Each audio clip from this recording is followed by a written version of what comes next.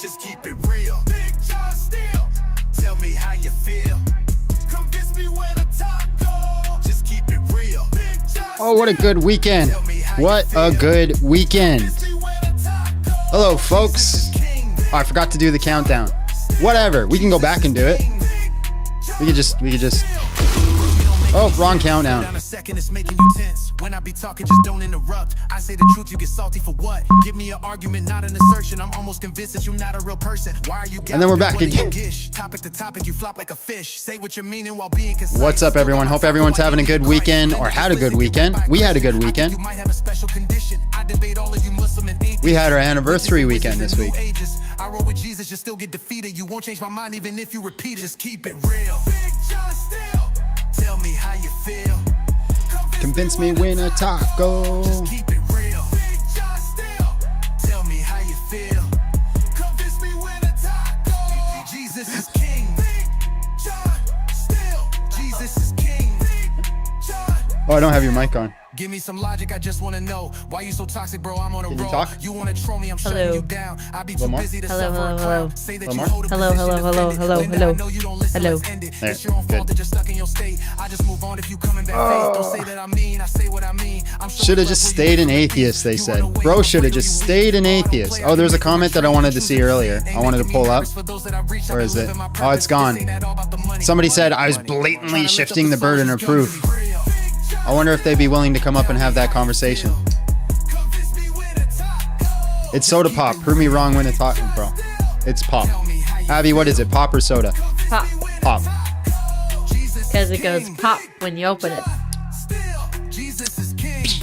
Well, I think it goes more. Psst. All right, guys. Welcome to the Monday Live. We're not doing Muslim Monday, as you can clearly see. We flipped the coin, literally, on what we were going to do today. We decided to do another Atheism Alive, and more like, because Friday we defend Christianity, right? You know, it's rational to be a Christian.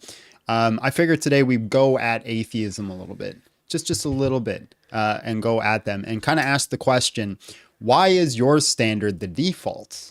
Right? Because somebody brought up that thing, you're shifting the burden of proof, you're making the claim. Well, yeah, but by you saying that, you're saying that atheism is the default standard, that's the one that we should all hold to.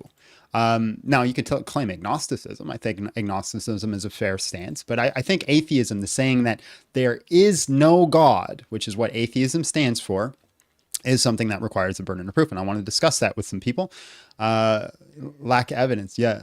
Lack evidence. That's all they're going to say. Lack evidence, which is really what I kind of hope we get into, is the lacking of the evidence thing. Christian Killer came in $2, says, John, what do fedoras have to do with atheists? It's just like a known trope. You're going to get some guy on Reddit who's wearing a fedora who says, good afternoon, my lady, and doesn't believe in God because they're too intellectually superior to believe in God. Oh, I would never believe in God. That is for the plebs and the lowlives. Gabriel came in with $2, says, God bless today's fedora frontal assault.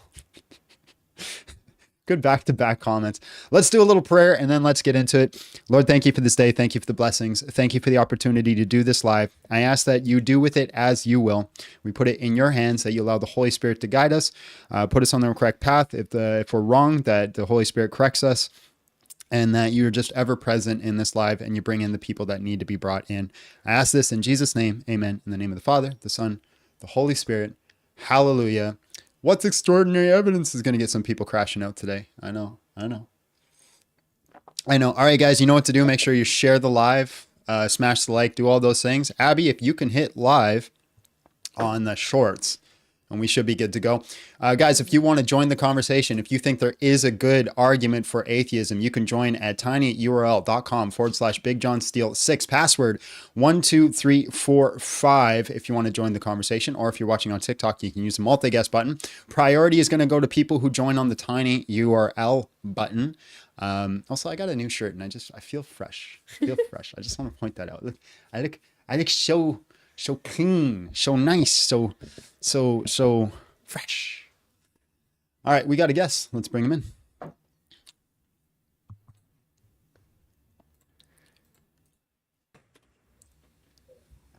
Yep. Hello, how are you? And just real quick, how old are you? I'm doing good. I'm 19. All right, bro. There is no good arguments for atheism. Prove me wrong. Win a taco. Okay, okay. Uh, what about the prime of evil? That'd be just an argument against an all-knowing, all-powerful God. Well, isn't atheism against isn't theism isn't classical theism an all-knowing, all-powerful God? Yeah, that's classical theism, but that's not the only version of theism that exists. Well, how many versions are there? Isn't it, all the versions believe that he's good, right? Like There's neoclassical classical, theism. there's classic, there's open, there's deism, there's pantheism, there's a plethora of different Oh yeah, that's beliefs. my cousin. Okay, what about absence of I mean claims without evidence can be dismissed without evidence. If I just Sure. run this axiom on every religion, then I can just reject or dismiss every single claim of the religions, therefore making me atheist. Cool. I can dismiss every belief. Cool. So what's your evidence for atheism? Well, atheism wouldn't be asserting something. It would just be Oh, an it is. outcome of It not is, believing in right? something. Atheism is the saying that there is no God, right? Nah, it's like the lack of belief in God. So is there a God? I have not been persuaded to believe so. No, Okay, so you'd say, I don't know. no. I would just say that I don't believe there's a God because I have not been persuaded to believe so. Okay, I can just flip that around. I don't believe there is no God because I haven't been persuaded to believe so. Sure, Brady but that came in doesn't with defeat that. 499, says, I'll be back in a bit. Got a team meeting, tag and bag these fools. Thank you, Brady. Well, Good luck in your meeting. sure, but that doesn't defeat my argument for atheism, which is claims without evidence can be dismissed without evidence. Yeah, and you have no evidence for atheism, so I can dismiss it. But atheism isn't something that's derivative of evidence.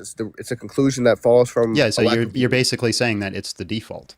Why is it the No, default? I'm not saying it's the default. I'm saying Yeah. when you You can say when you have a you're lack of agnostic. You can say I don't know, and I'd say that's a no, no, fair no. I'm claim. saying when you have a lack of belief in theism, you are atheist. I lack the belief that there is no God.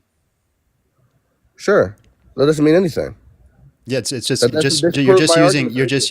you're just using semantic language to say that your argument's right. That's not semantics. Yeah, That's the yeah, colloquial it is definition. I can Google semantics. it. Semantics, by definition, is just the study of words, right? So, if you say I lack the belief in a God, that's fine. But I can also say I lack the belief there is no God. Sure, but that's not the I guess standard definition of theism, right? It would just be that there What? isn't. But the standard definition of atheism is the lack of belief. Like if you Google it, that's what pops up. The If lack you of go belief to that there is no God. Or sorry, that's hold on. not what that's No, not no, what no, comes hold up on. there. I've looked this up before. Define Yeah. atheism. Atheism is the lack of belief that in the existence of gods or gods is not a belief Thank you. system, but the Thank you so much. definition that is just the AI overview. The definition Thank you is so much. the definition, right? Here's the thing. You can't claim a win in the middle of a sentence. The definition is the disbelief or lack of belief in the existence of gods or gods. Exactly. Or it's not and. So it's or. So in my Or. case it's in Yeah, my I case agree. it's the It's lack of or. belief. Okay, that's So in fine. my case it's I lack the belief that there is no God. I can just simply take that around and flip it. but do you realize that doesn't disprove my argument for atheism, which is that I can just dismiss claims that don't have evidence. Yeah, and I'm dismissing atheism because it has no evidence. But that doesn't defeat my argument against my argument for atheism. And atheism isn't an assertion. Yes, it does because I'm dismissing it because you have no evidence, It's a lack of belief. It's a right? lacking, Yeah. like you just read. So hmm in my case, there's nothing to dismiss Are because you it's not. saying is there a God? I I I am not persuaded to believe. So no, I don't. I can't Okay, so control then that are you though. saying you don't know? No. I'm saying that whether or not there's a God, I have not been persuaded to Okay, believe so. is there a Therefore, I don't God? believe it. I'm not convinced. No. Okay, then you're saying I don't know. No, I'm saying I'm not convinced. I'm not saying I don't know. Okay, so is there a God? I'm not convinced that there is a God. Okay, then you're saying I don't know. Bro, you're tweaked out. That's literally what you're saying. This is the Okay, law of listen. excluded middle. Either you Okay, believe there is a God or I you believe there disagree. isn't a God. All right, You can't have in between. if someone asks if there's a person in my bathroom because the door is hmm closed, and I told them I do not believe so, it's not been persuaded to me. I'm not convinced that there's a person in that bathroom. Am I telling them I don't know? No, I'm just Yes. telling Yeah, them you're that I'm saying I don't know. what? I'm That's literally literally telling what you're them I'm saying. not convinced that there is. I'm telling them that I'm inducing that Yeah, you're there's saying not. I don't know. You're not making, so if you're either making a positive claim or a negative claim, or you're removing a claim. Wait, what You about can't. wait? There's neutral claims too. Yeah, the neutral claim is I don't know. I'm not saying I don't know. I'm saying I have not been persuaded to believe so. Then that's saying I don't know. You could say How you is could that? say you could say I think it's less likely, but you Okay, still I have to don't say I know. don't know. I don't know would be like I don't know whether that there is or isn't a God. I don't know. Maybe there is. Maybe there's not. But when Okay, I so, so, say so do you know what the I law of excluded middle is? yeah, of course. But it's going to Okay, so involve the law of logic. excluded middle, right? Is something either true or false, and there is no in between. Yeah, I agree. Okay, so is there a God? I have. Why do you keep asking this? I have not been convinced that there is a God. Therefore, I Okay, don't believe then you're there's a saying God. I don't know. No, I'm saying I don't believe there's a God. I'm saying no because Okay, I'm then you're not saying there is convinced. no God. Because I'm not convinced, not because I'm Okay, asserting that there's no okay, now God. you've made a claim. There is no God. Prove your claim. But it's not a positive claim. It's still a claim, and a positive claim is just anything that's asserted as a positive thing, Yeah, I'm not right? asserting anything. I'm simply You just said demonstrating there my is no lack God. of That's an persuasion. assertion. No, I'm not. I didn't. I'm not making a proposition that there is no God. I'm saying You I have just not said been there is convinced no that God. there's a God. Either there's only three options here. It's either there is a God, there isn't a God, or I don't know. Those are the only three But this is the options. thing, Which though. one are you There can picking? be. So I got you. So there can be things that are true off of one's belief. So like if I say I'm not convinced that there's a God, even though I'm not That's I asserting that don't there's no know. God. Listen, you just agree. You just agreed. Wait, so you're contradicting yourself. You just said that when I said that I'm asserting that there's no God. When you just said there is no God, and now you're flipping it back to I'm not convinced. Okay, are you convinced that? Are you convinced that that God is not real? Are you convinced that God is not real? I'm a theist. No, I'm asking you though. Are you convinced that God is not real? Am I convinced that God? I don't understand that sentence. Are you convinced Uh that huh. there is no God? I'm a theist. No. Okay, you're not. So does that mean that are you telling me you don't know? Because you're saying you're not convinced? You're No, I'm saying you don't saying know right I'm now. saying there is a God. Boom. So when you ask me, Right. is God real? I'm Yes or making a no? positive claim. I'm saying there is a God. Well, exactly. Hold on. So when you ask me, is God real? Yes or no? I'm telling you, I'm not convinced. Yeah. That So doesn't mean I'm so then saying. you're saying I don't know. Oh my! Listen to yourself. I just asked you, are you convinced? If I said, are you Okay. convinced Okay. that Let me there's just no God? listen. Oh my God! Listen. Okay. My light switch is either on or off. Right. Yeah. Okay. If you don't know if it's on or off, what do you say? I'm not saying I don't know. Hold I'm on. Just saying I'm answer not the question. convinced. Just answer the question. If you don't I say know, I'm agnostic. I'm saying I don't know. okay, you'd say I don't know. Then what are the three claims that you can make about my light switch? I could say either I don't know if it's on. I could say it's on. I could say it's off. Okay. Is there a fourth option? In terms of like what is, I mean, not when you boil it down like in concrete validity, but Well, there's a plethora. this is a reductio, right? This is just reducing the same analogy that we're using to the simplest terms, right? To I, absurdity to see if it holds up. So this is the law of non-contradiction. It's either true that it's on or true that okay, it's but look, this is what off, I'm saying though. right? Or Wait, do you you don't know. agree? Those are the only three But options. What is the but fourth do you option? agree? I got you. But listen, do you agree that I can give discourse on the light switch without directly saying these three options that entail those three options? Like if someone asks me, is the light switch on, off, or you don't know, and I tell them I'm not convinced Yeah, that it's yeah. on. You could say there's likelihoods. You could say it's likely that it's off based off No, if I say circumstances. I'm not convinced that is on, what does that mean? But then you're saying it's off. But wait, earlier when you said that, earlier you said I was saying I don't know when I said I wasn't convinced. Well, you could say I don't know, or you could say it's off in that scenario. Those are the Hold on, Big options. John, listen, slow down. Earlier when I was saying I'm Can not you convinced that just there's a so God, what you're doing is you're dodging the question. What's the fourth option? I never said there was a fourth option. Okay, I'm so saying then I'm there's not only three convinced. options, right? Either the light switch is on, or it's off, or you don't know. I agree. Okay, so either God exists, or he doesn't exist, or you don't know. Exactly. Okay, so which one is it? I'm not convinced that he exists. Meaning, no, Okay, so you're saying I he don't believe does that not he exist. exists. Okay. I'm not asserting that he does not exist. Okay, I simply have a lack of belief in I his don't existence. know. No, yo, you're So joking. what's the fourth option? You said for option either light switch is on, light switch is off, or you don't know. Okay, hold on, So Big either John. God exists, or he All right, we're doesn't talking exist, or past you each don't other. know. Which one's the option? We're talking past each other. I've never say there's a fourth We're option. I not don't know why you talking keep past saying. each other. I understand everything that you're saying. You're just refusing Okay, to Big answer the John. question because So, you know you get got. all right, Big John. Mhm. Are there a difference in these two things? Okay. So on one hand, you tell me you assert there is no elephant in my room, and on the other hand, you tell me I'm not convinced that there's an elephant in my room. Is Yeah, there but a you're saying difference I between don't those know. two claims? Yeah, you could say that's saying I don't know, but I've been unconvinced of Oh it. And my I don't. god, Big John, you have literally said Yeah. 4 different things since I've joined the live about the No. same What are the topic. 4 things that I said? So when I originally Mhm. said I am not convinced that there's a God, you Mhm. said, "Oh, that just means I don't know." And then when I flipped it on you and said, "Okay, if I'm asking you, are you Yes, convinced, yeah, or but are you not here's the convinced?" thing: is I'm giving my explanation. You're cutting me off in the middle of the sentence, saying, "Oh my God, John, your thing." So I could say I'm not convinced, right? But in saying that, I'm saying I don't know, but I can make a probability case that it's not likely. Wait, earlier when I said I'm not convinced that the light switch is on, you said that that would be me in telling that I'm saying no. Now you're saying it's I No, don't know. You're that's switching. what you. Okay. You, my friend, are not arguing in good faith. I think I'm going to move on. But thank you for your time. Thank you for coming up. God bless and have yourself a great day. Big Oh, John. before you go, I do have one question for you, if you don't mind Sure, bro. answering just straight up. Why don't you believe in God? Like I said, lack of evidence, bro. Claims without evidence to be dismissed. Okay, awesome. Thank you. God bless. I thought it was gonna be. What would you need to be convinced? No. Oh.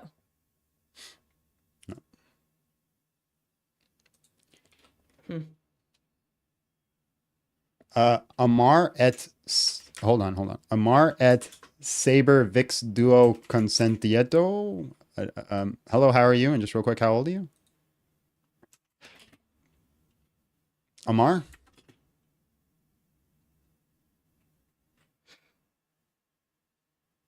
Oh, you know what's funny though?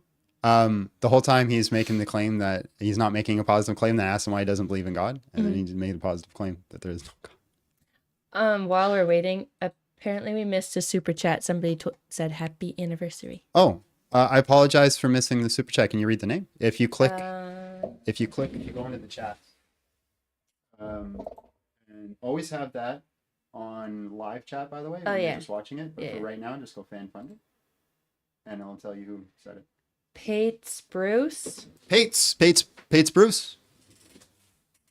Yeah. Happy anniversary. Thank you so much, Pace Bruce. We're sorry I missed your super chat. But yeah, thank you so much. Yeah, it was good. Our anniversary is technically tomorrow, but we celebrated it this weekend because we're adults.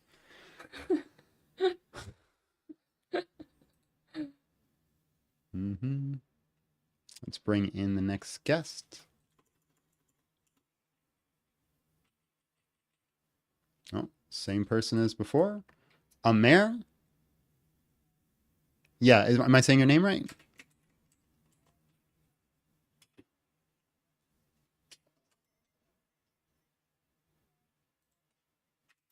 Okay, all right. How old are you?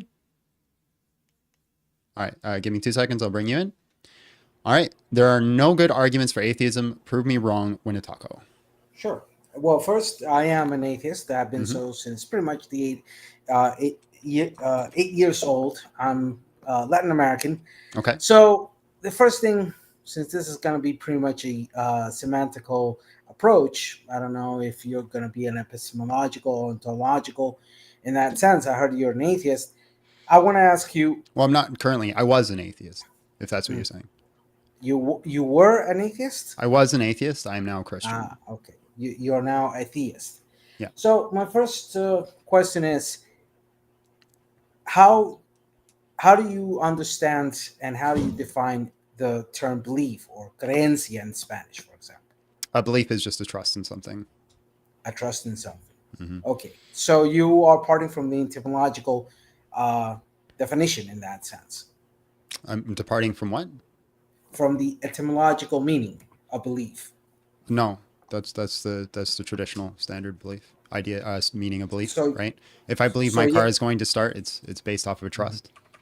Okay, so yes, you are parting from a etymological starting point because belief in English originates of the Old English. Yeah, so I'm just going to read the definition. An acceptance that a statement is true or something exists, a trust or faith or confidence in something or someone. Okay, so you're parting from that etymological starting point of the word belief. I'm just so using in this modern. sense, I'm just using the modern understanding. Whether I depart from it or not is irrelevant to the conversation. Actually, it's extremely relevant. But so, no, because I'm conveying my intended meaning, right? And that's all we need to discuss is my intended meaning rather than the traditional meanings. So, in the meaning that you presented, that it is in accordance with the etymological meaning, but with the meaning that you presented, to trust in something and to provide confidence in that something. Mhm. Are you doing this in base of what evidence or what criteria and a standard can you then provide that confidence over something? Or are you just giving that confidence nilly willy without anything What else to is, sustain what, I that? don't understand your question. Okay, so if you as an exercise of belief Mhm. are parting from the I am applying confidence to something Can you give that me one source that says belief is blind confidence? more than one. The etymological background tells us that it comes That's from the not a Old English source. "galefa." Yeah, as a source. It's not a Belief, source. yes, it is. To I'm cite a quoting. source. I am quoting the etymological meaning that Again, that's not a has source. That's an that assertion. You're saying that's the no etymological meaning. What's the source where you derive etymological that from? from the etymological dictionary. Which Uh, etymological one dictionary? one of many, for example, Can you give me a name of the dictionary? sure. The one I'm currently using is E etymymonline.com word belief. That's one of them. I can bring up several. etymological. So you're just doing the etymological word for belief. That's all you did. You just Googled that, right? Yeah, that's Okay. one direction. I can bring in, So for example, the word originates from Old English belfan, uh-huh. meaning to allow, permit, or grant. This evolved from the prefix of combination of the verb leafem, to allow or grant. The core word is linked to the Proto-Germanic, I can't say that word, meaning to allow or to hold dear, ultimately derived from the Proto-Indian European lopo ye. And then if I'm looking down at the So late for Old English, example, beefan, belfin, alterange, yeah, so I don't see anywhere here where if it you gives look your meaning to have at confidence without. lower Hold on, at, hold on, hold on. I don't see anywhere where it says to have what did you say? Confidence without reason? here we go. For example, if you look at the second paragraph after the part where it says the be, which is not a natural prefix of nouns, which prefix below that tells us the meaning. And I'm quoting the meaning. Conviction of the truth of a proposition or alleged fact without knowledge is by the 1530s. It is also sometimes used to include the absolute conviction or Where are you reading certainty this from? from the same page that you were reading it. Second From paragraph. the AI overview? No, I give you the page. At the What? again, it's etymonline.com Okay. /word Okay. Okay. belief. So Middle Eastern belief from Old English Bethlehem to have faith or confidence in a person. From Second paragraph. Proto-Germanic. I'm going to read the whole thing because I don't take things out of context, which seems to be what you're doing. No. Anyways, to believe, perhaps literally hold dear or valuable or satisfactory. To love, believe, Dutch Gulven, Old High German Gilben, German Glauben. Ultimately, a compound based on the pi root of lebe. To care, desire, or love, see belief. The meaning, be persuaded of the truth of a doctrine, system, religion, is from the mid 13th century. The meaning credit upon the grounds of authority or testimony without complete demonstration as accepted as true is early from the 14th century. The general sense to be an opinion or to think from is from the 1300s. Related belief, formerly occasionally belt believing. The form belief was common till 17th century. The spelling then changed perhaps by influence to relieve, etc., to believe, or instead in was some sort of common 16th century. So yeah, so there's literally nothing here that's stating what you're No. stating. Did you read the second paragraph? You I've didn't. read I You read the jumped it. whole thing from the origins right here. Look, So this from is the the whole thing point I that just read. says the prefix in English was altered on analogy of the verb believe. The distinction of the final consonant from that of belief developed 15th century. The meaning conviction of the truth of a proposition or alleged fact without knowledge is by the 1530s. It is also sometimes used to include the absolute conviction or certainty which accompanies knowledge. Century Dictionary. From 12th century as a creed, essential doctrines of religion of a church, things to be held true as a matter of religious doctrine. The general sense of that which is believed is by the 1714 related beliefs. So, understanding that, So basically you're picking and choosing. You're ignoring all the no, other aspects where belief is based no, off no, some sort of trust I and read it in the evidence. same way. You asked me for Hold on, evidence hold on. in- I let you speak.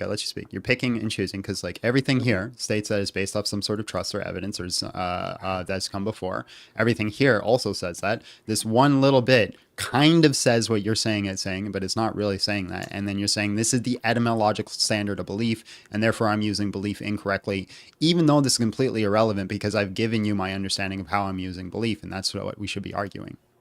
We can even bring Oxford and look at the different sources, but Okay. fundamentally, Let me that say second I paragraph- grant your argument. What does that change? Okay, so great. We can have a good faith in that sense. So, since you granted that point of the argument, belief as a dialectical exercise of humans is nothing more than the acceptance of something, regardless of evidence. Yeah, the presented problem is again, for or I've already against. told you that's not how I'm using the term belief. So so what you're more interested in is the definition of the word rather than the intended meaning of the author, right? And I'd be the author in the sense here. When I'm using belief, I'm using it in a specific way. Why aren't you addressing that argument? Why are you trying to do what's called a straw man? I was getting to that. I'm still manning the No, this position in this is a straw man by definition. You're literally changing the No. by definition. A straw man is to take the argument, change it in minor ways, so that way you can destroy the straw man that you built up. You're changing my understanding of belief, so you can destroy that Okay. argument rather than the argument I'm So- presenting. The problem is you're trying to do a mode fallacy. You're trying to present and say my meaning and my understanding is the only one, and then retreat That's to not your that's not modes what I'm saying. for protection. That's Hold literally on, not hold what I'm on. saying. Let me. I think I'm going to present the move idea. on unless you want to address my actual argument. Yeah, I'm addressing your argument. And Okay, here's can the you just point- steel man my argument? Okay. I ask you for a definition You of take belief, argument. correct? It's Hold absolute. on, hold on. I'm just reading a super chat. Relax. Jesus came in with $2, says, do take argument. It's absolute. Okay, so in the beginning of this conversation, I asked you, since it was going to be a semantical type of conversation, I asked you for the definition of belief. And I gave You you my told me. definition. You told me your definition is belief is in the trust of something, correct? Mhm. That's your own words. Mhm. So I told you, okay, that is in accordance with the etymological origin of the word belief in English. You're just You repeating the things I said. Can you Rejected steel them. man my No, argument? no, no. I'm still meaning what happened, and I'm still explaining that. how it Repeating happened. is not steel manning. It is. Okay, I'm It going to is move on, but I presented thank you for in your a good time. man. faith. I'm going to move on. I appreciate your time, All though. right. God bless. Before you go, just answer me a quick question. What is the reason you don't believe in God? Because belief is evil. It is the root of evil in humanity. Okay, all right, man. Thank you for your time. God bless.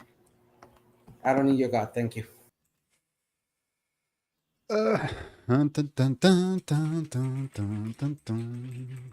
Modern Brain came in with $5, says, guest doesn't get to make your argument. Straw manning 150. I was 150% a straw man, 1,000%. I'm going to change the way that you're using a specific word so that way I can attack that instead of the actual argument you're presenting. Here's the thing. Words don't actually mean anything except for what we assign to it. If I've explained the meaning I've assigned to that word, then you have the argument and you can address that one. Dun, dun. All right, guys, if you want to join the conversation, tinyurl.com/BigJohnSteel6, password 12345. There are no good arguments for atheism. Prove me wrong, win a taco. I don't think this person. Oh, wait. Cheese grater. Hello, how are you? And just real quick, how old are you? Okay, just 1 second. All right, man. There are no good arguments for atheism. Prove me wrong, win a taco. I'm not sure what an argument for atheism would even look like. To me, it is just there are no good arguments for God, and as such, I am an atheist. Okay, why is atheism the default? I don't believe something unless there's reason to believe in it. For me, atheism is just not believing in a God because there's no good reason to believe in it. Okay. Are you saying there is no God? No, not necessarily. Okay, then you're agnostic. I wouldn't say so.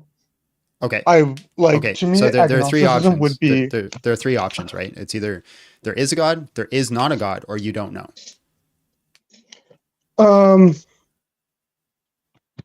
If you want to define it that way, I would say sure, but I wouldn't say that I don't know if there is a God or not. I would say there isn't until it has been proven there is. The same way I Right, wouldn't right. say So there yeah, are any unicorns, right? you're Like they asserting, could put. hold on, but you're asserting atheism is the default standard. Why is it the default standard?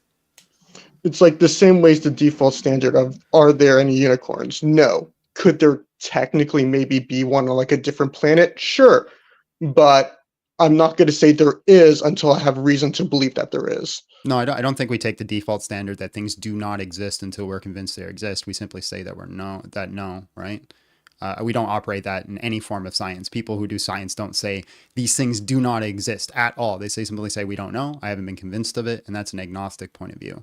So I wouldn't say like I'd say that I'd make a positive claim that unicorns don't exist, and I could probably give an argument for why they don't exist. But if I was to like really be pushed to it, I'd have to say I don't know. I'd have to take agnosticism. But you can't just simply take the default that it does not until it does. Well, again, like I'm not saying I know for sure it does exist. If you were going to define agnosticism that way and atheism as the hard stance that a God cannot exist, then fine, I would be agnostic. But in the way I use atheism, and I find most people use atheism, it is the stance where you cannot be 100% sure Yeah, there but is a God. the thing is, you're asserting atheism is the default. That's the thing. That's the part I'm arguing for you to actually back up. Why is it the default? Mitchell Brickham came in for $5. Says, sorry to interrupt. Can't stick around. Have a great live. Love you all. You too, Mitchell. Have yourself a great day. Enjoy your day at work. Okay. So what I'm hearing. Okay, right. So one thing I want to address real quick, right, is between agnosticism and atheism. By the way you're defining it, I would be agnostic, even though I would define it differently as atheism. And I just want to push it. Are you saying that agnosticism should not be the default? I think agnosticism can be a default. Yeah, I Okay. don't know. As a pure, I'm perfectly fine with agnosticism. But when you say that there is no God because I haven't been convinced of one, you're making a positive claim at this point, and you're assuming that your stance is the default stance. Yes, but again, I have not said it. Sorry. I feel like, sorry, I shouldn't say that. The way that atheism is used, and I generally see it used in the same way, let's say, does a unicorn exist, is used, is no, it does not, because any reference to a god or any reference to a unicorn has not been proven. And even though I'm agnostic to the, or in your, I'll just switch my definitions for the purposes of this conversation. Even though I am agnostic to the fact of there being a God in general, actually, a lot of the religions. Hold on, I would say I can. Sorry to cut you off, but I think this is an important point. And JG came in with $2, and he says, ask him if he thinks aliens are real. They could be. I wouldn't say they are not real. Okay. And what evidence do you have of aliens? I was about to get to this point. Yeah. Actually, I can give you evidence for aliens. There's life here. All the essential molecules for life are known to be elsewhere. We know the conditions for life can be met elsewhere. If there's nothing special that has to happen elsewhere for there to be life. That's not so evidence. We can reasonably. That's an inductive argument. That's not evidence. Well, that is evidence. The evidence is there are molecules that produce life on Earth. That is like evidence. Well, life that's existing evidence, somewhere is evidence that life can form on a planet. That life exists on Earth. Yes, there is evidence life exists on Earth. We know the same things on Earth exist elsewhere. Okay, so I can make the same argument for unicorns, right? I see that there are species that take the shape of horses. I see there are species that have horns. So I can assume that it's very likely that there would be a horse that has a horn. You can assume that it is possible. Not that is impossible. But you said we have to take the stance with unicorns that it's like a negative, right? We'd have to say there is no unicorns.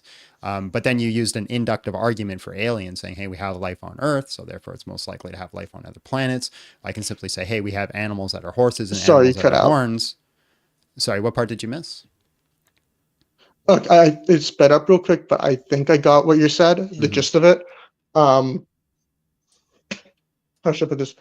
yes, and then we can go out and then we can look and can say definitively on Earth that there are no unicorns. Of course, again, I'm not saying they can't be quote unquote But alien are unicorns, you making the like the negative black claim swan, towards? right? Are you making the negative claim towards Sim- unicorns or an agnostic claim towards it? It is on Earth that is a negative claim. In like the whole universe, agnostic, but that gets really weird, and I don't really. So then why do you make an agnostic claim for aliens then instead of a negative claim?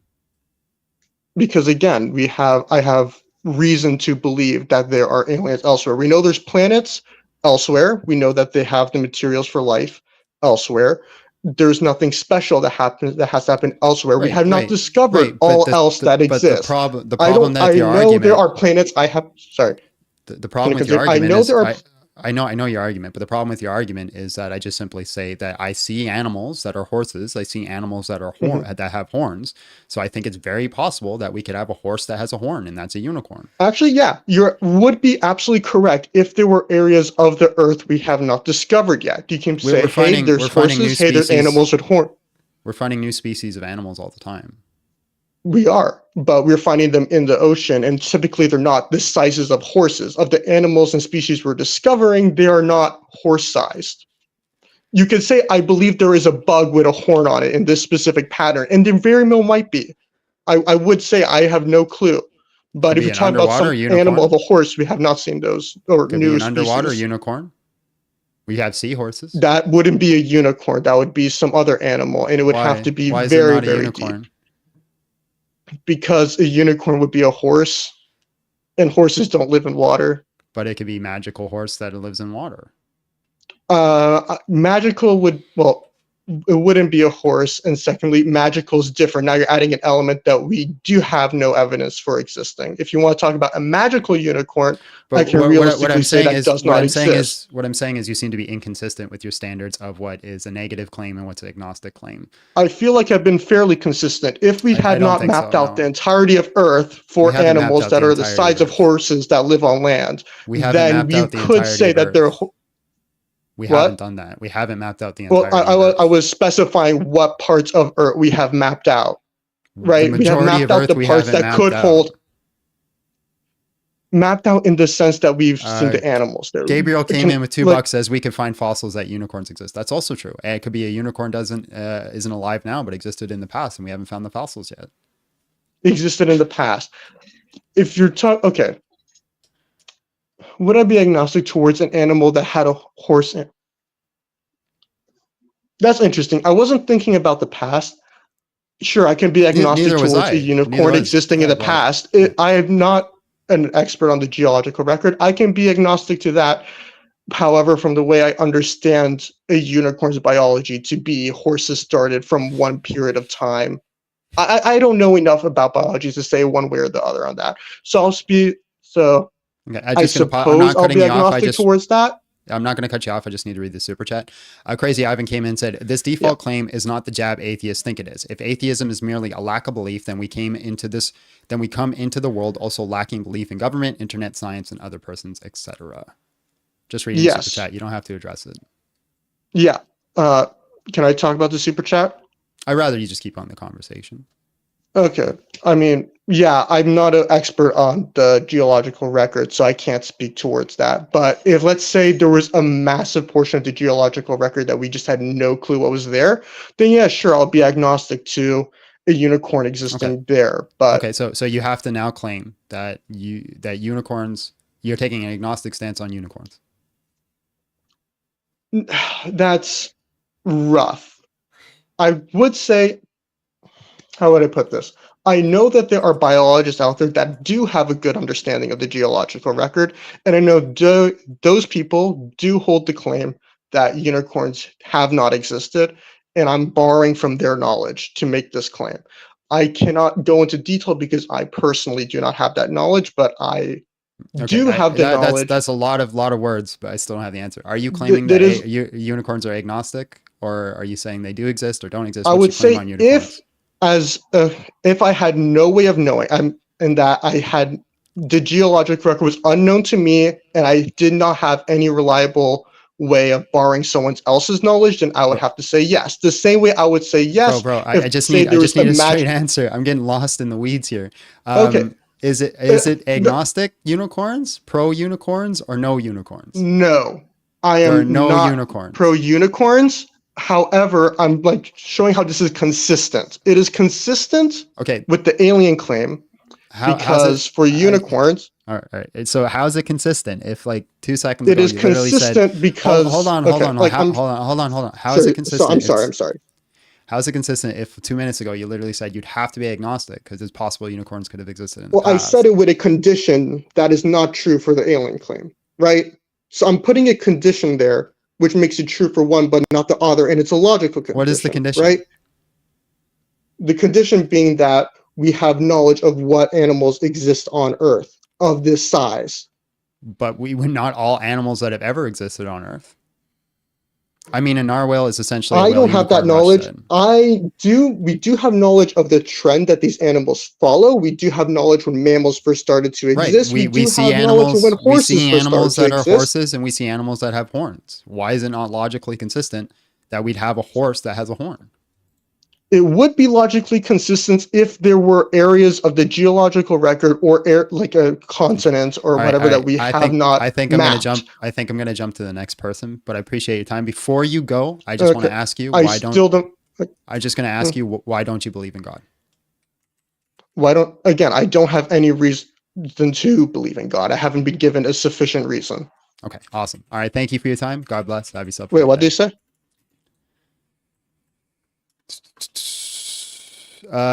Gabriel Valientia came in with $5, says atheists want to have their cake and eat it too. They want to be absolutely convinced there is no God, but not have any evidence for being convinced. Slumdog Millionaire came in $5, says, dude, this guy is literally not answering the question correctly. Like, no disrespect, but honestly, he's stalling right now. Answer already. He was dancing around it pretty hard.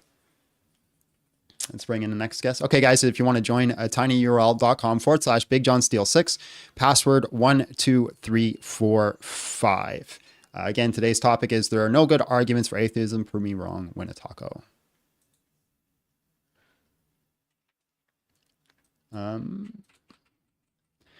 Alex, hello, how are you? And just real quick, how old are you?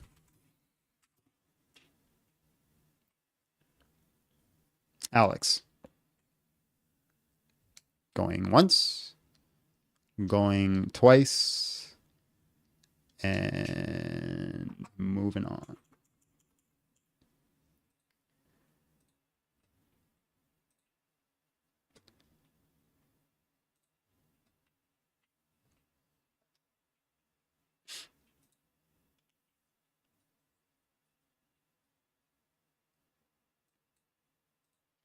Brevin, hello, how are you? And just real quick, how old are you?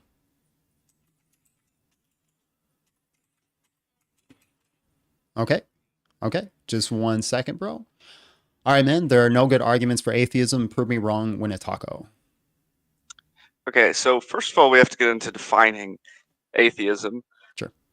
So purely etymologically, I mean, it is the rejection of theism, of the ability of theology to achieve knowledge. But I would say that isn't the definition you're talking about today, correct? So just real quick, Amber D came in with 279. Hello, Amber, and says Dryden says hi to you both. Hello, Dryden. How are you? Okay, so you would be talking about the definition of no God, not a rejection of theology specifically. So atheism is the disbelief or lack of belief in the existence of God or gods.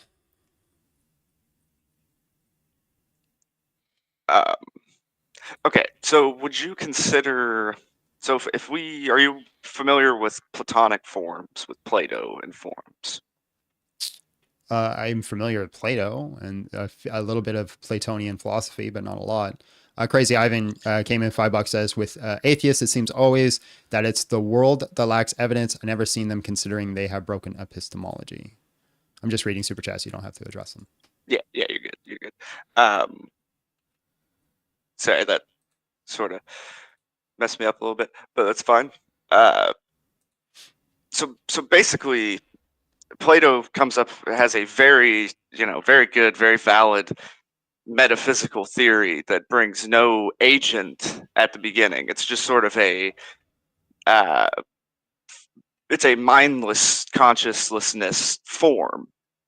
So basically, you have all these arguments for God, and Plato comes along and says, well, we have basically an equal amount of evidence that it's just like a mindless thing, than it would be, rather than a thing with a mind. So I think right there we have at least good evidence that. Well, that's just an appeal. What was his argument? That's a lot to get into. The basically, if the mind is a result of immaterial processes, or if we basically have no evidence that the mind should go before the material, right? Everything that we know of the mind is contingent upon the material, or seems like it. If I have a thought or an experience or anything like that, it seems like something material had to come before that to cause that. So that would be one argument, that it just simply seems like external forces are basically required for a mind to exist. Sort of like, Yeah, that's presupposing like a deterministic point of view, and I think quantum mechanics and like the certain type of mathematics, I forget what it's called, kind of shows determinism is not likely. well, so if you take quantum mechanics in there, and we can say something like, it both is and isn't before something looks at it and all that. But at the same time, with quantum mechanics, you end up with a very similar thing where, like, you still need these photons. You still need these quantum particles to exist before something experiences them. They don't exist in any particular way. Just real quick, I just want to bring this up. This guy would be quite bumbling mess if he talked to someone like Alex O'Connor or Matt Dillahunty. This is actually true. I debated Alex O'Connor, and I was a bumbling mess. You are 100% right. I'll give you your W when you have a W. That's really awesome that you did that, though. I mean, Yeah. those are like the top tier of this kind of debating. So I mean, the fact that you even went toe to toe with them is great. Yeah, it was fun.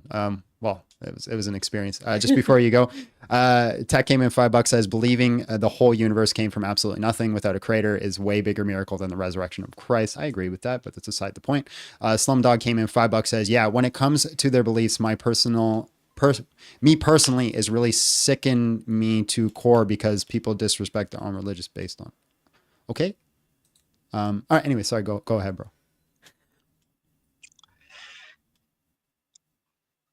So you would at least, I'm sure, agree with, like, humans have a tendency to see faces in things, right? And so it would be reasonable that we may take, just unphysical forces or even eternal things and then be like, well, that has to be a mind or a consciousness, when I don't really see any evidence that links consciousness or mind to anything eternal. But if that makes sense. This seems to be like the same kind of argument that I was addressing with the last guy. Is you're simply saying I'm not convinced of the immaterial mind, so therefore atheism.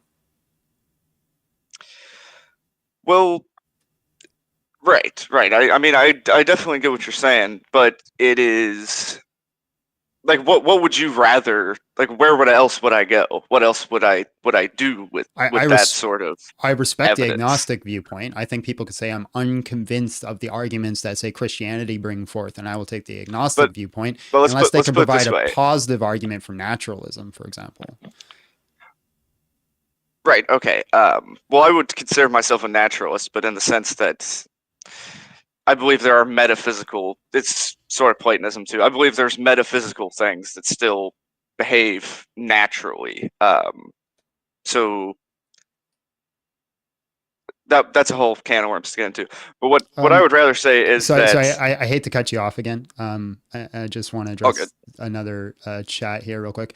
I can't bring it up for some reason, but there's a guy in my TikTok chat, Dr. Derek McAllister. I think you guys should go follow him. I've been watching his content, and he's been doing some really good work. So go give him a follow if you guys can see it there. All right, sorry, bro. Go ahead. But I guess my argument would rather be that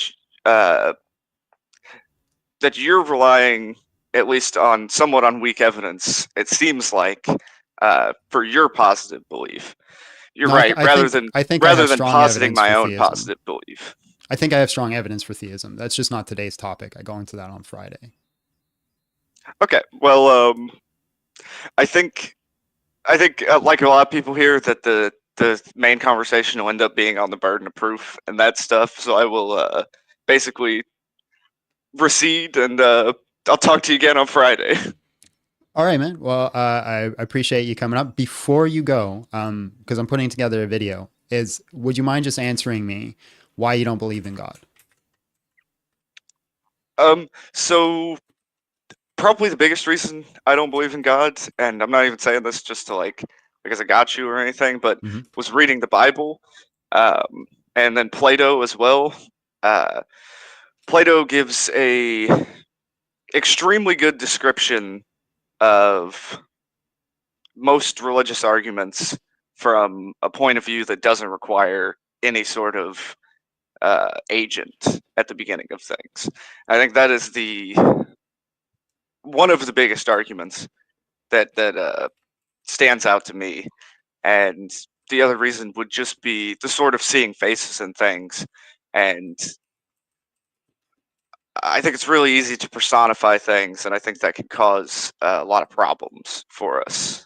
Another thing is I almost think I would go crazy if I thought God existed. I kind of thought that you'd do it like a couple sentences, to be honest. Okay, my bad. Making a long video. Yeah, you're good. Yeah. You're good. All right. Sorry, bro. No, but if you good, want, if you want to rephrase it in a couple sentences, I'll let you do that. Okay. Yeah. Here we go.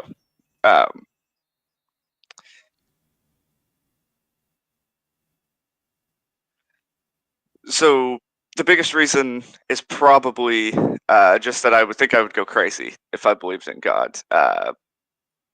For one reason, and maybe his mind is too big to explain, but just him being a mind in general really makes things difficult to me.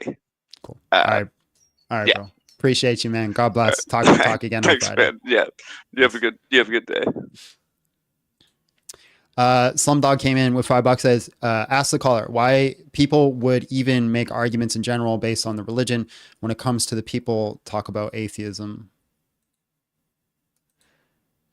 I'm trying to get what you're saying, bro. I want to respect what you're saying. I feel like I'm a little lost. Let's bring up another guest, shall we? Guys, there are no good arguments for atheism. Prove me wrong. Win a taco. You can join tinyurl.com/BigJohnSteele6. Password is 12345. We didn't make it 10 because I was afraid that atheists wouldn't be able to count that. I'm just joking.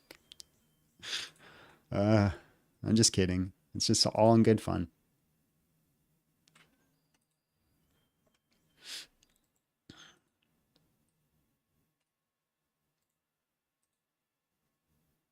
Mm-hmm.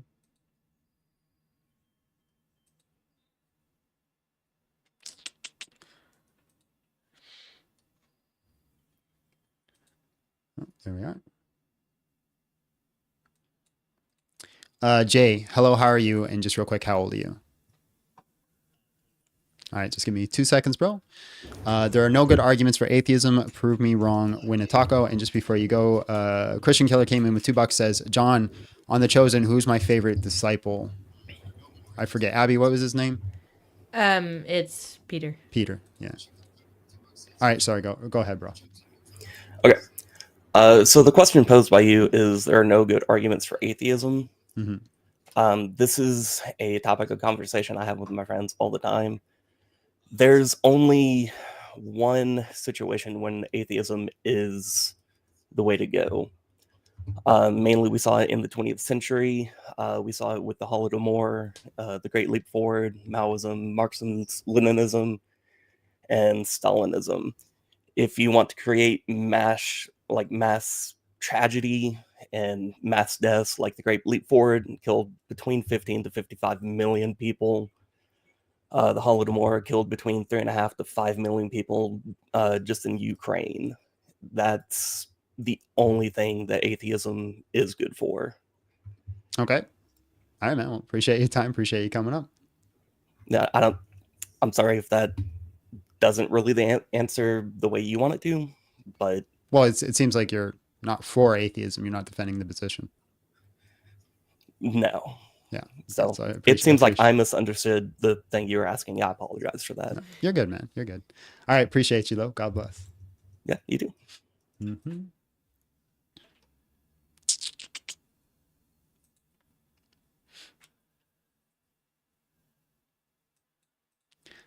Derek, hello. How are you? And just real quick, how old are you? Yes, I can hear you. How old are you? All right. Just give me 2 seconds. All right, man. There are no good arguments for atheism. Prove me wrong when to taco. Go ahead.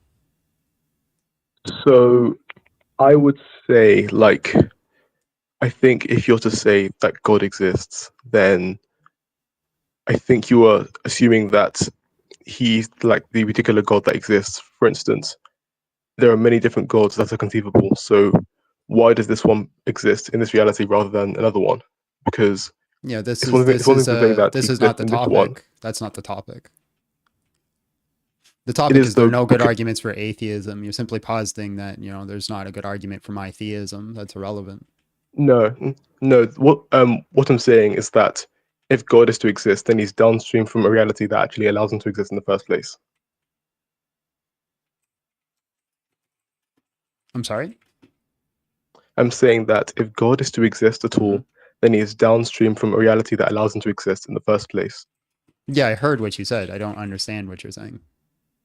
Yeah, so basically what I'm saying is that since many gods could exist, there is no reason that this one has to exist in the first place. So that means that God cannot be the foundation of the reality that he's a part of, because Yes, he's not the reason that he exists. yeah. So you're forcing me into a defense of a God position, right? And I simply say that God is a necessary being. It's not possible that he couldn't exist.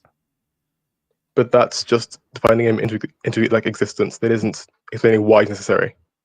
Yeah, this again is not an argument for atheism. I mean, if God is downstream, then he cannot be the foundation of reality itself. What do you mean when he's downstream? So, like, essentially, usually theists would argue that's God, also positing that God has to be the foundation for reality, right? We could simply just say that there's a powerful being that exists within reality. That would be our conceptual idea of what God is. but that wouldn't be your idea of God, because it's not my idea. you But think again, you're trying to force me into a corner where I'm defending my specific worldview of my type of God, rather than actually addressing the topic at hand, where there's no good arguments for atheism. But the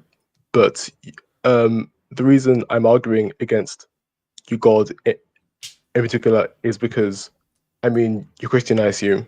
So I'm sorry, say that again. I said the reason I was arguing against your God in particular is because you're Christian, I assume. To what me? You're a Christian, Yes, yeah, I'm a Christian, but that's not the topic. The topic isn't Christianity is true. I do that on Friday. The topic today is there's no good arguments for atheism. So simply this downstream argument, we can simply say deism. Like deism would explain that. Okay, that's fair. But in that case, I think because of the nature of deism, I guess it could be true, but I don't think there's like a reason that I would assent to it. I think the issue is right. So, but you keep going into each individual God, arguing against their standard. What is the argument for atheism? Because when you're arguing against these specific models of God, you're assuming atheism is the default. Not really. However, if no argument logically commits you to believe in a God, then there isn't actually any reason to believe in one in the first place. So again, why atheism? That there is no God. Because you can say I don't know, or I haven't been convinced of. That's agnosticism. But when you say atheism, you say there is no God. Why? Why is that the default? I would say because there is no argument that like logically commits you to believe in any God at all. There is. Okay, again, you're just assuming it's the default. right? Because you simply I can simply mean, posit that there's an unknown argument or unknown quantity. Somebody brought up this example earlier, like what is our evidence or arguments for aliens? but like this is an argument from parsimony. So like, why would I multiply entities beyond what's actually required? Why would I multiply entities beyond what's actually required? Yes. So like, if there's no reason to multiply entities, for instance, um, let's say I dropped some money on the floor, I wouldn't assume that some unicorn did it, Right, for instance. right. But you could look at pantheism and you don't need an extra entity. But again, why would you believe in pantheism? As in, what's the need for that? Why I'm just stating every single position that you're bringing up. You're saying I don't need to posit another entity, right? Well, we could simply look at pantheism. Pantheism doesn't posit another entity because it simply states that the universe in itself is God, and we're all part of that God. It actually posits less entities because it's all one. But like, what would need, like, what's the point of that? As in, what? Why would I assume that everyone is one? Again, you're trying. This will be the last time. I want you to make an argument for atheism rather than every other argument against every other specific theisms. It's because I'm trying to build up from a like particular point, and I'm like, how do you get from okay, so we have humans that exist, and then maybe we look at why the universe exists. Why would I go from that to believing in a god, for example? Why would I Right. believe Well, that you everyone could is say one? I don't know, which is an agnostic viewpoint. I haven't been convinced that that isn't shown, but to make a positive claim that there is no God, I think requires a burden of proof. Bedrock came in about aliens; they're fallen angels. I maybe agree with you, Bedrock. I don't know. Do you distinguish between atheism and? I mean, I guess you do. Well, agnosticism, by definition, is simply Yeah. the claim that I do not know. Atheism is the lack of belief or disbelief in God or gods. I mean, but like a lack of belief is not saying that there can't be any god. As in, I've like explained why I have a lack of belief because I don't think there's any reason to posit one in the Okay, first place. so I'll just But that simply doesn't say that. instead of arguing the semantics, I'll ask you this question: does God exist? I don't think so. Okay, so the answer is no. Yes. Okay, But like that's a positive claim. Okay. Okay, that's what I'm asking And for the burden of proof of. but just because I have a lack of belief in something does not mean that has to be like some proof that it doesn't exist.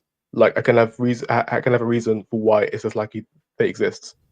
Yeah, As in, you can make a Bayesian claim to say I'm not convinced and it seems less likely. But if you're making the claim that no, he does not exist, then you have some sort of burden of proof. What happened to my screen?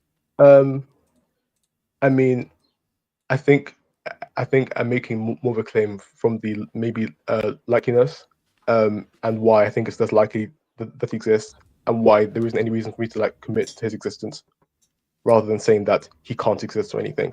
Right. So I don't that think would it's seem like to me to be like an agnostic point of view, saying, hey, I'm agnostic. I don't know. Doesn't seem like the evidence has been unconvincing to me. Doesn't seem likely. I think the reason I tend to not call myself agnostic is because I think it comes from more of a point of like uncertainty What did and I like kind of miss? being stuck in the What did middle. I misspell this time? Somebody's yelling at me for misspelling. I misspell things all the time. Arguments? Is it? How do you spell There's it? no E. There's no E. Why didn't you call me out on that earlier, Abby? Why'd you I let didn't me? look at it. Why'd you let me be a I fool didn't like look at the that? banner. Okay. Sorry, bro. Go ahead. Yeah, I guess it's because I kind of see it as like stuck in the middle. So it's like I think the arguments for theism and atheism are like kind of balanced or something. I'm sorry. I What? think that's usually what. So like I'm saying, I think agnostics tend to be kind of torn between the two.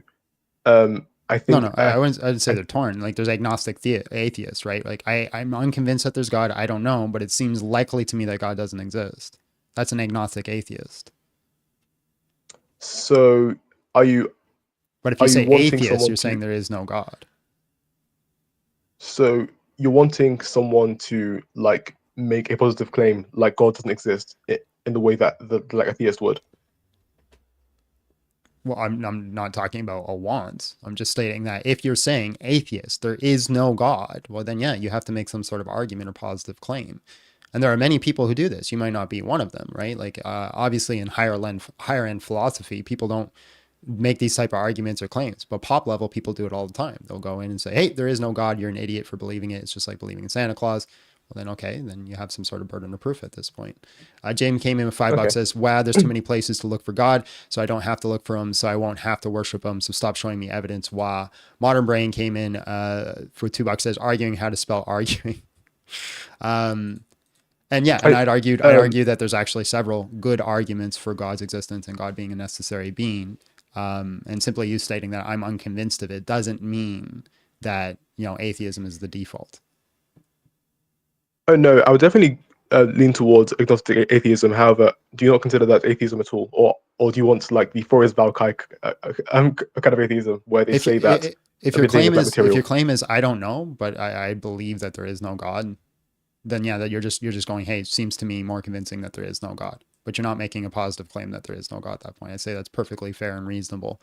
But again, I'd say there are several good arguments for God and for God being a necessary being. The contingency argument for one of them, and you seem like a smart guy and you seem like you'd be familiar with that.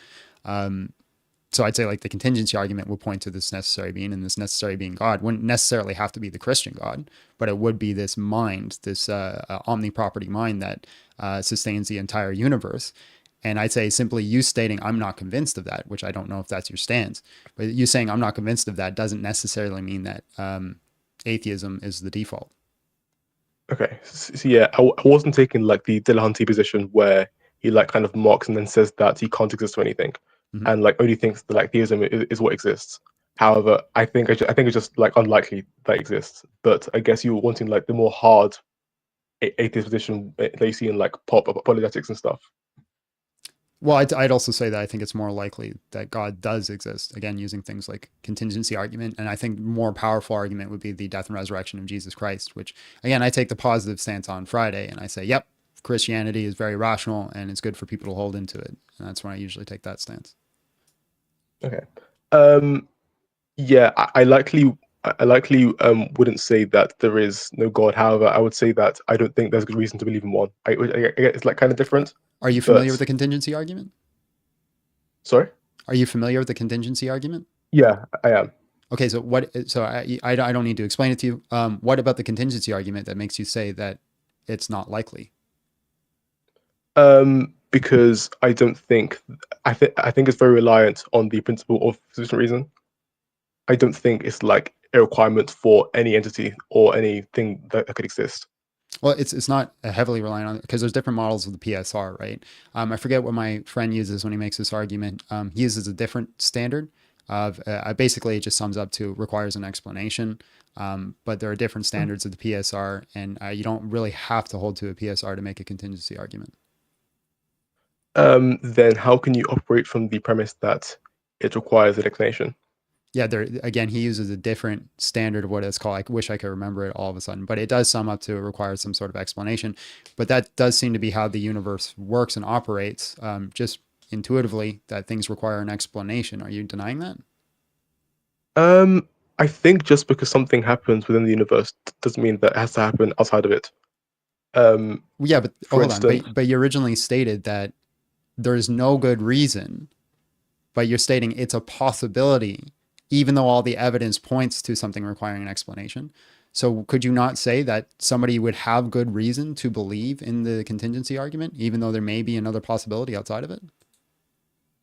I mean, I guess so intuitively. However, I think if you're going to I think if you're going to say that God is like necessary, then that's going from likelihood to like it can't be otherwise. If you know what I mean. Yeah, that's some of the argument is that you need some sort of necessary being to explain the totality of contingent things.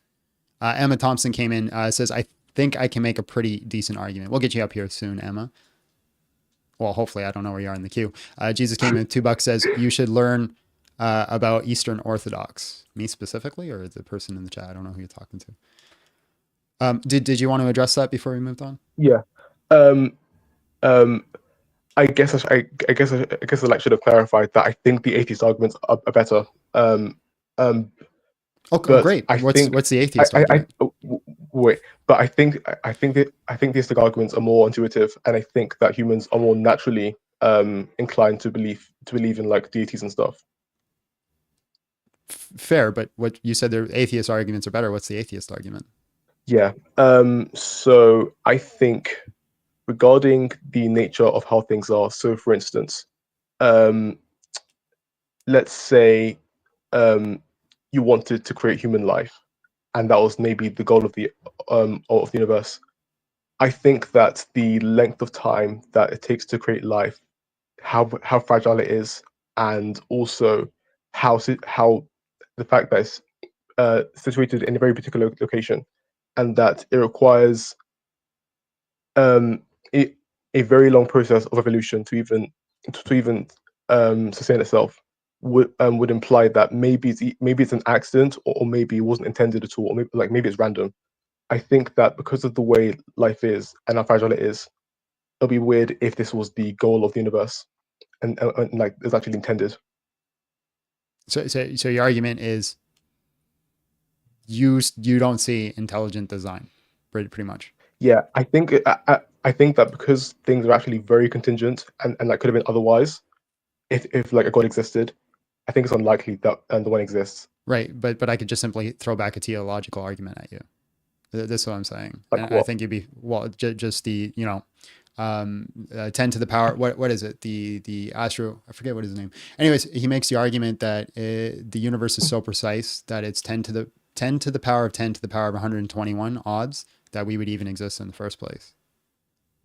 But like, what would that say? That life is fragile, or that it's on that it's like it's Well, unlikely? you're just stating What would you're that just say? stating that everything seems so fragile that's less likely that some sort of intelligent designer was involved in the first place. But the simple fact that we even have life in the first place is so unlikely that it seems more possible that somebody set the parameters rather than it landed randomly. But Abby couldn't you still also hasn't say seen the that? screen.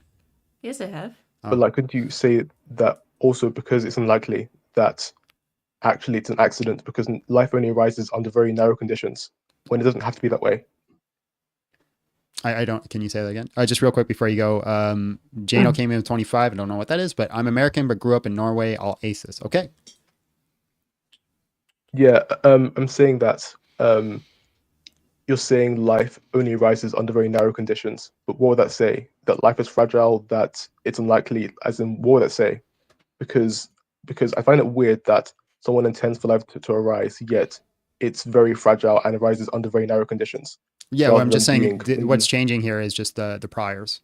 That's all that's changing. We're still looking at the same data, and we have to start with different priors. So you're looking at the data, and you're saying, well, it seems that life is fragile. This doesn't posit an intelligent designer. Well, that's also presupposing that's doing some armchair psychology that the designer would want life to not be fragile, to be made perfectly, or have no errors or mistakes for whatever reason. And I'm a virtue ethicist, and so I believe there'd be a reason that God would make us fragile and life fragile in the first place. Right. But I'm looking at the same data and I'm saying, well, it doesn't seem likely that life would exist at all. So it seems that it would posit an intelligent designer. The issue here isn't in the data or the evidence, it's in our priors. Oh yeah, I don't think that like there's any issue in the data. However, I don't think that it commits you to any particular position. I don't think you get to a conclusion from saying that life is fragile. Right. However, That's I what I'm think saying. that It's not a good argument for atheism or as, theism because you can just sort of throw it as back and in forth. as in if you're to say that the life is like actually designed, then I think it'd be weird if it's like so fragile. I think it would actually be Right. better But to argue for stars. that's the armchair psychology. Right. So you're positing that God would have the intent to make things without error or mistake. That's the armchair psychology that's happening there. Just real quick, Reborn came at $5, says there's a horned antelope sized animal in Southeast Asia that's only been seen twice. But I'm going to let you finish the thought and I'm going to have to kick you because Phil Bro conversations lose the audience. And this is a show. So I'll let you finish your That's thought. fine. That's fine. I had like 5 arguments in my head, but it's fine. I'll drop because this is going to be a long one. Well, no, I just give you the floor to say whatever you want to say. I Okay. just don't want to kick you, right? And then Okay. then I'm going to jump on to the That's next fine. person. Yeah. So basically, I think that so not just that life has no conditions, but also how long it took for life to arise. I think it will be like using some supercomputer to play Tetris. It feels like, why would you do that in the first place? It seems like using an overly convoluted method to arrive at a conclusion that could have been arrived at in very simpler ways. Okay. Robin came in $5, says, or Robo Rorin. Also the Okapathy myth, till it was discovered like 100 years ago. All right, man. So if in like 2 sentences or less, can you tell me why you don't believe in God? Let's see. 2 sentences. I think that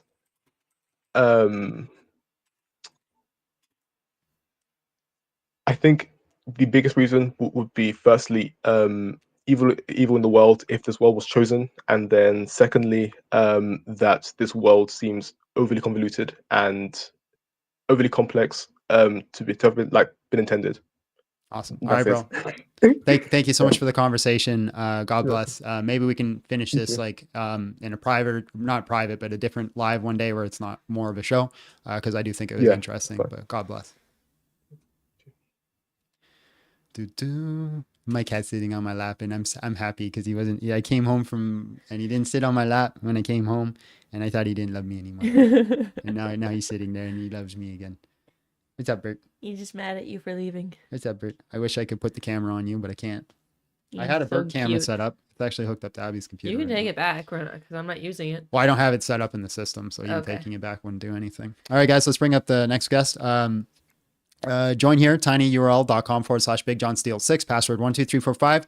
There are no good arguments for atheism. Prove me wrong. Win a taco. Win a taco. Let's bring up the next guest.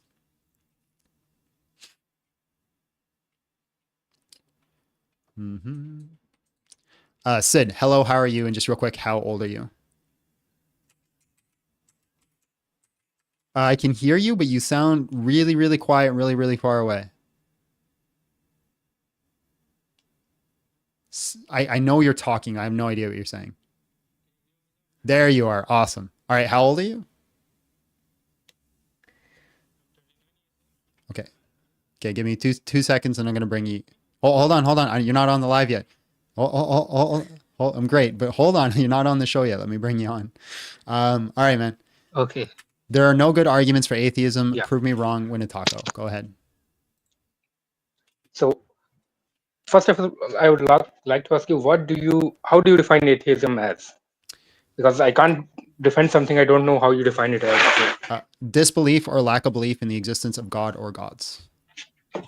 Okay, so disbelief or lack of so the best argument I would say for atheism is that we don't have any we don't actually have to provide the burden of proof. But I've been hearing you this session, and you are saying if we are making a positive claim about there is no God, then we have to give the burden of proof.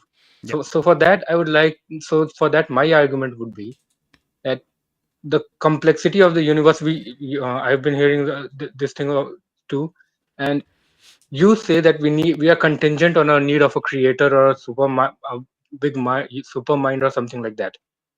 And my argument is, if the universe is so complex that it requires a creator, the creator himself would also have to be much more complex than the universe, wouldn't Yeah. he? Yeah. No, I don't agree with that. No. So, for example, So do you believe? Hold on, hold on. sim- I'll give you a reason why that yeah, doesn't work. Do you believe in yeah, okay, abiogenesis? yeah, I do. Okay, abiogenesis is everything comes from a single cell. A single cell is less complex than what we are now. We are more complex. We came That from something less that complex. that's not abiogenesis. What is abiogenesis then? Abiogenesis is life comes from non-living things, Yeah, non-living material and like that'd be a chemicals single cell lead to life. organism, right? Yeah, yeah. Then that leads to evolution. Evolution in itself is a different thing, Yeah, and but you said that you believe in and abiogenesis, and yeah, abiogenesis leads to a if, single cell organism, and we're more complex than a single cell organism.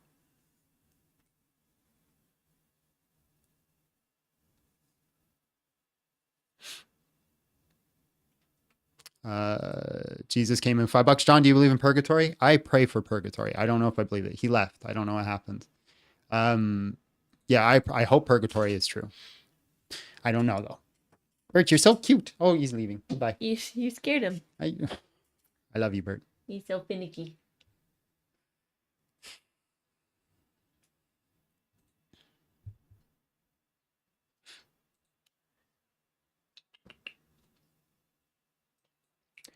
Giraffe. Hello, how are you? And just real quick, how old are you? Hello. Just give me 2 seconds and I'll bring you on, sir. All right, man. There are no good arguments for atheism. Prove me wrong. Win a taco. All right. So I think before we get into the topic, right, you've already defined atheism as a lack of belief in a God. All right. So I think it would be hold on. important You're cutting out half the definition, right? So disbelief or lack of belief in the existence of God or gods. Isn't lack of belief and disbelief the same thing?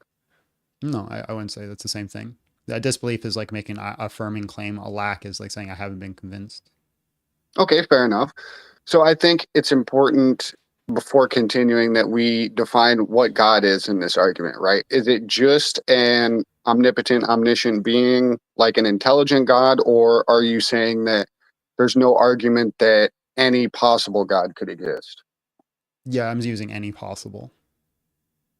All right. So I guess I'll start with a question, and then I'll go into my argument of why I think God couldn't exist. So Okay. why do you think atheism exists? What do you think the root cause of atheism is? I don't know. I think it is a psychological phenomenon. I think the human brain struggles with unanswerable questions. When you posit an unanswerable question to a human, especially one relating to their existence, I feel like it causes a lot of issues with their life's purpose, their decisions, just a lot of things. I feel like Yeah, atheism stems from. That answer is begging the question, though. Right? What do you You mean? have to presuppose no God for that answer to work. Right. I feel like atheism comes from the same thing that theism comes from, right? I feel like humans struggle with the unanswerable. Yeah. So that's begging the question, though. Right. So I sort of hold the belief of agnostic atheist, right? Like I don't know, but I do believe that God doesn't exist. And the reason for that is I feel like similar to what the previous person was saying, there's no positive evidence in my view for a God. And I feel like it doesn't necessarily make sense to put something in when you don't need to. Okay, so are you saying I don't know, or are you saying no? Right? Because you said Both. agnostic atheist. And then which stance are you willing to defend? Well, I believe that there is no God, but I'm also willing to concede the point that I don't have, I guess, hard evidence to back that up. You can't really, back that up. We don't have a complete and total 100% understanding of the universe and everything beyond it. Okay. So it'd be foolish from a scientific perspective to say for 100% certainty that there is no God, but I believe that to be the case. Okay, so your argument is you haven't seen evidence, so you don't think that there is a God, right? Not necessarily. So I haven't seen evidence that there is a God. So I would go with the perspective of if there's no reason to have a God, then why would you put one in there? Okay. Do you believe in aliens? Yes. Why? Well, mathematically, if you look at the size of the universe, how many stars, how many planets there are, But we don't need and aliens. you look. No, we don't need aliens, but it's Okay. essentially guaranteed mathematically that they exist. Why is that guaranteed mathematically? Well, if you look at the sheer number of planets and stars and you look at how chemistry and organic chemistry works, it doesn't make sense that aliens wouldn't exist somewhere in the universe. So then you're presupposing abiogenesis as well. Bert. Yeah. Okay, so what's your evidence for abiogenesis? Abiogenesis meaning life from nowhere. Yeah, so you're basically saying what we know from life coming from non-life, that if we see the universe mathematically, it would make sense that we would see other places have life come from no life. But then by doing that, you're begging the question of abiogenesis. So my question for you is that you're not convinced of God because there's no evidence. What is your evidence for abiogenesis, and what is your evidence for aliens, even though you say it's possible, not even possible, but more likely? Well, I can't open up another tab on my phone because I'm in this call, and I think it would disconnect me from this call. I believe there's been some work on evidence for abiogenesis around amino acid formation and protein folding. I do believe that we may not have 100% answer on abiogenesis, but I know that there has been some progress. I can't cite it specifically because I can't open up another tab. I already know there has been some progress. The proteins have been made and things like that. The things that are the compounds of life we've made from, but we've never made life from non-life. It's not happened. It's not testable, repeatable. So by that definition, we have no that kind of definition, we have no evidence for abiogenesis, which would then make your other argument kind of fall apart, that it seems likely that we would say other life derived on other planets, even though we have no evidence for that. So you're willing to look at these two things that you don't have any evidence for and say that, hey, this seems very likely. But with God, you're going to make this claim that even though you haven't seen any evidence of it, it seems so unlikely that you're going to have to say he doesn't exist. I wouldn't say I have no evidence. I don't have the full mechanism for abiogenesis, but we can say that, there are a certain number of stars, a certain number of planets, and we can say that, X amount of planets should exist with the same building blocks that we have, the same atmosphere. Yeah, that's an inductive argument, not an evidential argument. Right, but you asked why I believe in aliens, right? I stated that there are enough planets with a similar makeup to ours that life similar to ours should exist somewhere in the universe. Fine, so then you can make an inductive argument for God's existence with a lack of evidence? And how would you do that? Well, I'm just saying, can you do it? Like, if you're going to say that you don't need evidence for these things, but an inductive argument is enough to convince you of it, is it logically possible that you can give an inductive or deductive argument for God's existence and therefore make it rational to believe so? So would you say that planets existing with the same makeup as ours is not qualified as evidence? You would say that I would have to have abiogenesis mapped out 100% in order to say that there's any evidence that aliens would exist? Yeah, that's what evidence would be, yeah. You're making an inductive argument. You're basically saying I see X, Y, and Z, so I can logically conclude. You're saying I see X and Y, I can logically conclude Z would happen, right? You're saying I see X and Y on this planet, most likely came from B. So therefore, if I see X, Y on another planet, they most likely had B as well, even though we don't have B. And therefore, we all have the logical conclusion of Z. This would be like an inductive argument. Right, but I still feel like the likelihood is there, even if you don't understand the mechanism, right? And you could say you couldn't say the same thing for God, right? You may not have a full understanding of God. It may be a God that's not explained by, any known religion. But God could be there, like if you're trying to go with that form of argument, right? But when it comes to aliens, I was only suggesting life similar to ours. Life could exist from a different form of chemistry. Just one sec, I want to read the super chat. X came in 499 saying God doesn't exist is 100% sure a claim without full proof. Not believing is better seen as doubt, which is more agnostic than certain. All I'm stating is that you're making an inductive argument based off things that you've seen. So a Christian could also make an inductive argument, or any sort of theist can make an inductive argument based off the things they see and come to the conclusion that it's more likely that God exists. So you're saying logical arguments is sufficient enough to prove God's existence?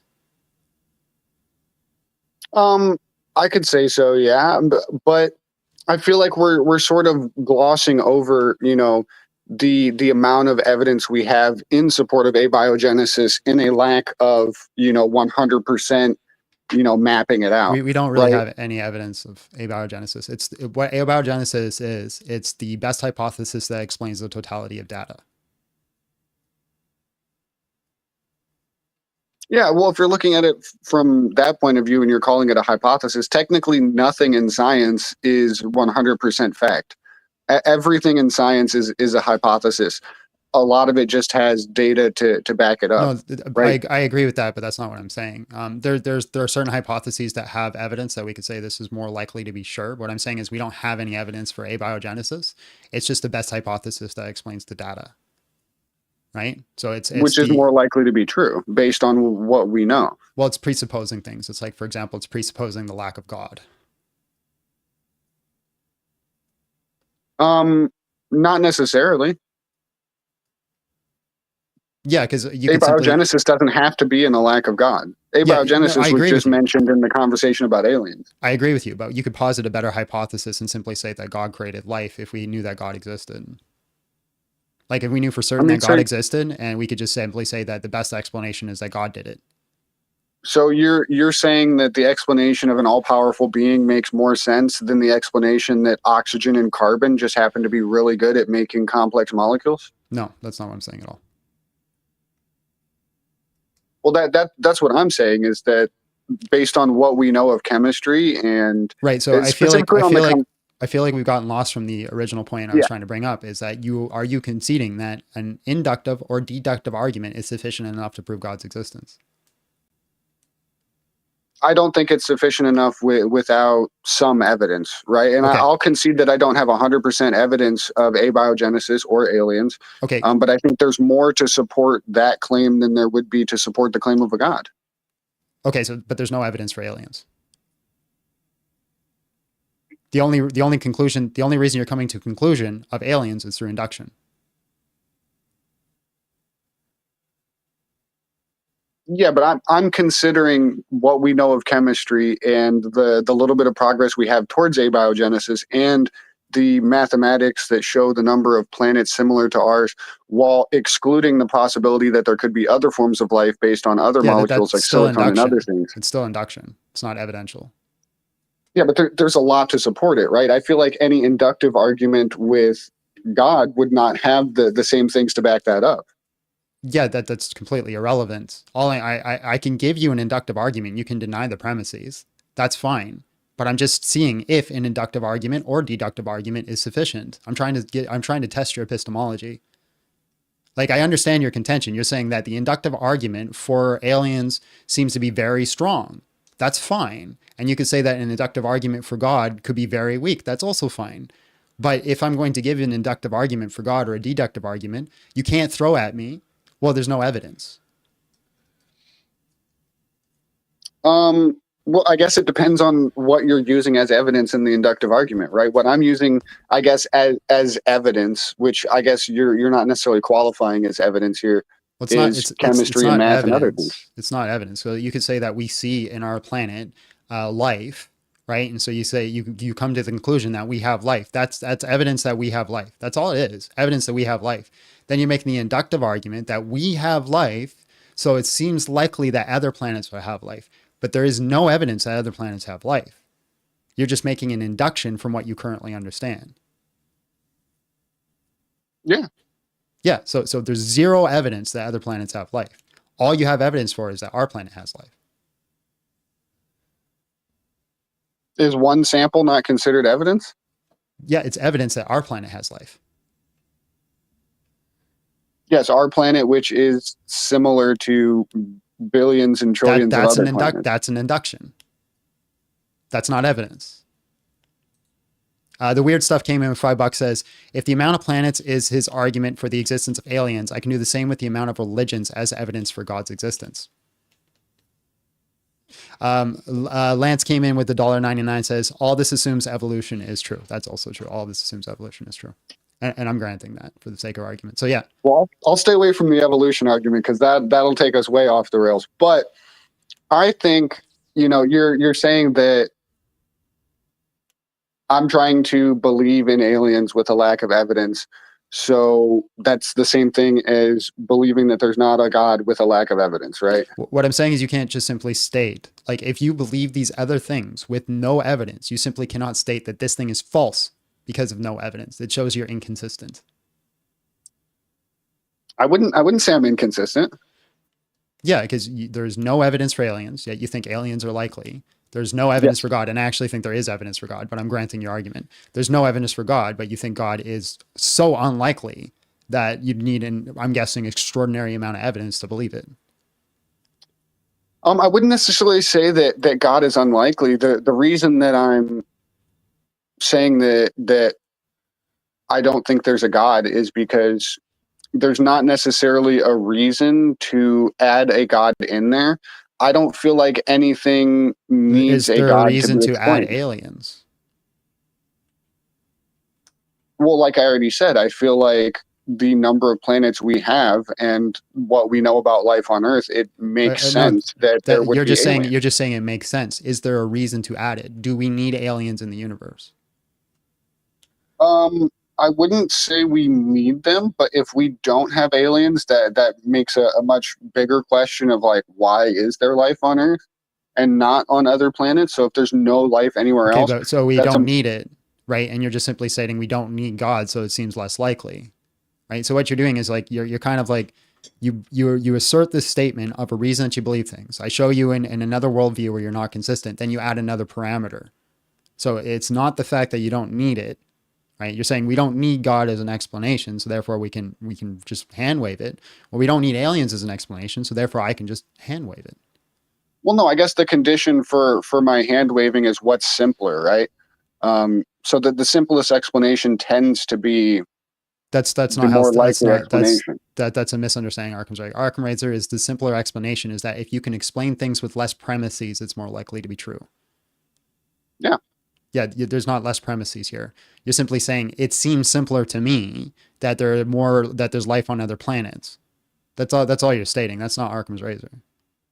Well, so if there's no life on other planets, the reason for life being on Earth would be a more complicated reason, right? If there's life on other planets No, that's not and it's just necessarily true. abiogenesis and chemistry, that's an explanation that is more simple than. That's also not necessarily true. It could still be a simple reason why life exists on Earth. It just happened to be on our planet. That doesn't mean it's more complex. That is Complexity more and complex. simplicity. You have to add something Complexity. outside of the existence of what we already know, No, so which no, would be a god to explain the existence you of don't life on Earth. you don't need to posit God. You don't even need to do that. You're just simply stating that if it's less likely to happen, it's more complex. That's not true. That's not necessarily what I'm trying to get across. I feel like there's a bit of misunderstanding there. What I'm saying is, if we take what we already know, chemistry, math, these other things, and then we say that. I understand your argument. What I'm saying is it's inconsistent because the reasons you hand wave God is not the same reasons you would hand wave aliens. But it is. Like, I don't need to add something outside of what we know other than continued research into abiogenesis to explain aliens existing. But to explain God existing, that's adding something beyond what we already know. That's an unknown that we're adding in. Right. Okay. All right. We've gone full circle 3 times. I think I'm going to jump to the next person.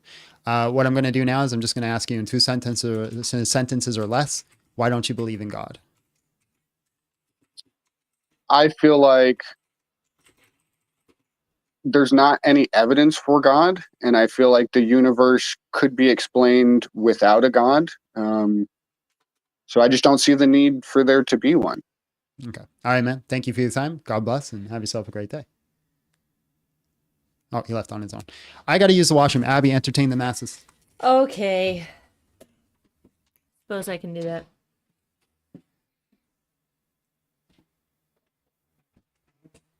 How's everyone doing?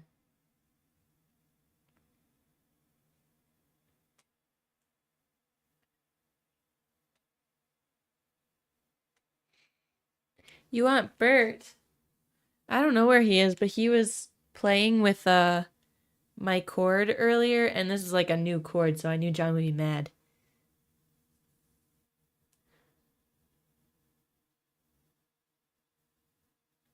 I have not been fired for being on my phone because I'm his wife. What was the greatest memory made? We didn't do a lot this weekend. It was kind of just a little getaway. Oh, best memory.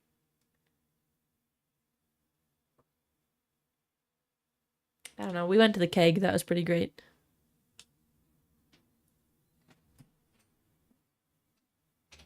You want a pop? No, thank you. There was a second camera for Bert, but then John set it up on my computer, but we're not actually using it for me, so I said to we'll bring it back for Bert, because people like to see Bert. We've been married for 2 years tomorrow. Poor woman. People in the chat. It's soda. It's pop. Because it goes pop.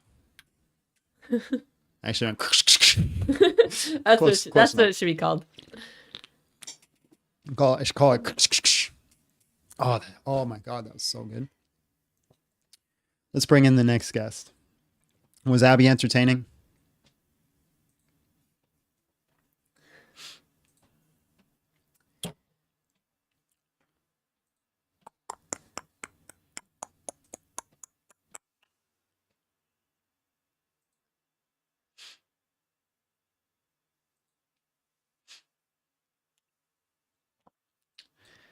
Bob, hello, how are you? And just real quick, how old are you? Oh, Bob left. Darth Ballsy came in. Atheism is Satanism. Change my mind. Well, all Satanists are atheists. Not all atheists are Satanists, I guess.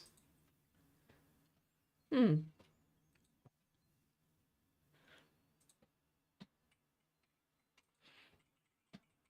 I guess not all Satanists are atheists. Some are actual Satanists, but there's few and far between. Hello, how are you? And just real quick, how old are you? Okay, you got to turn me down in the background. Okay, what year were you born?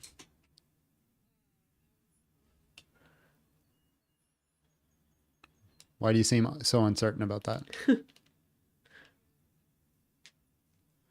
Okay, I don't think you're 18. I'm going to move on. Thank you for your time. Mm-hmm.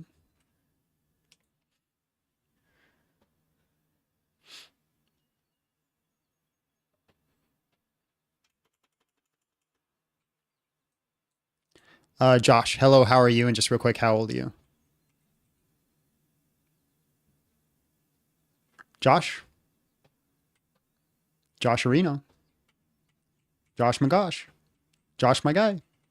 God bless. Dun, dun, dun, dun, dun. Emily, hello, how are you? And just real quick, how old are you? Emily Tucilio.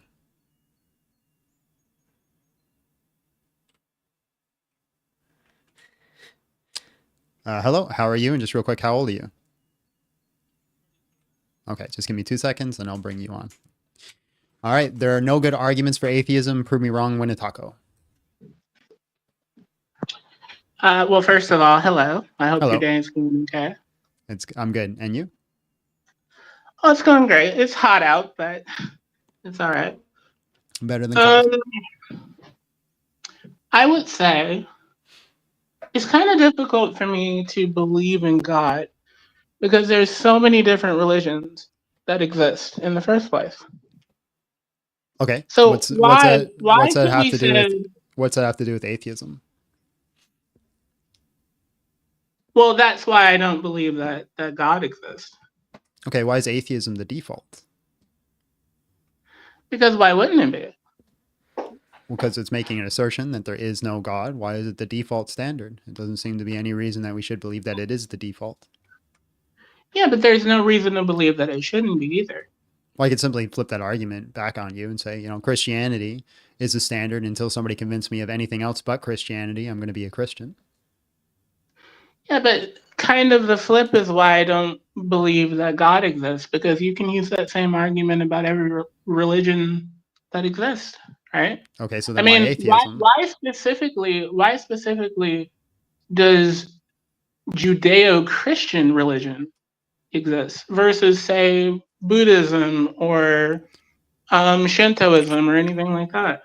Why is it specifically your religion, and more so, not just that, Right. but why? So what you're doing is you're shifting the burden, right? The question today is there are no good arguments for atheism, and basically you're wanting me to defend Christianity. If you want me to do that, I recommend you come back on Friday, where I do defend Christianity. Andre came in with $5. Says Satanism is a chaotical invention to what? Chaotical invention to justify execution of those who didn't obey.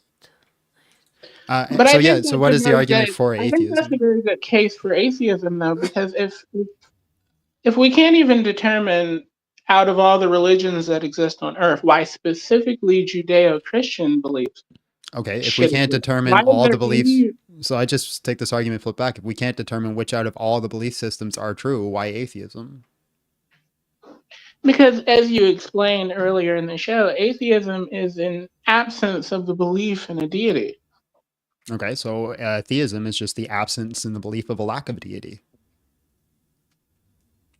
Sure, but there's a lot, like the other person said, there's a lot of evidence to the contrary to believe that there are better explanations towards how we've come to be in the universe. But there are Okay. only Okay, inconsistencies when it comes to religion in general. yeah, that's actually the question I'm asking. What are those arguments that says atheism is the best explanation? Because we for the most part generally understand how humans have come to be, how our time has been here on Earth, Okay, how can you show most me? of the Okay, can you show me the how evidence most of abiogenesis then?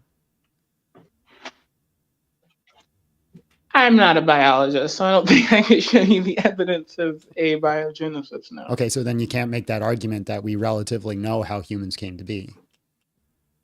Yeah, but I could ask you the same thing. Can you show me evidence specifically that your denomination of Christianity also? Again, that's just whataboutism. You're saying you don't have any evidence for your belief, so my belief is true.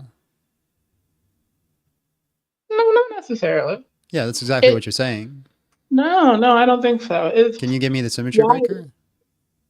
Why would I believe something that has absolutely no evidence whatsoever towards it? Right, like Right. Even atheism. if something Why would else you doesn't believe? have. Oh, hold on. So that's a great question. Why would you believe something that has no evidence towards it? You're an atheist. Why do you believe that? There's no evidence for it.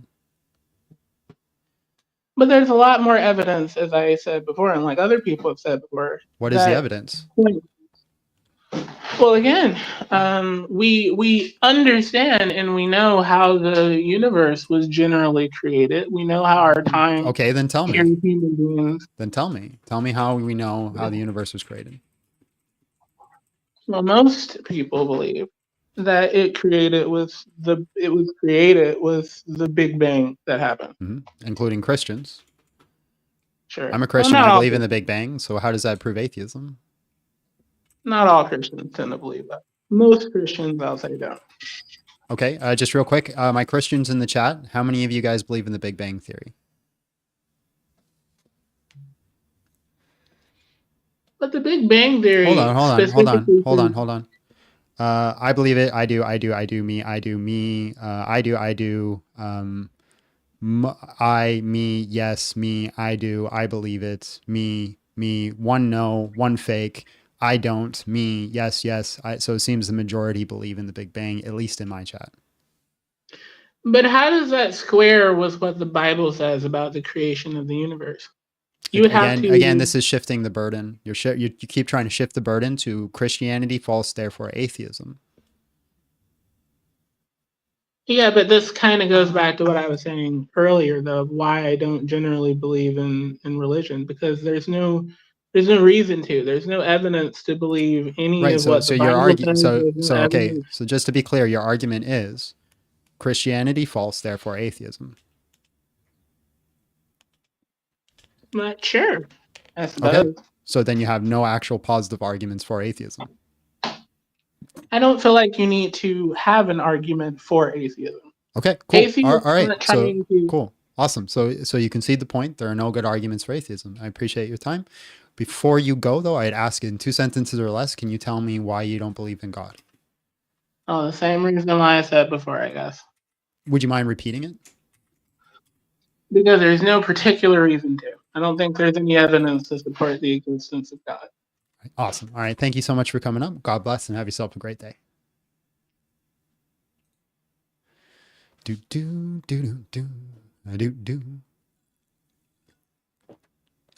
Let's bring up a next guest. Abby, just curious, how many of those 2 sentences do we have so far? 6. 6. Okay, at this rate, by the time we get 100, because I need 100 of them. It's gonna be a while. It's okay. It's all right.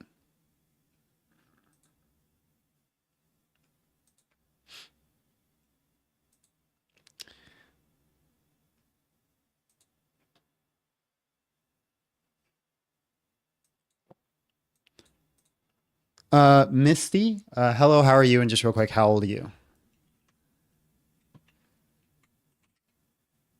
Misty. You have to unmute yourself. Andre came in. Andre came in $5. If you find God, study God, and understand God, God is no longer a God. God becomes just another creature, a powerful one, but just a creature. Oh, hello, there you are. Just real quick, how old are you?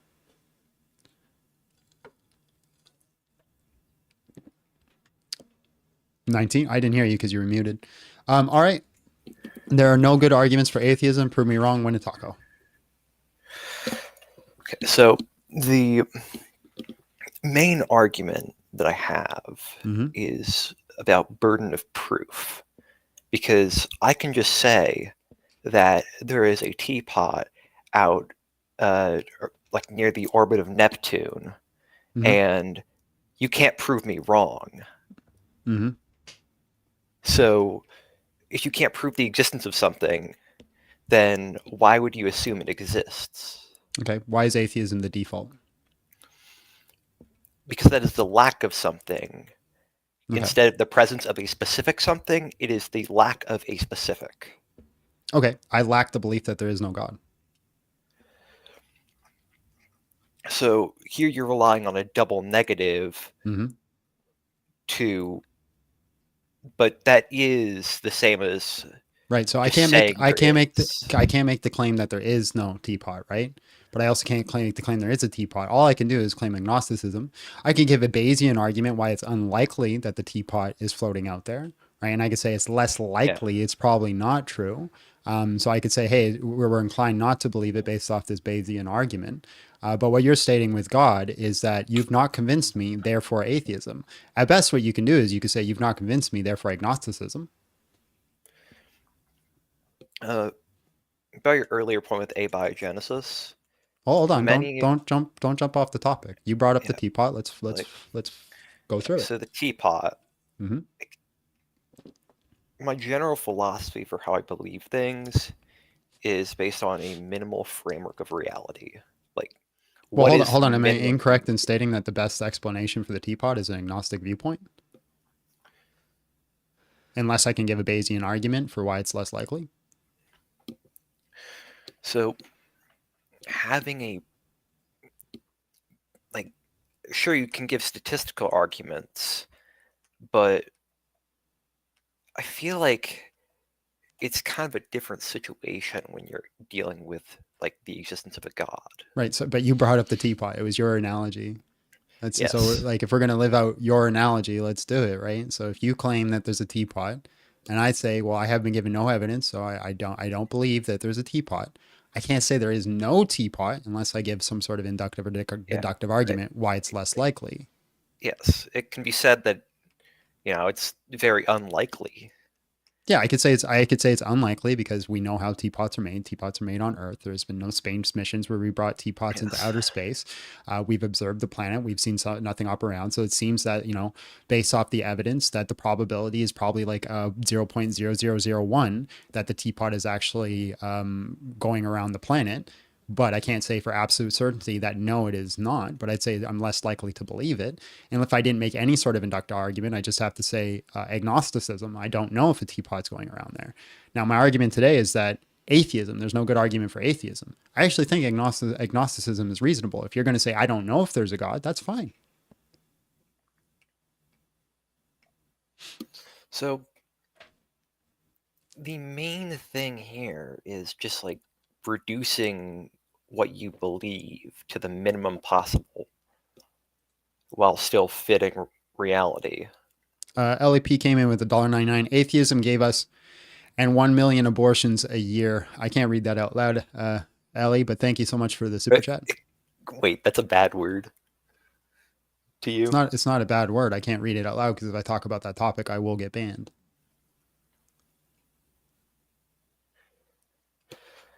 Okay, I have counterexamples to that, but okay. I've been banned for talking about that topic. I already know.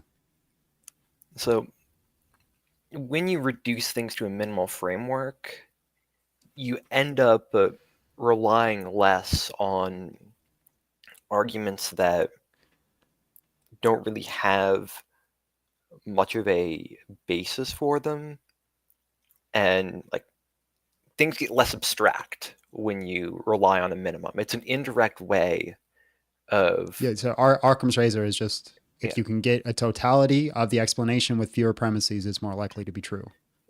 So the current best explanations for things are scientific in nature and rely on No. So this is again a misconception. You're saying it Yeah. seems simpler that science did it rather than God did it. Again, that's not how Occam's razor works. like it relies on the simple principle that Can you to just address what I observe, said? Make sure that I actually yeah, listening. but Yeah. like What did I the- say? Yeah. My brain just like completely. You weren't listening. Sometimes my listening just like cuts out for like half a second and then comes back. I don't know. Okay. So again, our Occam's razor, or it's not Arkham. Everybody keeps saying it's Occam's razor, is not that what you think is simpler is a better explanation. It is what can be explained with fewer premises is usually likely to be true. So if I can give the totality of an explanation in a single premise, and you have to give the explanation in 4 or 5 premises, it's more likely that my syllogism is to be true. The issue with Occam's razor being taken like literally is that how You're you bringing break it up. down premises is very like you can break down premises in very different ways. It could be one premise, or you could break it down into like 10, and that is a subjective thing. So that becomes an issue when you're taking Occam's razor too literally. It's just meant to be a general Right, but you're using it guide. as in it seems simpler that science did it than God did it. But that's how you're using it, which is not true. So I feel it's more likely, and it doesn't require Why? things that Why we is it more cannot likely? observe. It doesn't require things that we cannot observe. Because if you can't, so God, if you can't, like you can't see, can't taste it, can't feel it, Mm-hmm. like you can't use any of your senses, and science can't prove it. Well, that Okay, then you're is just the positing same that as the then you, properties of nothing. right. So you're just positing atheism as the default. Well, I'm saying that atheism is actually equivalent to there being a God in this thing, like as a point that it is an added layer on top of, like, you take nothing, the properties of nothing, and then suppose a consciousness on it. Huh. Because if you look at the properties of a God from what can currently be observed, like there's nothing that you can get directly. Like I can say, Right. I So feel again, the you're presence just of nothing in this room. right. You're Nothingness just is yeah. coming You're just over me. stating that you are not convinced of God, therefore atheism. Blue True Seeker Well, came in with $2. Steelman Occam's knife. if you can't directly Just real prove quick. God, The Vaults came in with $6.99. You see, John is becoming Muslim. His wife is wearing more black, and soon she'll be covered in a large black sheet. She's only wearing more clothes today because it's colder. We actually planned to dress revealing to piss off the Muslims today, but it was too cold. that thanks. There's also just like general issues with a lot of arguments for Christianity relying on things that cannot be proven. Right. So again, you're just stating, I'm not convinced of, therefore atheism. Why is atheism the default? It's because nothing is the default. Because if you can't prove the existence of something, okay, then it's not useful to believe that. So then I can say, I'm not convinced of abiogenesis, therefore abiogenesis didn't happen. You can't say it didn't happen when. But that's what atheism is. Atheism says there is no causality and like if you go back in time, like there has to be some point at which it starts. Hold on, there's no evidence for it. That's just a deduction. Well, we see a world around us with life. That's a deduction. How did it get there? It's just a deduction. You're just using deductive arguments. You're not using evidential arguments.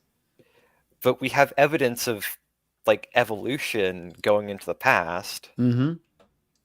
And very So far then we into have the evolution past. therefore we have evidence of evolution. Yeah, Not and, abiogenesis. like, there's like theodolites, which is like early bacteria. Like you have life from billions of years ago that we have evidence of. We can find traces of what life has done to right. Earth's So again, you're conditions using way sorry, back you're to the you're beginning. using an inductive argument, not an evidential argument. But it is like evidence going back, and what's to say that like as soon as like life just popped into existence right before the Great Oxygenation event, like how where would it come from if it Right. That's an wasn't inductive argument, not slowly an evidential bringing up argument. before? Listen, I'm not saying it's bad inductive argument. I'm just saying it's an inductive argument, not an evidential argument. Well, so is all the arguments I've heard for any Of sort who? of religion. Right. So you agree that we can come to a conclusion that something is true based off inductive or deductive arguments. So what's separating my inductive arguments from your inductive arguments? I'm not saying anything is.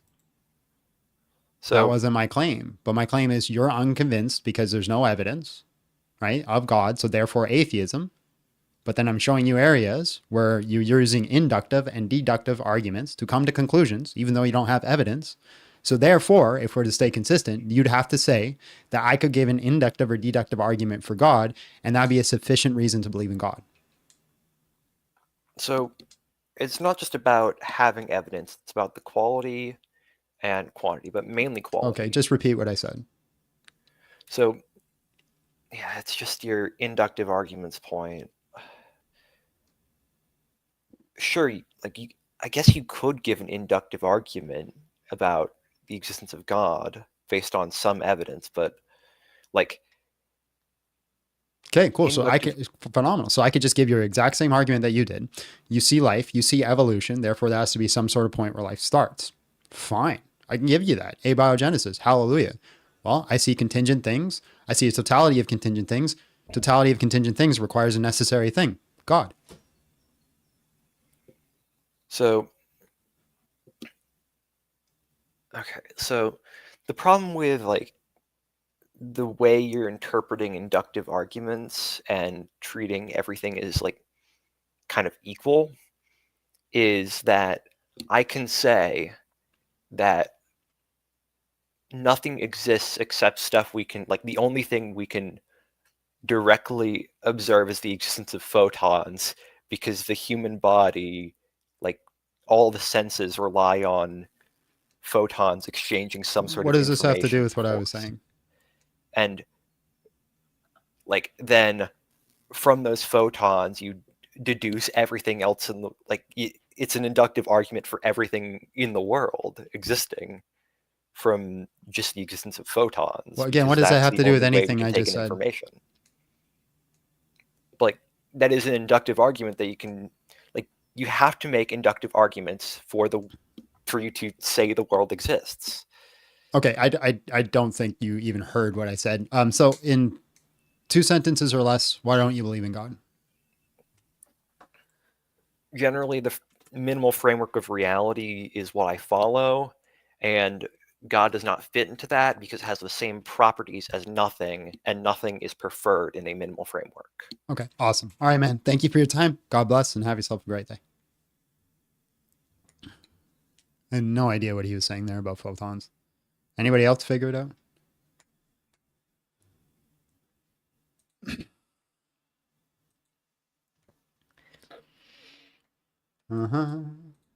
Melon, hello, how are you? And just real quick, how old are you? Yes, how old are you? Okay, just 1 second. All right, man, there are no good arguments for atheism. Prove me wrong, win a taco. I think there is like one good argument maybe for atheism. It's so it's called the quantum fluctuation theory.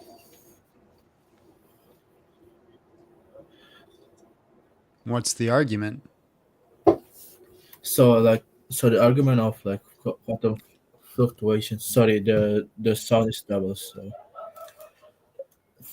yes, so the argument is like the quantum fluctuation theory suggests that the universe uh come from something that is immaterial, where the quantum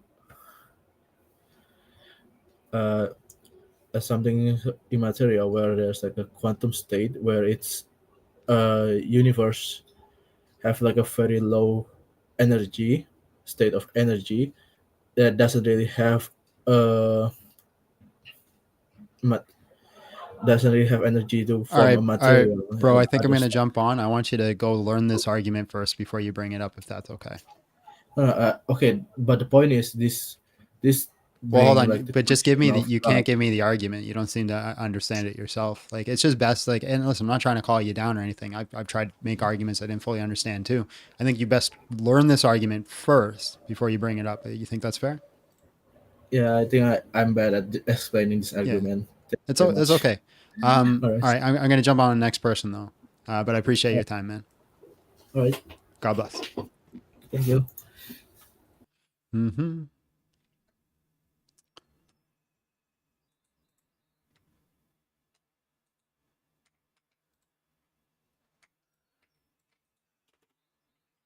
How you doing back there, Abby? Good. Bored? A little. Only because of the arguments are not my type of. Arguments? They're not my. What topic do you want to do? They're not my flavor. What topic do you want to do on Wednesday? There's I'm gonna let you pick a topic. No, that's fine. Let's. I'm just here to. Abby picks a topic next Wednesday, guys. What topic should she pick? What topic should she pick? Everybody in the chat. That's a good. I think it's a good idea, so she can be entertained. Idea. So she can be entertained. I'm entertained because I'm typing. What topic should we do Wednesday? All right, hold on. Buzz, hello, how are you? And just real quick, how old are you? Or Buzz Baz. Buzz Baz. Going once, going twice, and God bless.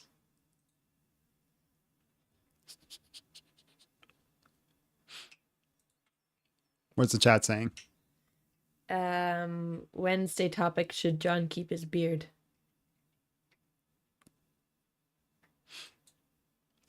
Nath, hello, how are you? And just real quick, how old are you? Okay, just 1 second. Let me bring you in. All right, man. There are no good arguments for atheism. Prove me wrong when to taco. You talk about arguments, but your title is about evidence. Do you look for evidence or argument? There are no good. You can use an inductive or deductive argument, but if I also do the same thing for God, you can't throw it away because there's no evidence. Yeah. So I will have nothing. You got Sorry. nothing? Yeah, sorry. All right, man. Appreciate you. God bless. See you. Another W.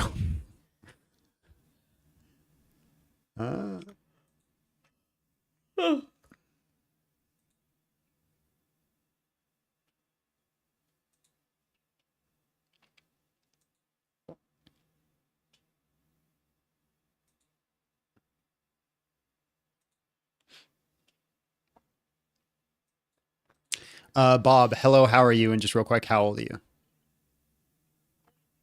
All right, just 1 second. I'll bring you in. All right, there are no good arguments for atheism. Prove me wrong, win a taco. Yes, the first thing I wanted to ask is if you could clarify your position there. Bob, could you mind do you mind just standing a little bit closer to your microphone? Sure, is that any better? That's much better, thank you. All right, say that again.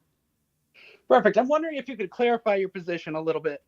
There are no good arguments for God is a little bit nonsensical on its face. My statement is there are no good arguments for atheism. Or excuse me, I misspoke. Hmm. But atheism doesn't make a claim. Yeah, so the definition of atheism is a disbelief or lack belief in the existence of God or gods. Right. And so if it's not making a claim, there can be no arguments. So I'm wondering if you could Okay. clarify. Yeah. What So it this you're- is simple way to determine this. I'm just going to ask you: is there a God? I don't know. Okay, that's agnosticism. It's also atheism. Nope. Atheism I'm sorry, the definition you gave was a lack of belief. Yeah. So you're saying there is no God. No, I'm saying I lack a belief. I'm not saying Okay. there is no God, but I'm Okay, also cool. not saying If there I is do no- not believe there's a car in my driveway, am I saying there's no car in my driveway? No. So if I say I don't believe there's a car in my driveway, am I saying I don't know if there's a car in my driveway? You may be. Okay, why wouldn't I just say I don't know that if there's a car in my driveway then? I mean, there's no reason you wouldn't. You could say, I don't believe there's a car in my driveway, but it Okay, so the to definition say of that there agnostic. is no car in the driveway Yeah. implies So some the knowledge you don't the have. definition of agnostic is a person who believes that nothing is known or can be known of the existence of the nature of God or anything beyond the material phenomenon. A person who claims neither faith nor disbelief in God. The definition of atheism is the disbelief or lack of belief in the existence of God or gods. So those two things cannot be the same thing, simply based off the last premise of the definition, neither faith nor disbelief in a God. So You're they're right. not They're the not same thing. They are not the same thing. No, Right. they're not mutually exclusive either. I stand as an agnostic atheist. Okay, I got no issue. Gnosticism I got no issue makes a with claim. agnosticism. Gnosticism makes a claim. Atheism does not make a claim. Okay, are you agnostic or are you atheist? Which one? Agnostic atheist. They're Okay, not I have mutually no exclusive. issue with agnosticism.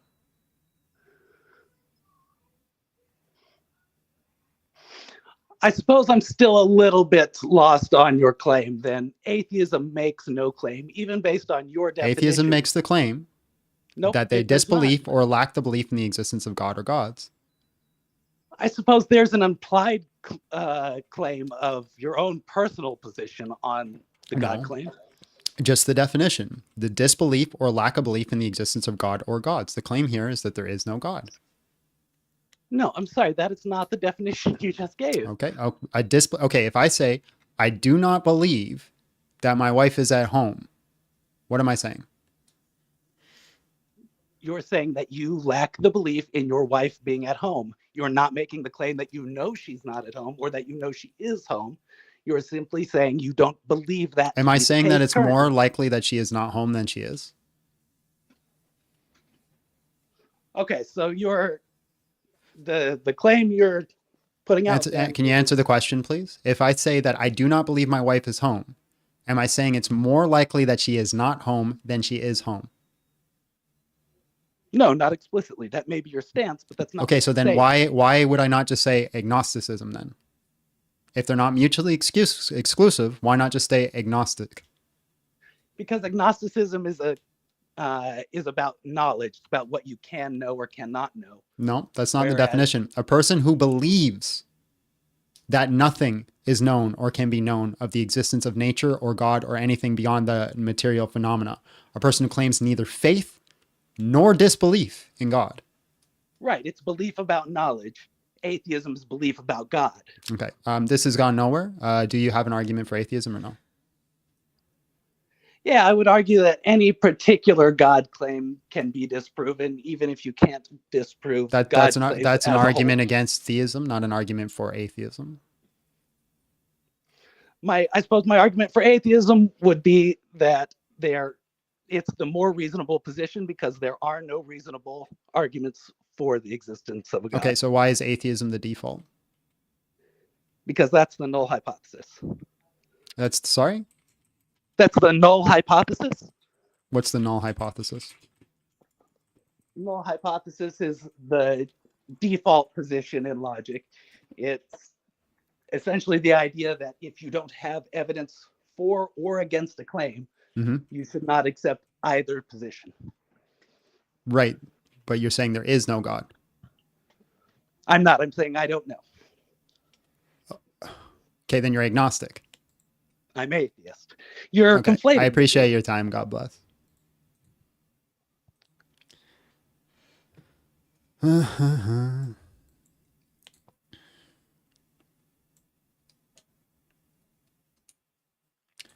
Alex, hello, how are you? And just real quick, how old are you?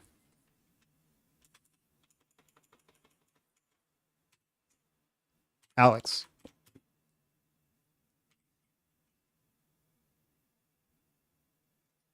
All right, God bless.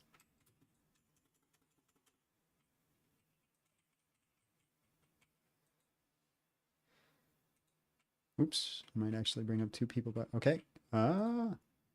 Tristan, hello, how are you? And just real quick, how old are you? Oh, just 1 second. Sorry, can you say that again? I had you muted. Okay. Just one. I just asked how you were. All right, man. Good, man. Let me bring you in just 1 sec. There are no good arguments for atheism. Prove me wrong. Win a taco. All right. So two things. One, I want to know what you are defining as God, because like if you say that pantheism, right? Everything is God.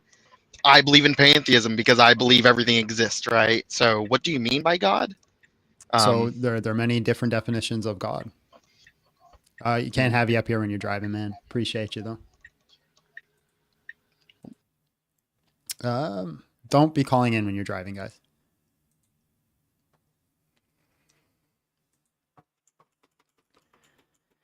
You don't even have to put him in the thing there, baby. I know. Okay. Quantum Lord, hello, how are you? And just real quick, how old are you?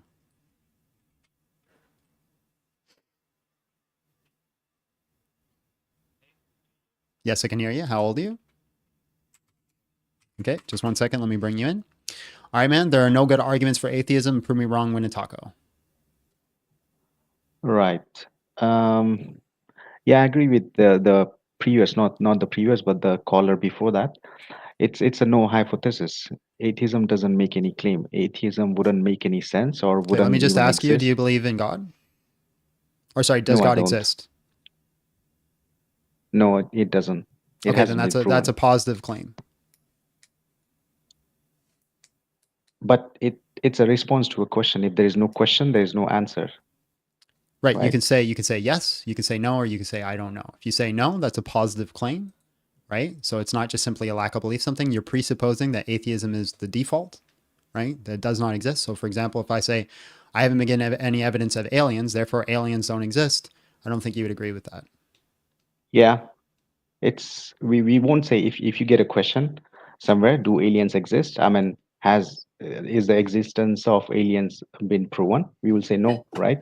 So Okay, so then do until and aliens unless exist? we see something, some communication or some Well, hold on, just tangible answer the evidence, question. Do aliens exist?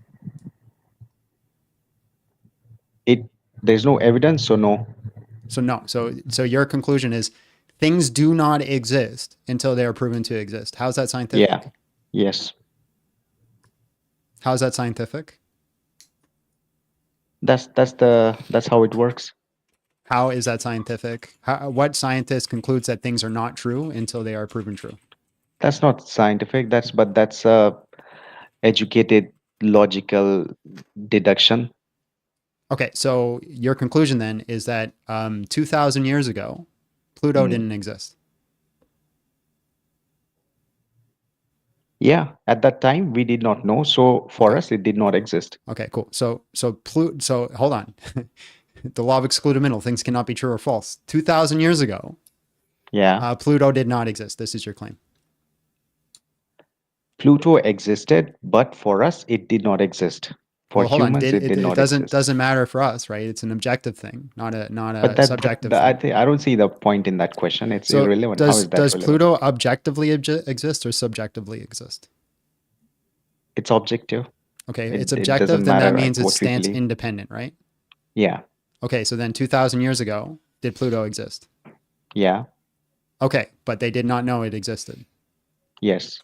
Okay, but it still existed. Yeah. Okay, so simply stating, I don't know if it exists, therefore it doesn't exist, is false. Okay. Do you think 2000 years ago, anyone would ask a random question, does Pluto exist? People will ask, what is Pluto? Right? Yeah, that's That question makes sense. completely irrelevant You to what I have the said. existence of Pluto. Can you give me the right? relevance? It's the question that you asked now, because since you know that Can you it's give been me the proven that relevance on whether or not they would ask that question to the topic? I'm just kind of following up on what you asked about Pluto. Can you give me the relevance? Right? You're saying nobody would ask if Pluto existed back then. No, they Yeah. wouldn't. What relevance Yeah. is that? The thing is, you're asking that question now, right? If the Pluto exists, because we know it exists. Okay. Can you give me in 2 sentences or less why you don't believe in God? It hasn't been proven. Okay. Awesome. All right. Thanks There's for your no time. evidence. All right. Awesome. Thanks for your time. God bless and have a great day. That was rough. You need to use the bathroom? Yeah. Okay. I will entertain the masses. You're good at that.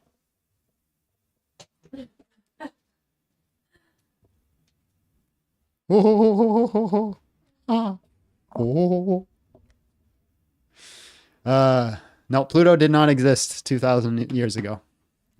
That was his claim. How many are in line? It literally says exclamation marks. Exclamation mark, exclamation mark. That's how many are in line. Take my shirt off.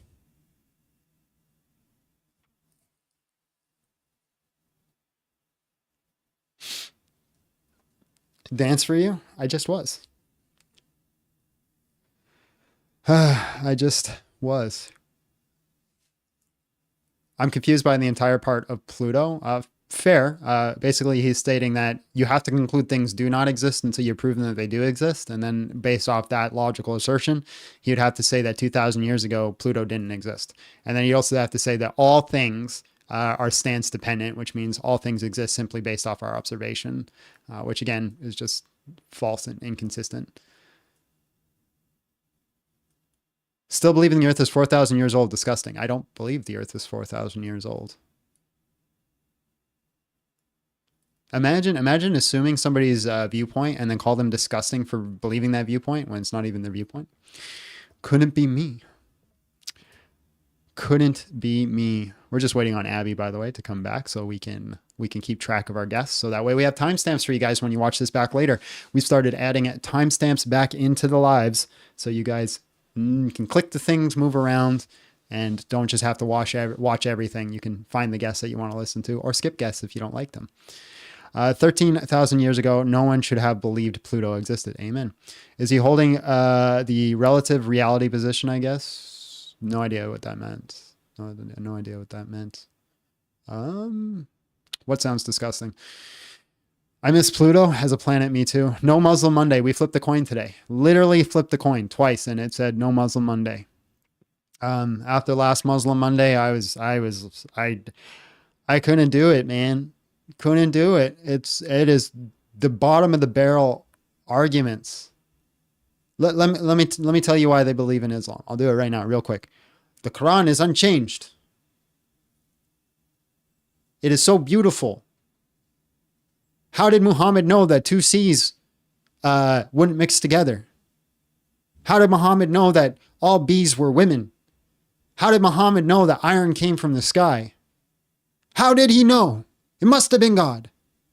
Must have been God. You know what I've been thinking about doing? Is finding a whole bunch of things from antiquity that people shouldn't have known and then just like using that as an argument of like maybe Aristotle or something like that. Being like, Aristotle is from God. How did he know? How did he know we all came from water? Aristotle. All right, your turn to entertain the masses. What? Again? Yeah, I gotta pee again. This doesn't seem fair.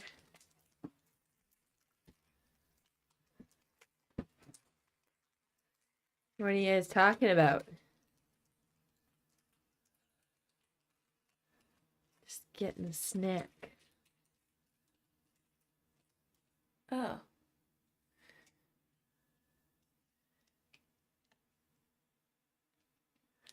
Defend your favorite martial art. We don't even need to do that because it's jiu-jitsu. Jiu-jitsu is the best for everything. We had a great weekend, Shannon. It was so nice. We did nothing.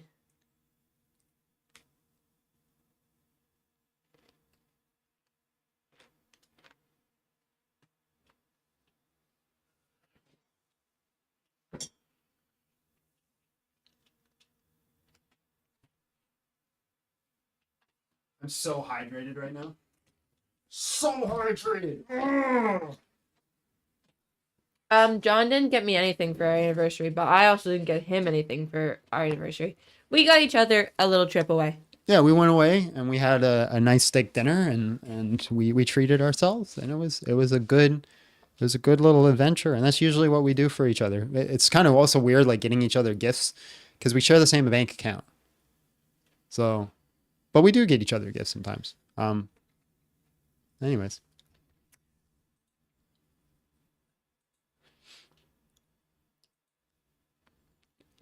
Also, why does everybody always ask, what did the man do for the woman on the, when does nobody ever ask what the woman does for the man on the anniversary? It's a little bit sexist. Yeah, sexist. Y'all a bunch of sexists.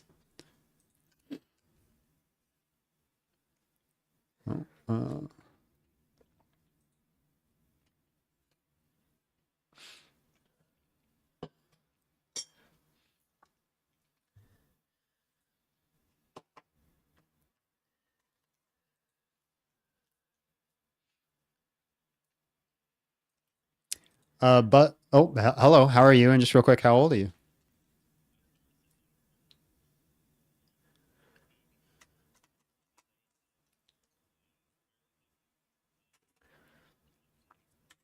Okay. Let me bring you in just 2 seconds. All right, man. There are no good arguments for atheism. Prove me wrong, Winataco. Go ahead. Well, that depends on your definition of theism. Theism or atheism? No, theism, because atheism is part of theism. It's just the absence of theism. I don't have to present Or a absence specific of a belief. definition. I don't have to present a specific definition for theism. Yes, you do, because your argument is the opposite, right? Because if you're going to argue no. against what I'm going to give as an argument and try to disprove my arguments, that means that your basis is stuck on theism. If you want to be I'll give you a reason why I don't have to give a specific definition. For example, I could give the classical definition of theism, and you could posit some sort of syllogism that proves classical definitions of theism doesn't work. But then I could simply just move into open theism, and I'd still have theism. And let's say open theism didn't work, then I can go a limited God hypothesis, or I can go pantheism, or I can go deism. There's a whole bunch of different hypotheses of theism or deism. My question for you is, what is the positive argument for atheism, which by the definition, again, is the disbelief or lack of belief in the existence of God or gods? Right.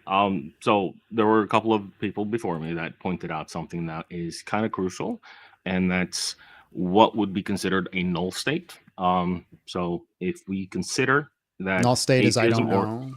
That's what he said. Jimmy Space came in. Morality has been written on our hearts. Thank you for helping us lead to the truth, John. God bless. Appreciate you. Well, let's just look at null state, N-U-L-L. Yeah, but that's what I'm trying to say is that it's in a fresh mind, a null state would be an absence of until they get to either be persuaded or chosen or whatever, right? Definition, the null state pattern is a behavioral design pattern that provides an object with the appropriate default state when its state is undefined or null. So then you're positing that atheism is the default state. Technically, yes. Okay, but prove I that grew up. claim. Yeah, I mean, I grew up in a Christian village, more or less. But I wasn't connected to it. I didn't feel any connection to it because it was nothing that tied me to it feeling wise. Okay. But over the years, thinking that I was an atheist, I came to understand that that might be wrong because, well, I don't believe in, for example, your God. This is right? not proving how atheism is the default state. Yeah, well, let me get to it.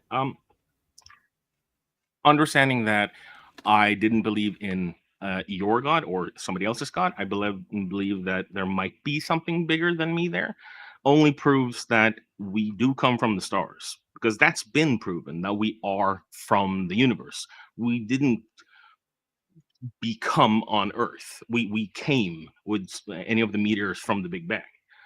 You understand? So No, I don't we are in understand the essence argument. we are in How is this an essence argument? aliens. Again, how is this an argument that atheism is the default? Well, I'm prefacing the question that you're going to ask me about if I believe in aliens or not. We technically are aliens. Don't assume, right? That's called Alright. poisoning the well. When you start to assume where I'm going to go and argue that instead. Just answer the Well, you've been question. arguing How do that, you know that? Yeah, I have been making that argument, and we might go there, but it's still poisoning the well if you just assume it. My bad. So yeah, how do you know that atheism is the default? Because nobody's born with something that isn't ingrained. I mean, I just had a kid, he's 5 months old. That's and a claim. Yeah, because I can see that he barely understands anything around him. You have Right. to fill So the if data. nobody's born with the inclination to believe in God, why do we see the vast majority of societies have a belief in God? Did you ever see The Jungle Book when you were a kid? Yes. Mowgli didn't believe in God. What does that have to do with anything that I just said? Was a direct answer to your question, because he didn't grow up with humans giving him religion. Are you using See? Are you using the Jungle Book to prove atheism? Pretty much. The fact that I actually pulled that off, it baffles me, because you have to Nobody remember. thinks you pulled that off, my friend. I think I did. You're because, saying that a again, you have- fictional character doesn't believe in God, therefore people are born not believing in God. That's your argument. No, I think he didn't believe in God. He doesn't know of any existence of anything higher than himself. A fictional character. Yeah. So I can write a fictional character that's born believing in No. God, and therefore he knows No, of that's God. not what I. No, that's not what I said. I used it as an argument to your null state. But question. it's a fictional Understand? character. Again, my And? question for you is, if people are born with the predisposition to not believe in God, why is it the vast majority of societies believe in God? Because of the people they grow up around that already believe in something. Okay, then why did I mean, those it could people be the believe in tooth God? fairy. Hold on, we just go back. Then why did those people Okay, believe yeah. in God? Because of their indoctrination with religion. And then why did of those them- people believe in God? Because it was power. Okay, prove that claim. You understand that we've gotten so far back Prove in the time prove now, the so many claim. generations. Prove the claim that the claim. first person who invented God did it for power. Belief. Okay. You just believe it and you have no evidence for No, it? no, hold on. Yeah, I got one. Did you ever grow up with any friends that tried to pull a I fast didn't one have on you? friends. No, I'm not a likable I'm guy. sorry for your loss. Okay, fine. Pretend then that somebody grew up with friends around them, and one of the least liked ones decided that, Right. you So know why what, I'm gonna, are you my not uncle why are works you for not Nintendo. answering my question? Do you have any I evidence am. that the first person, Yes. the Yes, very I first need- person, invented God for power? I need you to understand the premise of what you're asking, and to do that, I need to give you a objective. So you don't have scenario. evidence. So you don't I have do. evidence. You have an argument. Yes, I mean, Okay, this those is are an two different evidential things. argument. Those are two different No, things. But it's you an admit there's no evidence evidential for argument. it. Okay, then give me the evidence. My uncle works for Nintendo, right? Have you heard that one before? Again, that's an argument. What's the evidence? The evidence is that has happened. Be it true or untrue, be it somebody that lied or actually spoke the truth, they said something What to has gain happened? favor. Gain You're not giving me favor you're not or giving me any power. evidence. You're making vague references to the ether. No, I'm giving you an answer to why somebody would choose to. You're giving me an basically answer. tell a lie. You're doing armchair psychology. You're giving me an answer on why they would do it. What is your evidence that they did do it? Well, have you seen how the churches and taxes that came from it? Even if people today are inventing religions for power, that doesn't necessitate that the first person who invented religion did it for power. He may not have meant to, but it proved to be effective. I mean, you see how it is today. Right, that's begging the question. So do you have evidence or no? Yeah, I just gave you the evidence. Okay, define evidence for me. Everything that's happened in the past 2,000 years. Or I'll even go better. Everything that's happened since 1960. Okay, I'm gonna move on, but can you give me in 2 sentences why you don't believe in God? I don't believe in God specifically because I haven't seen any proof of it. Should there be one that comes down and tells me, "Hi, I'm your God," I might be inclined to believe. But if it's not the God that I would believe in, for whatever reason, say Two sentences or North, less. North, 2 sentences or less. You want to try again? yeah. I don't believe in it until they decide to show themselves. If they do or don't, that might or might not change human thoughts. All right, man. Yeah. All right. I appreciate your time. God bless. Okay. God bless. Somebody said massive L for me. Okay, I'll take that L. If you think that the guy taking the W is saying that all evidence is just things that happened from the 1960s till now is that's considered evidence. So literally somebody sneezing that nobody ever seen is considered evidence of something. I don't know how that's an argument. Let's bring in the next guest.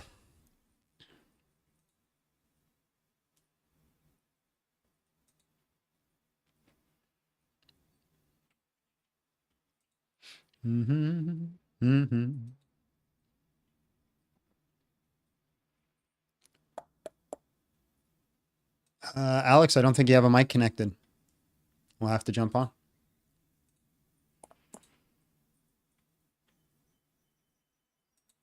Quiet out there, birds. Hello. How are you? And just real quick, how old are you? All right. God bless. Keep your children off the internet, guys. Keep your children off the internet. R. Hello. How are you? And just real quick, how old are you? All right, man. Just give me 2 seconds. I'll bring you in. All right. There are no good arguments for atheism. Prove me wrong when to taco. Okay. So I just want to start by defining terms, if that's all right with you. Absolutely. So good argument. What do you mean by a good argument? What kind of arguments are we looking for here? I just say something that doesn't lead to like any sort of logical contradictions or issues. Okay. And by atheism, can we get a clear definition of what you're looking for atheism? Yeah, disbelief or lack belief in the existence of God or gods. Okay, and this is separated from agnosticism, which is the claim of whether or not something can be known. Agnosticism, a person who believes that nothing is known or can be known of the existence or nature of God or anything beyond the material phenomena, a person who claims neither faith nor disbelief in God. Okay, so agnosticism being the claim that it cannot be known, and then atheism being the lack of belief. And then I'd like to introduce the third term, anti-theism, being the active belief that there is no God. I don't know if I'd agree with that. Is that all right with you? I don't know if I agree that with anti-theism.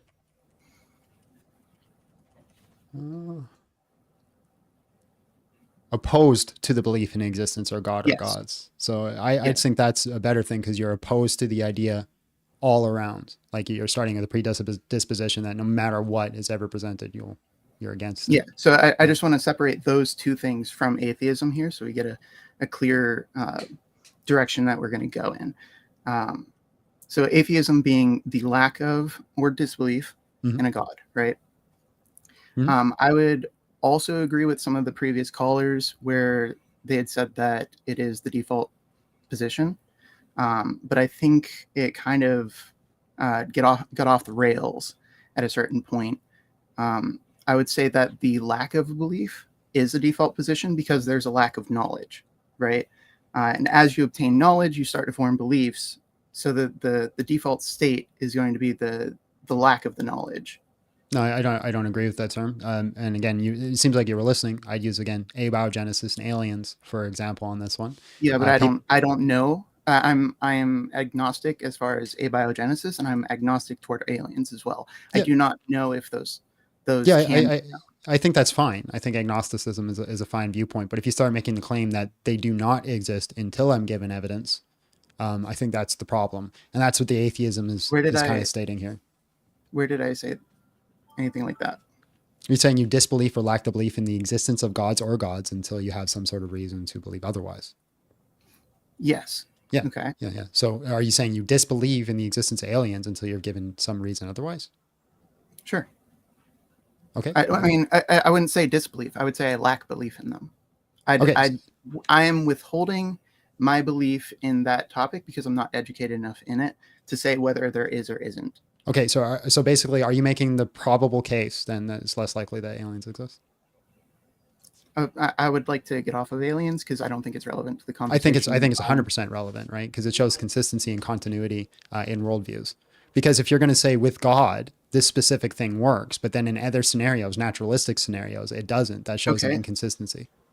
Okay, I get you. So, as far as aliens are concerned, I do not know if there are aliens. Mhm. Therefore, I lack a belief in aliens. But it's not an active belief that they do not exist, and I also don't believe that they do exist. Okay, so that's agnostic. Agnostic is the claim on whether it can be known or cannot be known. It's not a claim of whether or not I have a belief. The person who believes that nothing is known or can be known of the existence of nature, of God, or known. anything beyond the material phenomena, a person who claims neither faith nor disbelief in God. Right? It's because faith and disbelief are positions of belief, and a position of knowledge is a separate thing from that. We established that already. Right, so you have no knowledge of aliens. So you say, I don't know. Which informs my belief that I do not have a belief. I have a lack of belief, and I do not know. These Okay, are so two you separate do not believe aliens exist. I do not know if aliens exist. Okay, so then agnostic. I do not know if aliens exist, therefore I don't believe that aliens exist. But if the knowledge that aliens do exist came along, it wouldn't be opposed to my belief system because my belief is just I'm not informed saying by it is, knowledge. but you're saying you're agnostic towards Yeah. aliens. Yes. Okay, and I'm fine with the agnostic viewpoint towards God. Which is where the atheism is the same position as far as. Well, if your whole theism argument is that concerned. atheism is agnosticism, fine. My argument is that agnosticism being the claim of knowledge, atheism is the claim of belief as far as gods are Okay, concerned. hold on. Do you believe And it doesn't- aliens exist? I just answered this. Yeah, and you said you don't know, right? Correct. Do you believe And God exists? Because I don't know, I don't. Do you believe God exists? I don't know if there's a God. Okay, so agnosticism. Or gods. I have no There could problem. be. I have no problem with people saying I don't know. That is no. You're confusing the two things because Listen, I'm not atheism is- interested in debating on whether or not I'm using the term atheism properly. I believe I am, but what I'm more interested in this conversation is if you're saying that no, I do not believe God exists, then we have a conversation. If you're saying I don't know God I can sum this exists, up in one. if you're saying sentence, hold on, let me if finish. If that's you're okay. saying I don't know God exists, then we have no contention. Now, is your claim here that no, God does not exist, or I don't know that God exists? The best argument for atheism Can you answer is the question, that there please? is a lack of knowledge. Okay, so on can you whether answer, God can you answer the exists. question, please? Okay. Are you stating that God does not exist, or I don't know if he exists? I don't know if he exists, and that's informed by my lack of knowledge. Okay, of I'm any God. fine with people taking the agnostic viewpoint. That's not what I'm contending here today. That's the best argument. Like that's a good argument for atheism is the lack of knowledge. Right. I think what you're saying is agnosticism, but again, I'm not interested in debating whether atheism actually means agnosticism. So you're There's whether stating you know and there's whether you're you believe. stating right now that you do not know that God exists, and I say that's a fine belief to hold. We have middle ground. We're good. Yeah, and that's why I'm saying there's a good argument for atheism, and it's the lack of That's knowledge. not a good argument for atheism because you're saying I don't know. Atheism is saying, remember, disbelief or lack of belief in a God. Do you believe God exists? Yes, the lack of belief part. Do you believe God exists? That is. Do you believe God exists? I don't know if a God exists, therefore I don't believe that a God exists. But I'm Right, not so actively you making lack- the claim that God does not exist. Okay, so you do not believe God exists. You got me there, yes? I do not believe that a God exists, and that's Okay. because I don't have knowledge of a God that exists. Okay, do you believe aliens exist? I don't believe that aliens exist because I do not have knowledge of aliens that exist. Okay, do you believe abiogenesis happened? I don't know if abiogenesis happens. No, I'm not but asking what I you know. that life Do you believe Okay. abiogenesis happened? Here's what I know. Life Okay, exists. do you I know that believe there are a lot abiogenesis of- happened? I know that there's a lot of Okay, appreciate your time, study but if and- you're not going to answer Hold the on, question, hold I'm going to on. move on. Once Listen, again, do you know? I'm answering the question. Do you believe abiogenesis happened? I'm going to clarify. on abiogenesis. All right. if Thank that's you all for right your with time. God bless.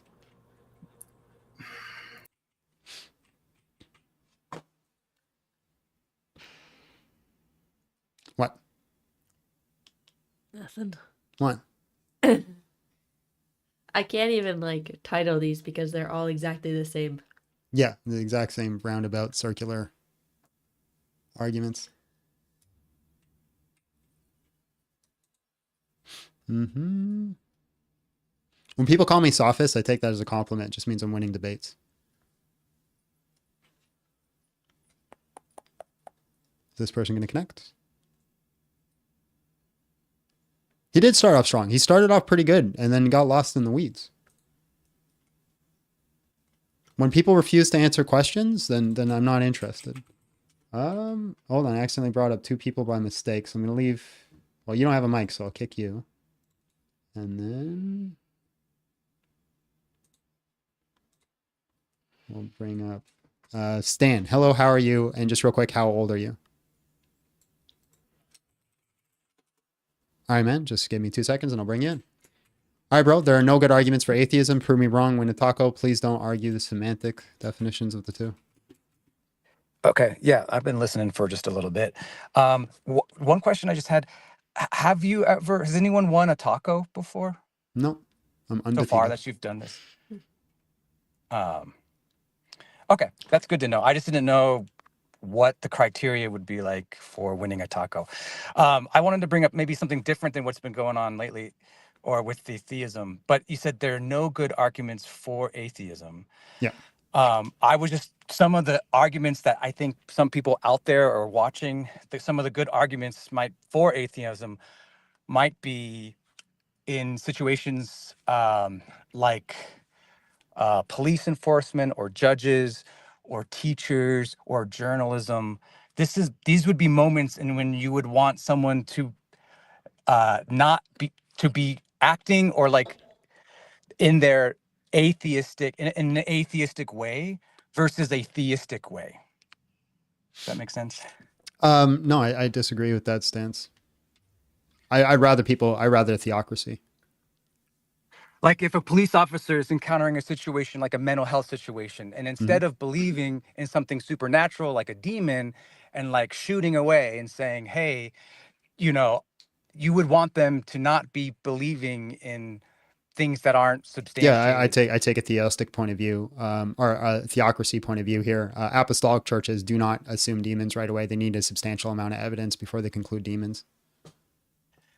Right.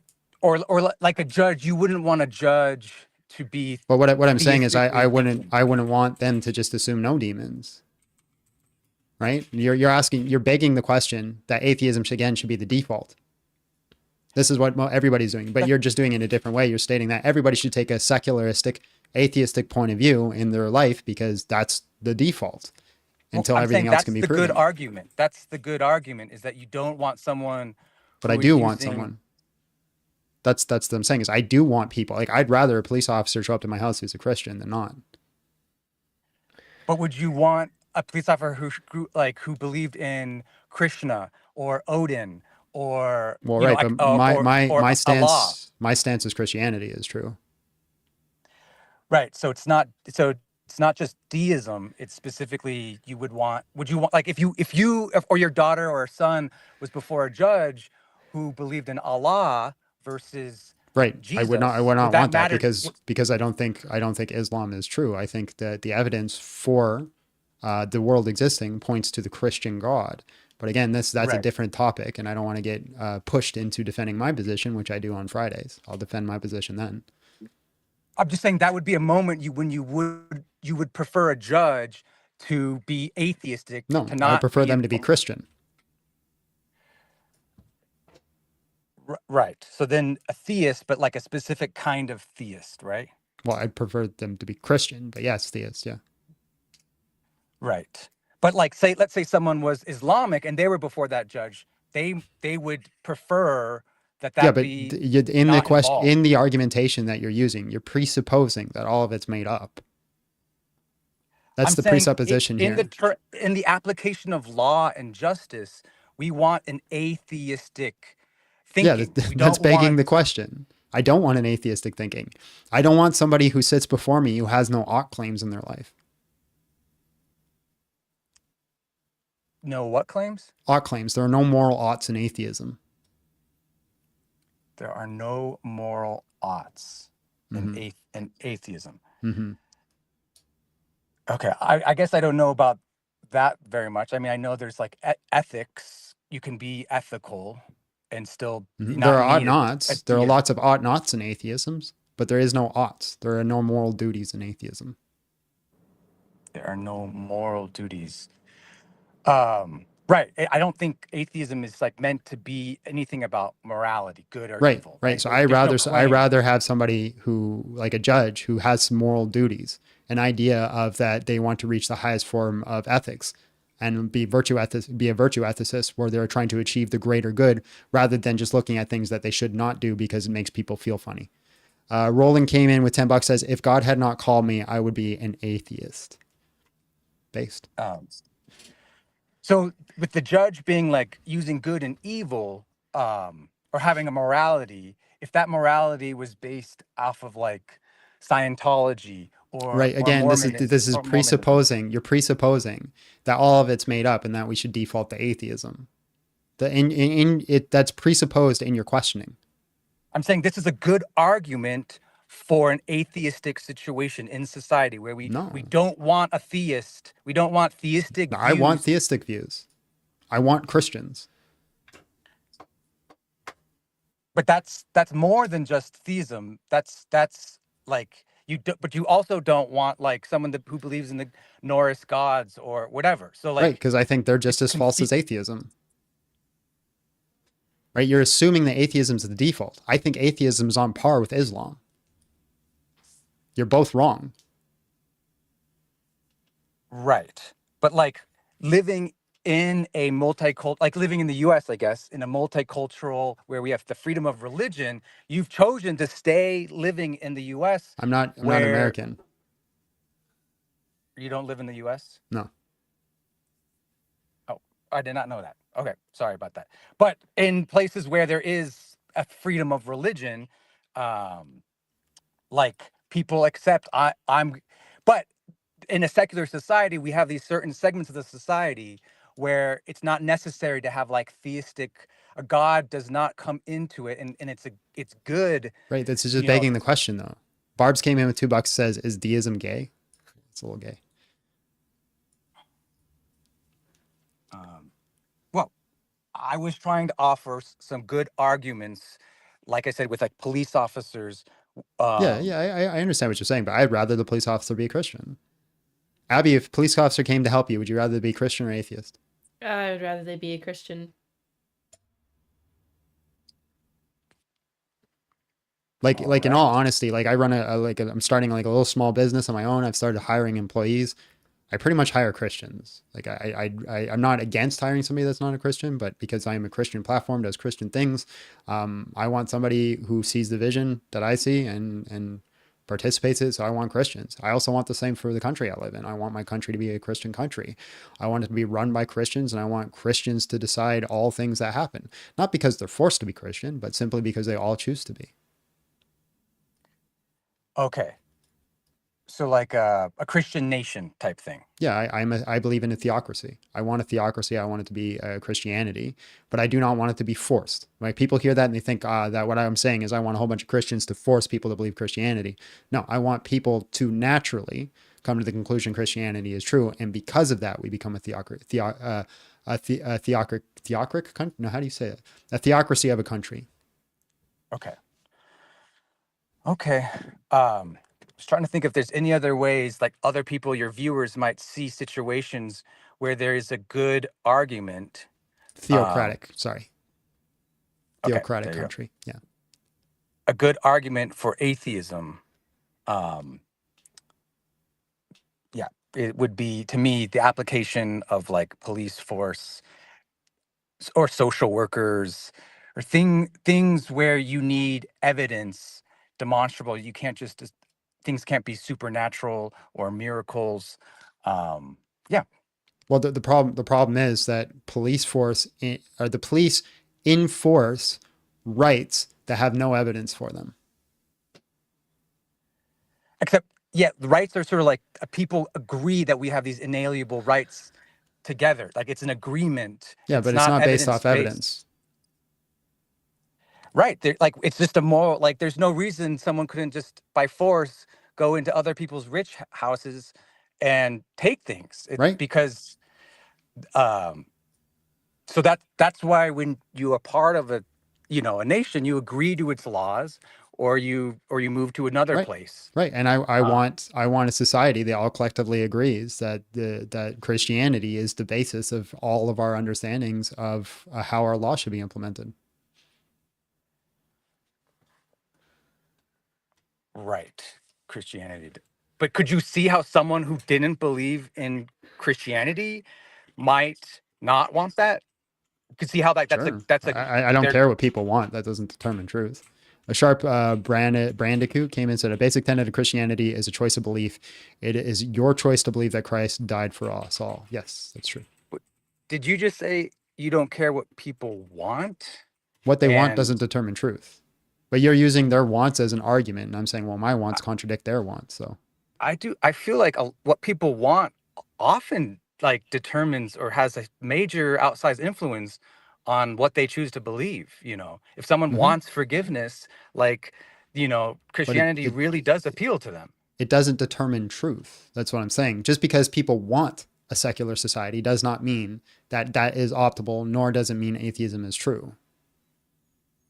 Right. Same with like a theocracy. Just because you want a theocracy doesn't necessarily make it good. Correct. Yeah. So the wanting doesn't seem to be. I guess I don't understand why the wanting matters. Well, you're just stating that people want this thing. It's a desire, so therefore it's a good reason for atheism, a good argument for atheism. Yes, they want to live in like mutual harmony where there's like mutual respect. There's agreed upon rights that are not related to like something supernatural or something that like a judge can sort of just imagine without any evidence, nothing to demonstrate or anything like that. Yeah, Nothing I don't think that's a good reason to believe that there is no God. That's just a good reason to believe in a system that you want to set up. I don't even think it's just a reason to believe in a system you want to set up. Okay. All right. Well, that was maybe some of your listeners will understand kind of where I'm coming from. But like there are situations where like theism or like whether there's a God or not are not applicable at all. Like it happens like most of the time. Like you're at the DMV, you're registering your plates. Like it doesn't really matter in that moment whether there's.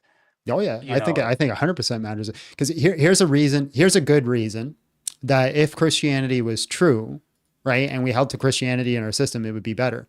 If we had a system that was built on Christianity, we would not need any sort of contracts, nor would we need any sort of systems that have like consequences for not upholding contracts, because people would just inherently not make vows they couldn't keep, because that's a Christian value, that's a Christian viewpoint, if people truly held to it. So for example, if I went to the DMV and I told the person at the DMV, hey, look, I'm late today because I was stuck in traffic, and this is why I was late paying my thing. Then the person at the DMV who is under a Christian worldview can say, I give you grace. I understand these things happen, and I'm not going to charge you a thing. Person under a naturalistic worldview, the system we've set up with contracts is simply going to look at us and say, hey, I see that our system says no matter what, if you're not on time, you owe the fee. So you're not on time, you owe the fee. This is like a vague scenario where I think like Christianity would be better implemented, like a theocracy, than like a naturalistic, atheistic, or I guess secularist viewpoint. But you don't need to believe in, you don't need deism or theism to give or extend grace. Like that can happen. No, but the system is set up so you can't extend grace. The person at the DMV, how many times have you argued with somebody on a call center about something that you felt was unjust, and they say, we can't help you because that's our policy? Right. That's not gonna happen under a theocracy if people really actually held to it. That's the problem, is people really holding to it. You don't think there'll be conflict or misunderstandings, or because like one of the reasons you go to the DMV people is really held to it. That's my point. like one of the reasons you go to the DMV is everyone has to prove they've got their car insured and that they have a valid driver's license. Because if you accidentally hit someone out in the world, this system is in place to cover it, and it has nothing to do with a belief in the supernatural. Right, but here's like the thing. Here's the thing. If the vast majority of people genuinely are Christians and genuinely follow Christ, right? They're really doing it. I'm not saying these conflicts won't emerge, but if they're actually doing it because they have a heart posture change, you wouldn't need insurance or proof of insurance. People would just get it because they know that they need it. But what you're saying is like if everyone behaves perfectly, what I'm saying is if everybody genuinely followed the Christian worldview, that's the world we would end up in. Watchman came in with $5, says, "Forgive Brent. He is slightly remedial." I don't know who you're talking about, but I will forgive him. But I'm just stating that if we all genuinely had a heart posture change, which would lead to a theocracy country, and we genuinely followed Christ, we would have none of these issues that all society currently has. They would vanish. Now the problem is people would accidentally rear end someone. Or people would accidentally rear end people still, but those people would stick around. They would own up to it if they were genuinely at fault. They would pay their due diligence, and then if the other person also realized it wasn't a huge consequence, they may likely just give them grace and let them off. So, like if you had a child and they were hit or sideswiped by someone running a red light or something, you would just forgive them for maiming your child. Well, no, that depends, right? Okay. Like if it's a pure accident, like it was by no fault of their own, something just happened. I would want them to pay the cost of fixing the thing, but I wouldn't wish that they end up in jail or something like that. Got it. So, and again, this is under the assumption that people follow it, right? I assume that if we had a country that was a theocracy, that there would be people who don't, who do try to find the loopholes and get out of it. I think that would happen. Okay. Yeah, because I'm trying to connect like this kind of ethical situation with how it's connected to either theistic or specifically like believing in Jesus. I'm not connecting it to that. I'm just using your argumentation. Okay. But let me flip it back at you. Let's say everybody genuinely holds to a secularist viewpoint. What obligations do they have in society for anything? Well, there's jail. No. Like this is we impose the consequences so that they do the things that we want them to do. What I'm saying is if everybody just naturally felt secularism, just inherently believed it and followed it to the fullness of their heart, what moral oughts would they do? What things would they just naturally do despite the consequences? Well, then you're talking about like humanism, where it's like for the good of the people, like we all agree to do certain things. But you're using a big reference. I'm asking like for a specific example. A specific example is if people are secular. If we all collectively agree that Christianity is false, we all become secularists. We all live by that standard of secularism, right? Right. The atheist is what moral oughts, what moral obligations do we have in society?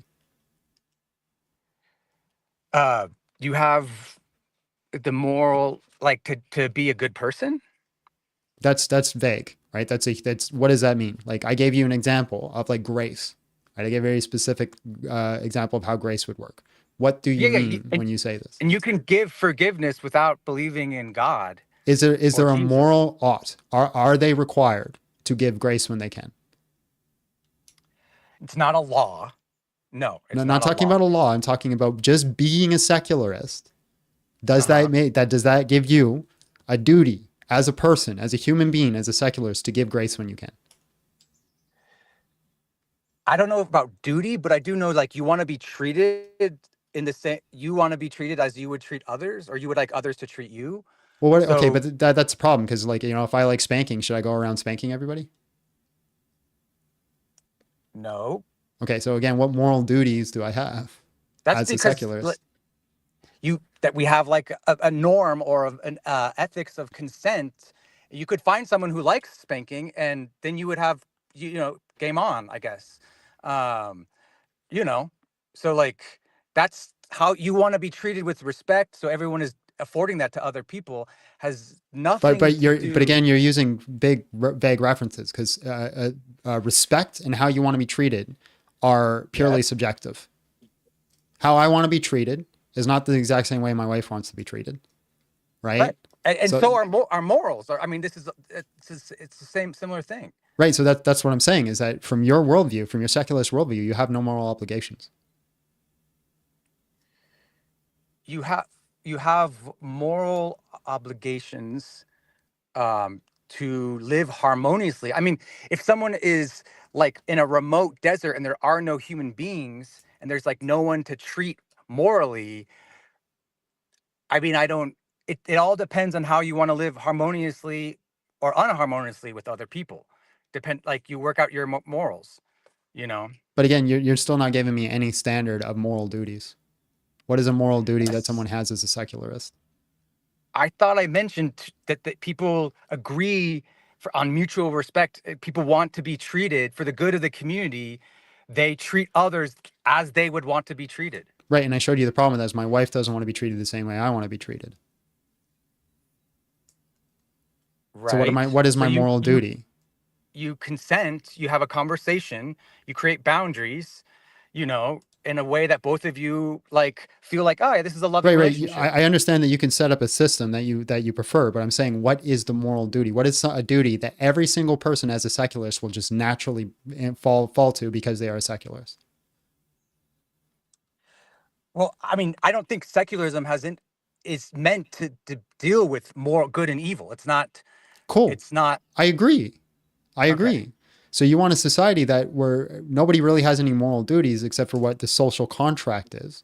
But I want a society where everybody has a moral duty to love thy enemy. And I think that's better with Christianity.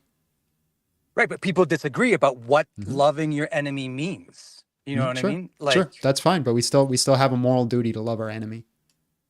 Because it's like if someone gets raped, and then it's like you have to love this enemy. Yes. That, you know what I mean? That's not everyone is gonna, either be capable of that or if I you agree. Have a daughter, that's why it's a duty. A duty is not something that you want to do or are always capable of doing, but it's a duty as in you should strive to do it despite how you feel about it. That's what makes it a duty.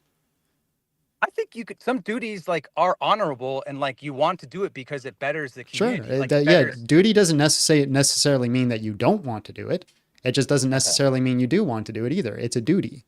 Right. It's like a discipline kind of. Well, it's it's an obligation. Whether you want to or not, you just do it. Gabriel made a good point. He came into about secularism. Moral preferences, not obligations. And that's the difference. Yeah. I get that. I don't. Yeah, you have moral preferences. We have moral obligations. Yeah, I'm not sure if it's necessary that someone feels obligated to treat someone morally. What matters is that they do. Whether they think they should or not, it's that they do. Well, the only reason they would do is whether or not they wanted to is because they'd have an obligation to. Not necessarily. I mean, there are like people who like. Why would somebody give grace if they don't want to give grace without an obligation to give grace? Because the fruit of that is harmony. There are people who are like genuinely. Well, then that means they want to because they want harmony. Right, but they don't feel some emotion. Like there are people like genuinely that are like that have like kind of psychopathic tendencies or sociopathic, and they're like in therapy, and they don't get like serotonin or the endorphins, or they're not moved emotionally. Yeah, I'm not talking about emotions, right? Like I lack empathy. That's my nature, but I have a moral duty to try to understand where people are coming from. So I strive for that. Right. It has nothing to do with my feelings. Right, and that's kind of what all like secularist folks do. No, yours is preference, because you're choosing. You're saying, hey, the person who's a psychopath prefers to live in a society where people don't come after them, so he chooses to operate in a way that's like that kind of way. But that psychopath would also have no issue of just saying, I don't care if society comes after me, so I'm not going to operate in that type of way. He has no moral duty. Right. his behavior is not determined by like whatever brain chemistry is going on. He sort of just coldly and is like, oh, His you his know be- what, like. his behavior is determined on all things considered. He's saying, what is the best outcome, all things considered? And he's saying, all things considered, it's the best outcome if I'm parsimonious with my society around me.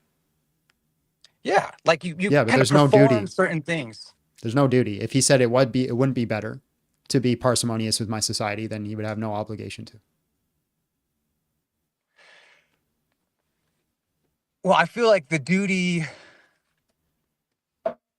he doesn't feel a duty to be like non-harmful to people around him. Yeah, there's no obligation. The only reason that he would do it is because he thinks it's more beneficial to be parsimonious. Right, like it's pragmatic. It's an all things considered argument.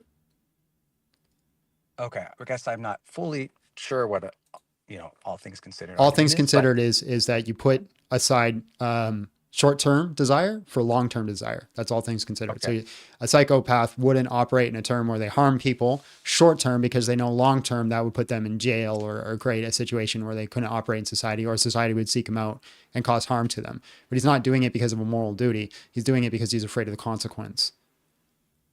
So if he's not, if the outcome is the same, if he's not morally compelled, but he is Okay. in actuality, in behavior, he is a moral person, whether compelled by duty or not.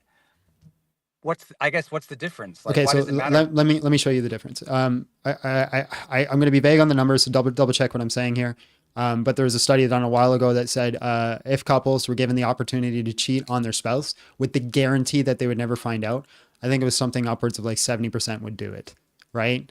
And so they would do it because there'd be zero consequence. Their wife would never find out, or husband would never find out, and therefore there's zero consequence. No one's hurt. All things considered, it's fine. They can go ahead and do that.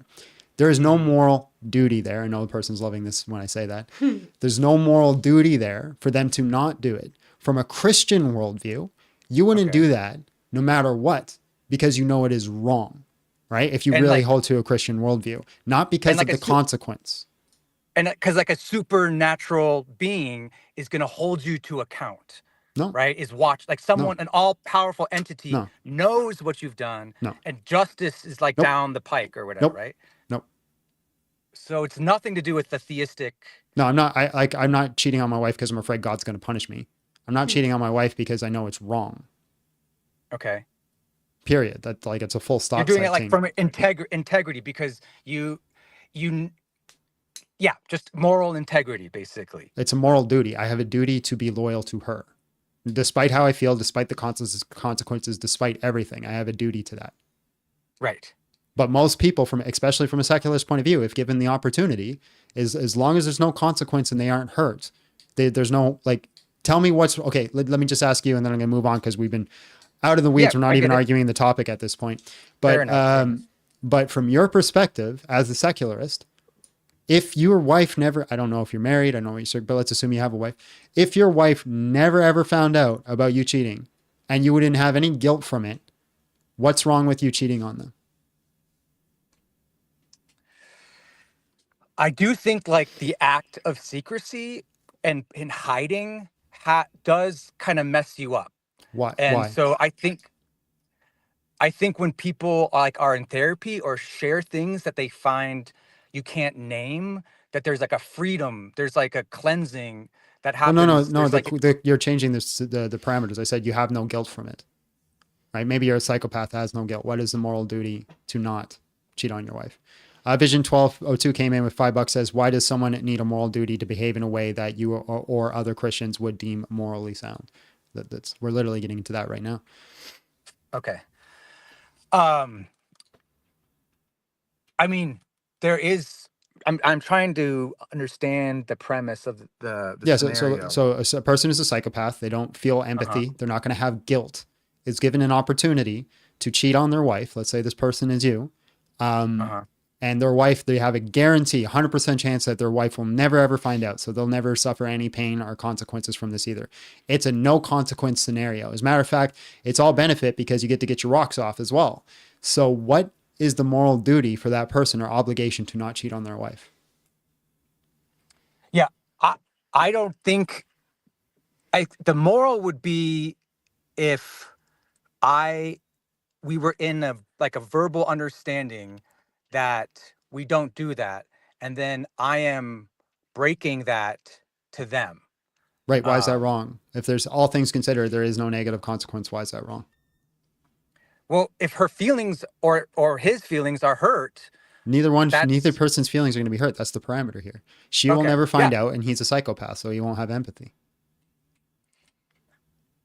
Either way, if like both are psychopaths and they're not either hurt by it, then I don't see what the problem is there. There's no harm being done in this scenario. Well, she's not a psychopath. Again, you're changing the parameters. If she did find out, she would be hurt. But in this scenario, she doesn't ever find out. Is it wrong? Is it wrong? I think it's let's see, it's dangerous. But I don't think it's like, yeah, I'm trying to think here, because I know like legally there is a crime, like you can divorce someone if there's, you know, if you have evidence of infidelity, but you're saying nobody finds out, right? No one finds out. No one finds out. And I just Googled it. It's not illegal to cheat. Oh, okay. I couldn't remember. I thought I'd seen some things. I'm not a law expert, but I do think it's wrong. Yeah, I do think it's wrong. Yeah, but why? Because you're going against a stated behavior. And that that's already assumed in the question. So you're like saying like you're lying. Why is lying wrong? Why is it bad to lie? Well, I'm just saying, if all things considered, there is no negative consequence. Why does that person have a moral obligation to not cheat? To not cheat. And it's weird because you're saying to not cheat. So cheating is already like a transgression, right? So we're talking about something, a misbehavior that is damaging, or it's It's not damaging. Who's gonna get damaged? Again, there's gonna be no harm because the wife never finds out. The husband doesn't have empathy because he's a psychopath, so he doesn't suffer the negative consequences of guilt. Again, I think you can behave deceitly. People can behave within deceit and it not be, no one find out, and it's that mode of being sneaky, hiding, that habit, or that can be damaging to an individual. But why in this specific scenario? Why is like dishonesty? No, I understand how it can be damaging, even from a secular point of view. But in this very specific scenario I've given you, why does this person have a moral obligation to not cheat? Why? Because it's about their own integrity. It's like, if I can break my own rule about this, what's stopping other people from, whatever, like the partner. So whether they keep the rule or not doesn't change whether or not somebody else keeps the rule. No one's going to find out. So again, what's stopping them? It'll go back to you want to treat others how you want to be treated. So like, for example, let's say you're cheating in secret.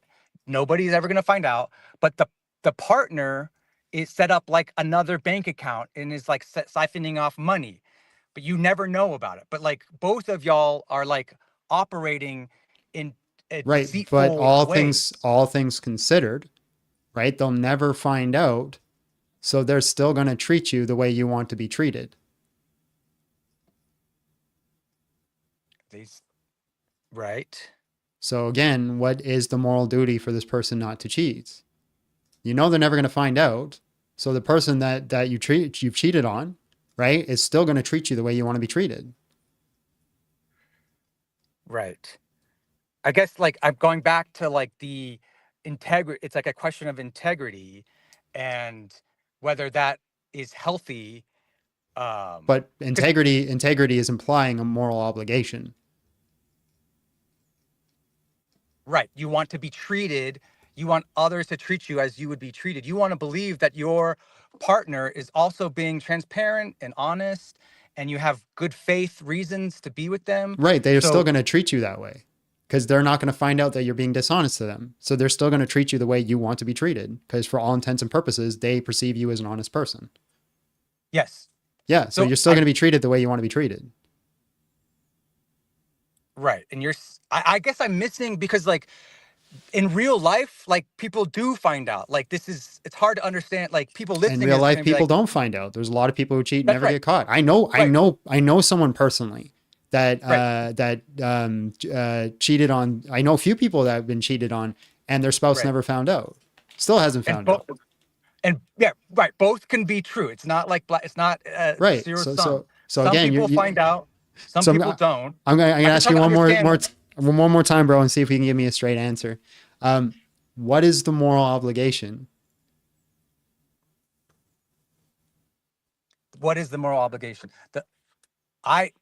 The moral obligation is to treat someone else how you want to be treated because Okay, I'll stop you there because I've already given the contention with that a couple times. So in two That's fair. I mean, it's sentences or okay. less, Yeah. 2 sentences Oh, or sure. less, my friend, why don't you believe in God?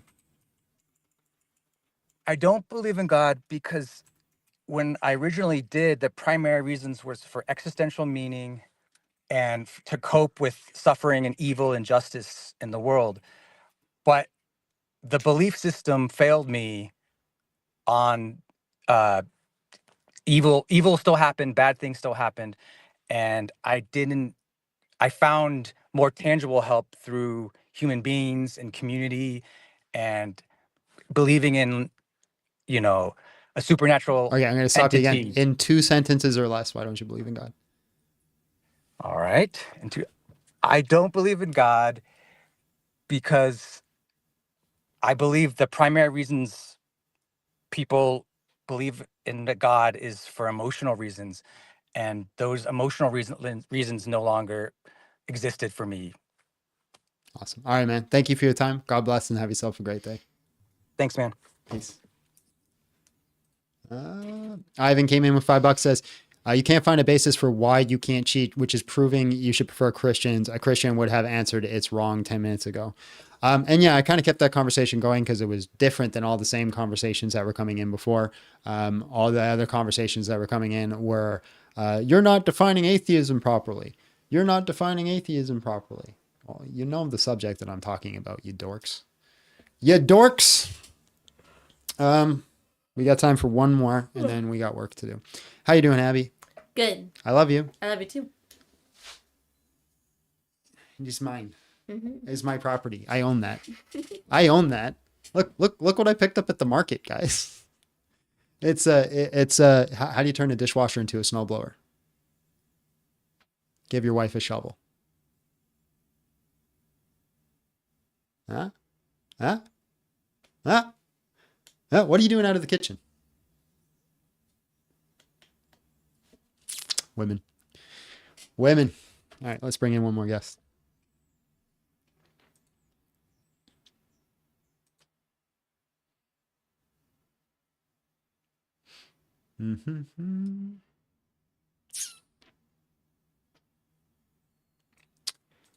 Tristan, hello, how are you? And just real quick, how old are you?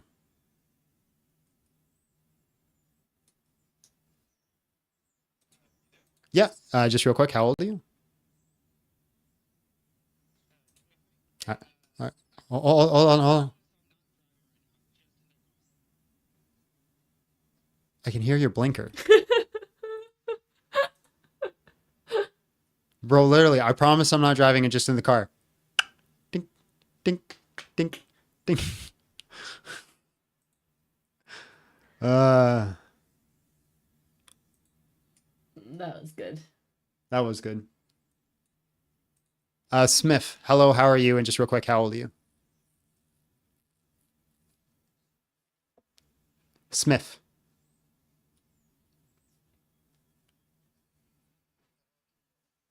Yeah, I can hear you. How old are you? All right, just 1 second. All right, man, there are no good arguments for atheism. Prove me wrong when to taco. Okay, nice. So I think that in Christianity, morality is based off of basically punishment and or reward, and thus is for personal gain, whereas in atheism, it is solely based off of your own morality. And How's that an argument that atheism is true? Hello? Hello? oh, hey, sorry about that. Okay, yeah. That atheism is true. Yeah, how's that an argument that atheism is true? I wouldn't necessarily say that it's an argument for how atheism is true, but it's an argument for atheism. But How's in that an terms of argument like, for atheism? okay, for atheism, in that case, morality, why does it apply only to humans? So like, if a human cheats on another human, it's wrong, right? But I would say like, What if again? an What animal, does this have to do with atheism? because if all creatures are created equal under God, or all 99% of nature That's is just presupposing a specific type of theism, right? What's the argument for atheism? You're just saying there's a specific type of theism that doesn't make sense, therefore atheism. well, not necessarily, because I think that in atheism it opens the door for you to take morality from other places like Right. Hinduism. That's just saying I and prefer Buddhism. how atheism operates, so therefore I will follow it. That's not a good argument for it.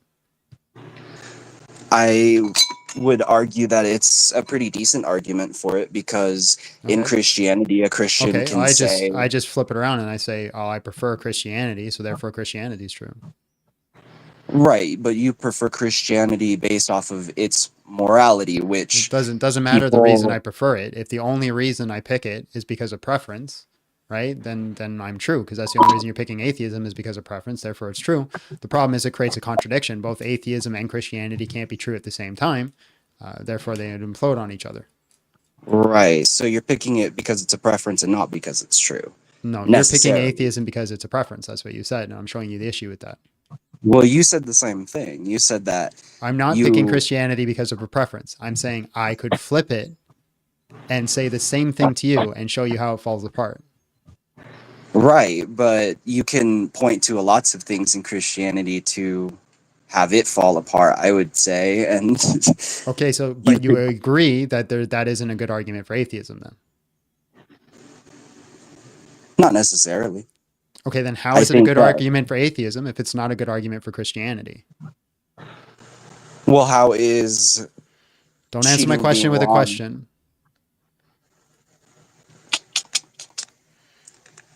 I don't know, man. I mean, if I can't finish my sentences, then it's not really much of a talk, so... I'm letting you finish your sentences. Haven't really gotten to finish very many of them. Well, when you go off point, I'll pull you back to the point. But every time you speak on a point, I let you finish your sentence. So again, if it's not a good argument for theism, why is it a good argument for atheism?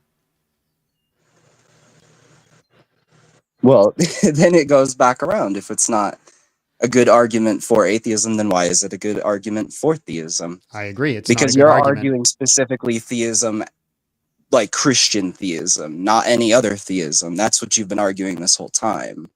So I'm arguing don't answer my against question your with a Christian question. theism. Give me the answer. I didn't. So you did. I didn't. You did. You just said I could just flip it back around again and then give it a question. So again, if it's not a good argument for theism, it's not a good argument for atheism. So I agree it's a bad argument. We both agree it's a bad argument. Yes? Okay, sure. Okay, so it's a bad argument to say something is true because you prefer it.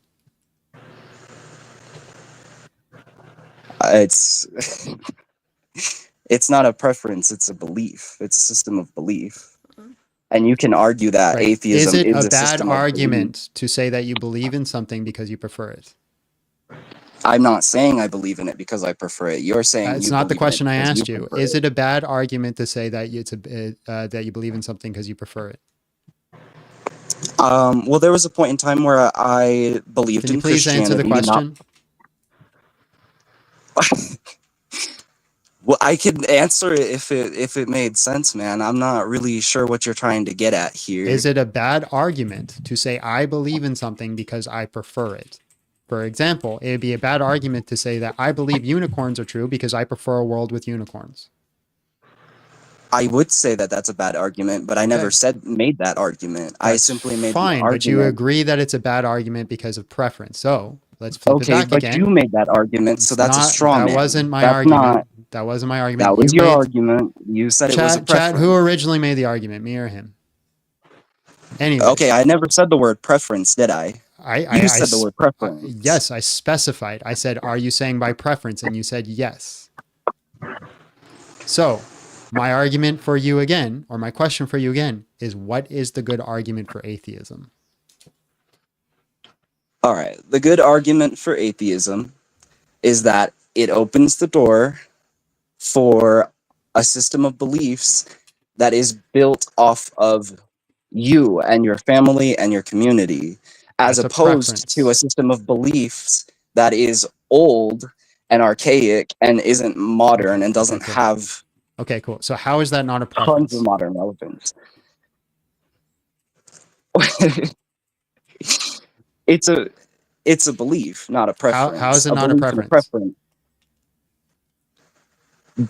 I just said it's a belief, not a preference. How you're just saying it is a belief. How is it not a preference? If you're saying I prefer to be able to pick my beliefs based off what I believe rather than an archaic system, how is it not a preference? So I think it's not a preference because because it is a system of beliefs. Because I don't prefer one system of beliefs over another. I can take pieces of all of them, or I can say what? Then why are you picking that one? You pick based off of morality. So why do you pick Christianity? Because it's true. Because it's true. And what's to say that other religions aren't, based off of all of their religious scripts and how much older they are? Are you than now Christianity? conceding that there's no arguments for atheism? I'm not conceding that. Then There's why no are you argument for shifting to a different atheism. topic?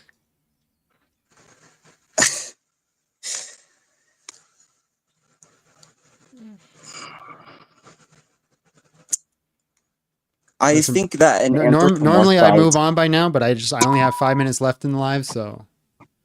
No, I get it. I think an anthropomorphized version of God that is found in Christianity. Visual Sorry. Dawn came in with $10, says, he's literally never thought about this before. Christianity can also be based on your community, friends, and family. Also just saying it's a system of beliefs is a mute point. Well, that's fair.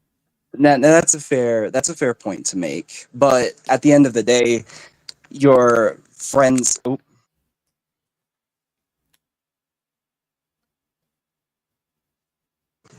Sorry, my phone screen turned off. And I think it doesn't let the audio go through when that happens. But I think that at the end of the day, your friends and family are kind of saying all the kind of the same things, you know, and they're all kind of pointing to Christianity, as opposed to your friends and family kind of coming in and saying, what does this have to do with anything? Oh, it was that donation. I was talking about don't worry that. about the donation. I'm talking to you. You and I are talking. Sure. Okay. So what is your argument for atheism? That it allows you to believe more than just the Bible. So preference. No. Yeah. Beliefs. So like the Bible. You prefer to believe in more things than the Bible. Right. So the Bible doesn't have any modern answers for, you know, our technological morality or any right. So current preference. problem. Preference. Right. All preference. Your argument is preference. I prefer atheism, so therefore it's true. Okay, and you prefer Christianity, and that's your argument. That's just So we have whataboutism. this I thing- haven't made an argument. I made no argument today.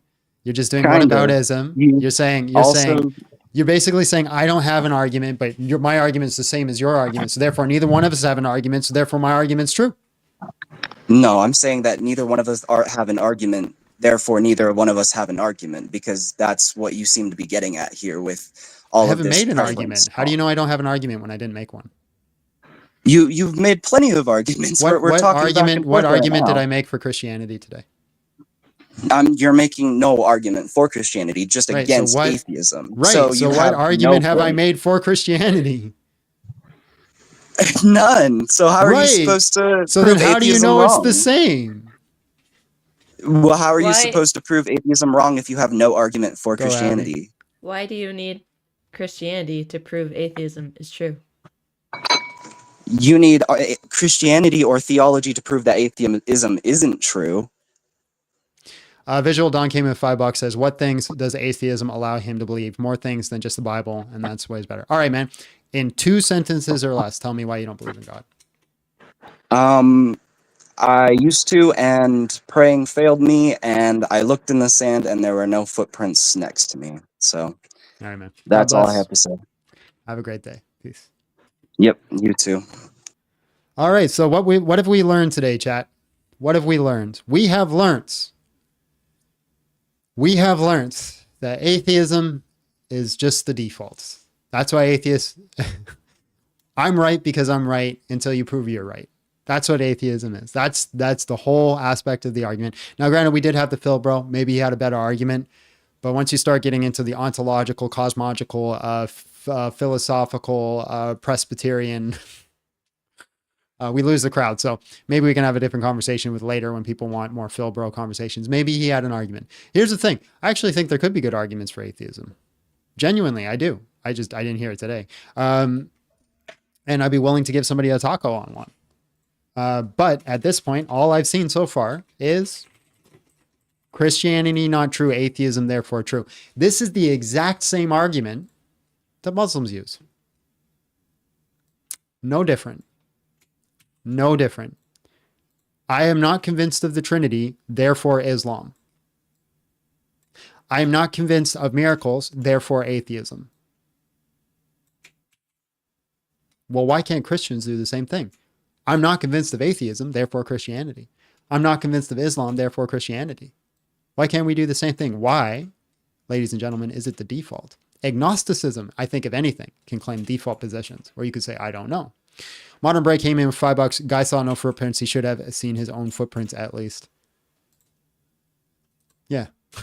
He said no footprints next to me. Yeah, fair enough. He did say no next to him. But as people are saying, the analogy is that when you only see one pair of footprints, it's Jesus carrying you.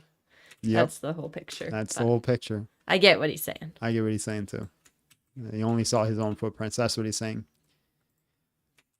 That's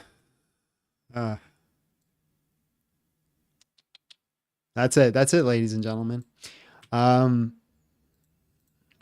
I also got to say, I feel like I'm very fair with people. Yeah, I still see all the time that I'm not.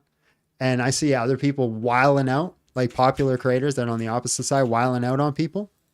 And I don't see them get the same, you're unfair. Maybe I actually am. I don't know. I feel like I'm being fair with people. I feel like I'm being fair.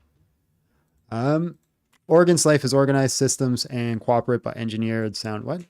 Morals do not require God. God bless you, John and Abby. Thank you. Thank you, CJ. I think I am. How did you used to view Christianity? I thought it was just something that people used to cope with death anxiety. That's what I thought. I don't think that's a reasonable viewpoint, but that is what I thought.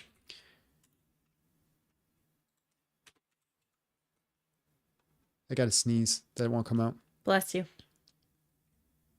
It didn't come out though. Thank you guys. Thank you. Thank you. I appreciate you. I appreciate you. Appreciate the people that are saying I am fair, right? I got to listen to you guys and not the negative sayers. You would carry your child even he doesn't see you. Look at the light. Ow, my eyes. Pray to him to let himself know you, the open door. Did I vote Trump? I'm not allowed to vote for Trump. I'm Canadian. Thank you, Shannon. Always good to see you here. Your cognitive bias. Everybody has a cognitive bias. Modern Brain came in with $20, says, God bless your ministry. Thank you, Modern Brain. Huge supporter of the channel. I really appreciate all you do for this channel. I'm fair-ish. I'll take that. Don't you know, John, we have to be the smartest person on earth to have answered everything first, or else atheism. It's true. There's an unrealistic standard that Christians should have the answers for literally every aspect of Christianity and the ontology of how God operates, or it cannot be true. That's a very, very true case. Like, people expect Christians to know every little thing in the Bible, and if they don't, you don't even know your own book. They need to know every little aspect of the ontology of how God works, or he's not real. But if you do anything else from a naturalistic point of view, if you simply ask, hey, I need to know every little standard of abiogenesis. Now, hey, listen, I'm not against abiogenesis, but my standards is not as high as your guys' standards.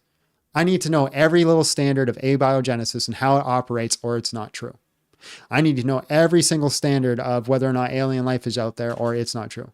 I need to know every single standard of dark matter, or it's not true. I need to know every single standard of exactly how gravity works, or it's not true. Prove the claim he is not wearing a hat. We just simply look to see if he's wearing a hat. Scientists will never find the beginning of time. God is 1,000 steps ahead. Christians generally don't claim not to know. They claim to know. That's the reason for the standard. Yeah, but if you say, I don't, here's the thing that bothers me, is a lot of atheists say, I don't know, but that's the agnostic viewpoint. Like, they're just using agnosticism and atheism synonymously. Like, nobody would ever say to you, hey, I guess that doesn't really work as an analogy. Like, again, I used this analogy earlier. If I say, somebody asks me, is the car in my driveway? And I say, I don't believe there is. What is the entailed message of what I just said? Like, Abby, ask me if there's milk in the fridge. Is there milk in the fridge? I don't believe so. What do you think I just said there? No. Probably not milk in the fridge, right? Yeah. But if you say, hey, Abby, ask me if there's milk in the fridge. Is there milk in the fridge? I don't know. I don't know. Well, what's that say to you? That you don't know. That you don't know. Would you then go check? Yep. Yeah, you go, look, see if there's milk in the fridge. I'd probably check either way because you're not good at things. I'm wrong about a lot of things. That's fair. That's fair. But if I was known to be trustworthy on whether or not there's stuff in the fridge, and I said to you, I don't believe there's milk in the fridge, you'd be like, yeah, it's probably not milk in the fridge. Mm-hmm. Yeah. Now you might go double check in case I'm wrong, because like it's possible. When I say I don't believe, I'm opening to the possibility that I'm wrong. But if you look at me and you say I do not believe there's a God, well then you're saying that you don't think there's a God out there. Yeah. Right. That's what you're saying. You're saying I don't believe there's a God out there. You're not saying I don't know. You're saying I don't believe he exists, and you're assuming the default position that there is no God. You're saying there is no God until there's proven that there is a God, which is just a really weird statement, because you wouldn't do that for literally anything else. We wouldn't say, oh, there are no quantum particles until we prove there is quantum particles. Oh, there was no Pluto until we prove there was Pluto. Like, that's not how it works. Like, it's not that mentality is guilty until proven innocent, which is not how you guys work. Like, Fast Willie Jackson came in with $4.99, says, great work as always, bro. Thank you. Appreciate you. Guys, me and Abby are planning to do a podcast. We've talked about this before. The plan in the podcast is just the two of us talking about life and world things and nothing in apologetics. We're not going to touch apologetics in our podcast. Is that something you guys are genuinely interested in and want to see? Or don't tell me you want to see it if you don't. Don't be supportive and being like, John, I think you guys should do it because we want to support you. If you guys you want to watch content like that, I need to know, because I don't want to waste the time and money in putting that content out if it's not going to be watched. I know Shannon's interested. Definitely. We got a lot of yeses. Like, one of the things we wanted to talk about is like, you're not blocked from commenting. Live or edited? I don't know. Oh. We probably do it edited. Yeah. Instead of live. 'Cause you don't want to get into those awkward things Where we're like sitting there, or in case we get into a fight. That's another thing too. Is like, like if we disagree on something, we don't want to air it on a live. But like, for example, we wanted to do like what we learned in our first 2 years of marriage. I think that'd be a good live topic. Because when one of the, not to like spoiler, like one of the things we did before we got married is we wrote a list of rules of how to operate in our relationship. And we talked about it once and then we got roasted. Everybody's like, wait until you're married. Those rules aren't going to work, blah, blah, blah, blah, blah. You're going to throw them out the window.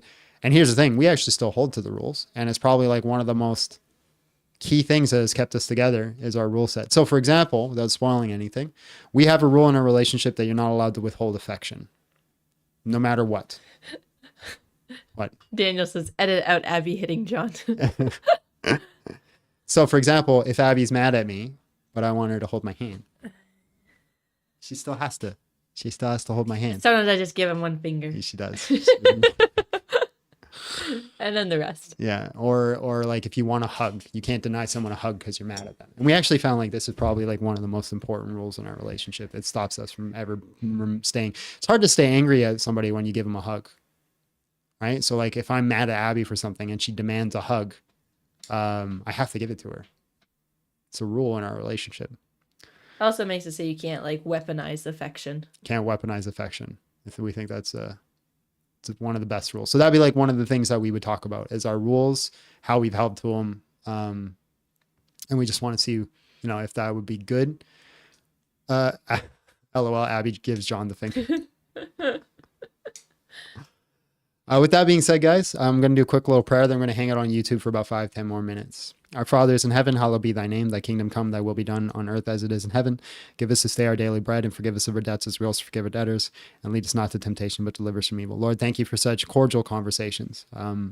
With this new system, Lord, that you provided us, it's been really good. It's been fruitful. And I think people are having genuine, good conversations. And it's not just about, screaming and who's right and who's wrong. And I thank you for that. And I hope that you're using this as an opportunity to draw people into your kingdom and into the truth. Lord, keep us on the right path. Don't let us stray off. If we're wrong in what we do, correct us. Give us opportunity to share the gospel and be more Christ-like, and give us grace. Never turn from us. Forgive us of our sins as we continue to sin and will sin and have sinned and all the sin. Lord, you are good into forgiving it, and not just forgiving it, but forgetting it. Forgetting it even existed in the first place. Thank you for who you are, and thank you for the cross. In Jesus' name, amen. In the Father, the Son, Holy Spirit. All right, guys, everybody watching on TikTok, we're going to do 5-10 more minutes over on YouTube. So if you want to keep watching, come over there. That's where we'll do our ASMR. Somebody asked for the ASMR, so we'll do that over there. Links in the bio, or it's at Big John Steele if you want to check that out. And if not, we will see you guys all on Wednesday. God bless. All right, just us, YouTube. People are mad. About what? About not withholding affection. They don't like that rule. Sounds like forced consent. Yeah. Is it people or just a person? A couple people. I bet John made that rule. Actually, I don't know if I did. that might have. All of them were Well, co-created, first yeah. of all, but that might have been me because. Yeah, because you were That's very- against weaponized affection. That's very important to me. So like if we were in a fight and like I get upset when with confrontation, right? So Yeah. there's been times where like we paused and you just give me a hug because we still love each other Yeah. even though we're disagreeing. But if you were to like just like leave me on the bed, like leave me on the couch and walk away, or I went for a hug and you turned me away, Yeah. that would be really damaging to me. Yeah. No, I don't think it's I don't think that would bother you. I'm also like, I think consent is important to certain degrees, of course. But Holding a hand is not really. Well, she also like I'm not going to force her to hold, like if she revokes her consent to hold my hand, I can't force her to do it. I need her consent to hold my hand, but she consents to do it even though she doesn't want to. Like, how does consent work? Is consent only when you want to do something? Because if that's the case, bro, like that's wild. Because there's lots of times I do things for my wife that I don't want to do. but I'm consenting to do it. So if Like she holds my hand, even though taking she out the doesn't garbage. want to, she's still consenting. That's still an act of consent. I didn't force her to hold my hand. I didn't go, give me that hand. You're going to hold it. Hold my hand. And like, I don't know. My marriage is boring and not interesting. How's your marriage? Just curious. How's it going? Bible has crazy rules on consent. LOL. Like what? You're not threatening to leave if she breaks. No, they're not gonna. I'm not allowed to leave her no matter what. If she chose to not follow any of the rules, I can't leave her. That's another moral obligation that Christians have. John has to put down the toilet seat. Yes, forced consent laws exist.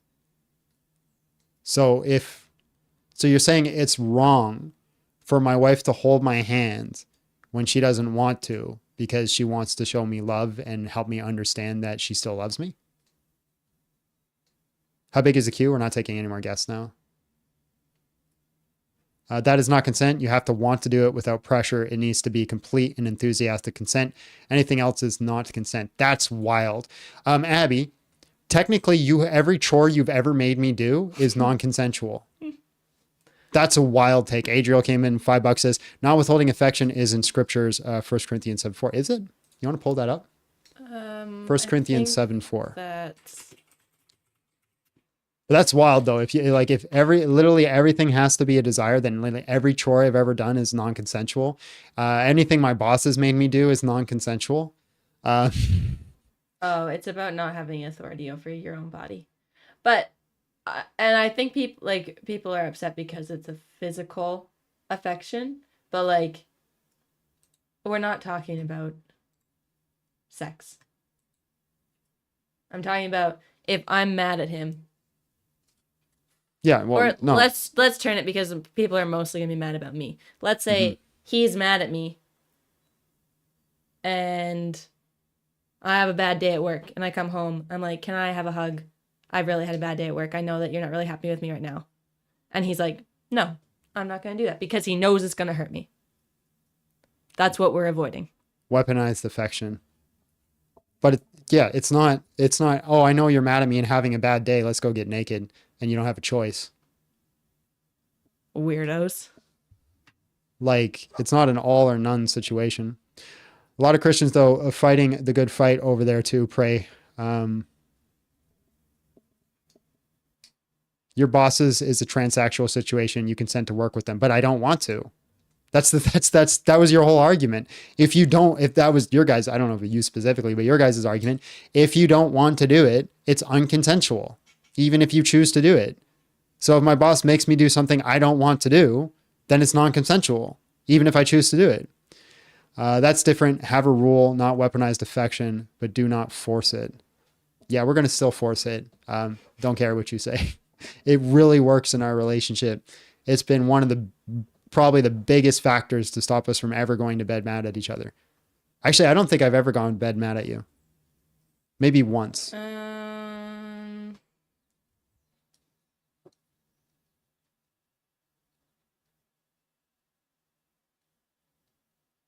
don't know. I think I've gone to bed mad at you. Have you? I feel like there's been times.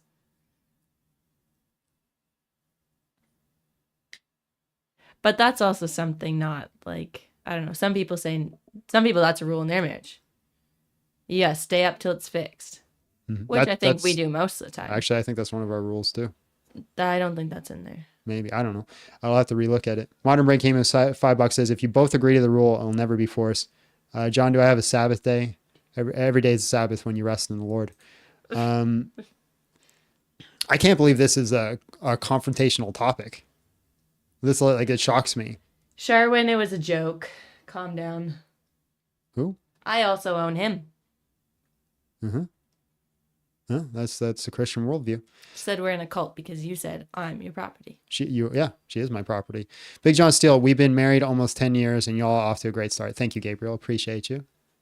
I think we're doing okay. It's not perfect. Lots of issues, lots of things to fix.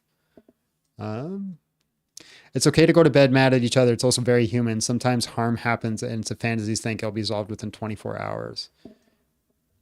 You know, I don't really want to live in a secular worldview. You guys' world sucks. Like, it's all selfish. It's like, it's okay. It's human to be mad at each other. Do whatever you want as long as it makes you feel good. That sucks, man. That sucks. Abby's having a bad day. She wants me to hold her hand. Even if I don't want to, I think it's better that I do. And if she's like, oh, give me your hand. And I'm like, I don't want to. Here. Makes her happy. She's happier. I'm happier. It's a better life when we submit to each other than rather than submitting to our own selves and our own desires. Y'all are selfish. Whoa, girl. You're his property. You ain't going to say anything to that. I just said he's my property. It's a mutual ownership. I remember being an atheist. Life is nothing but about pleasure. Yeah.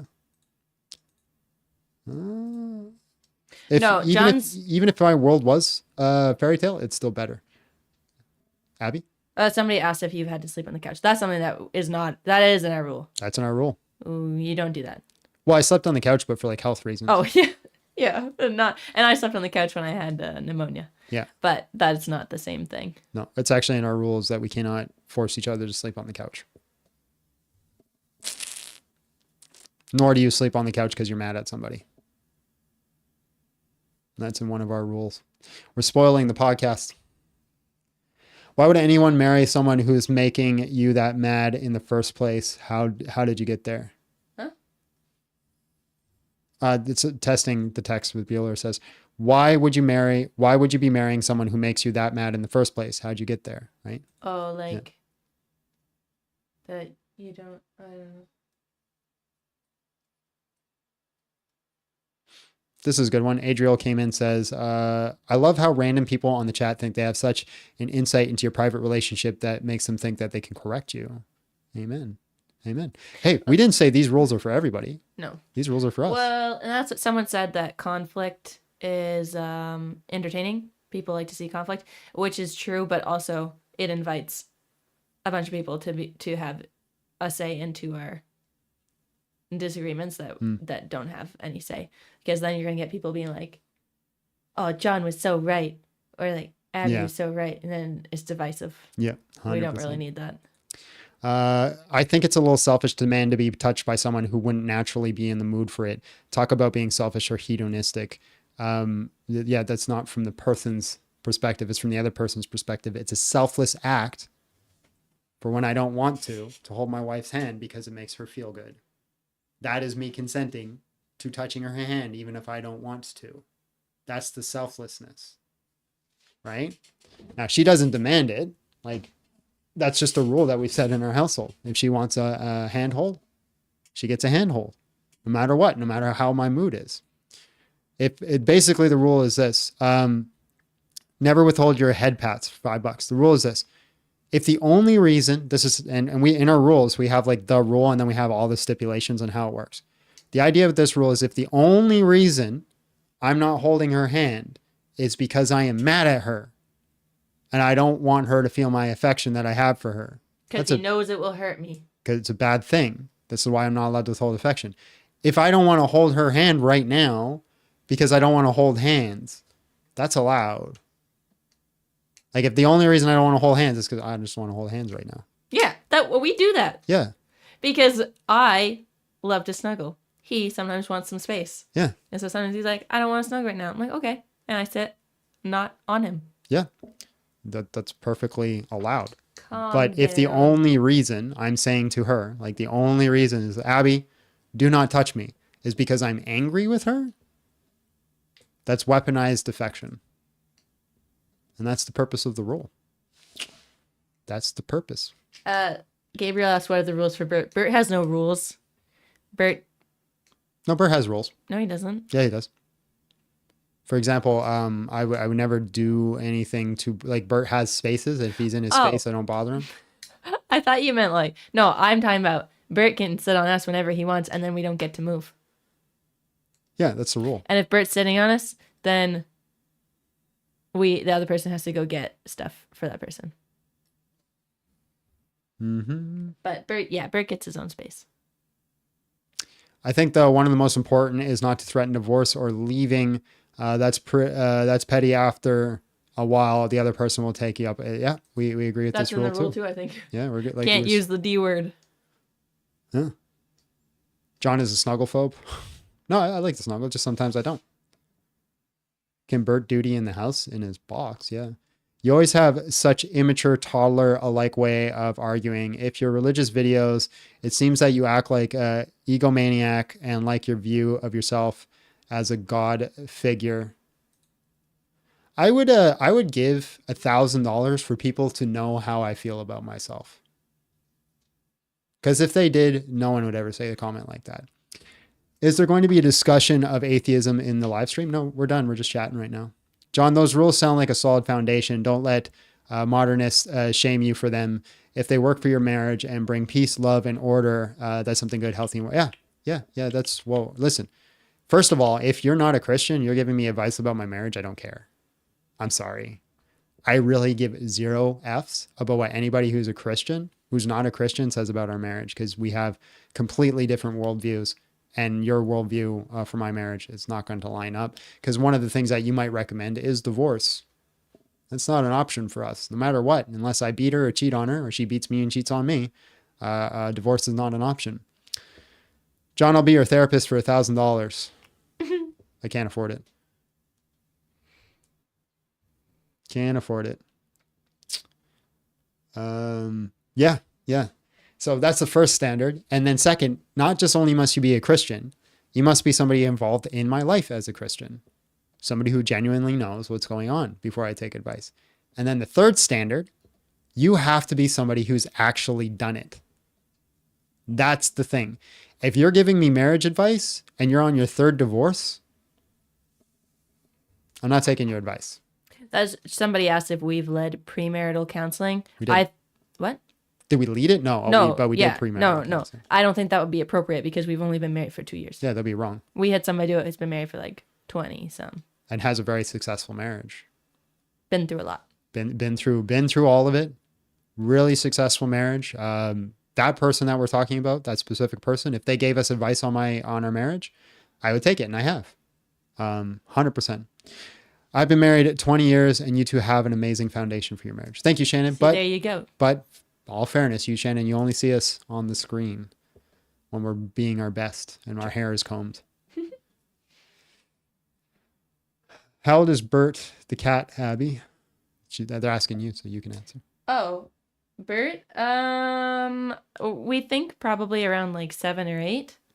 Not exactly sure because he was a stray.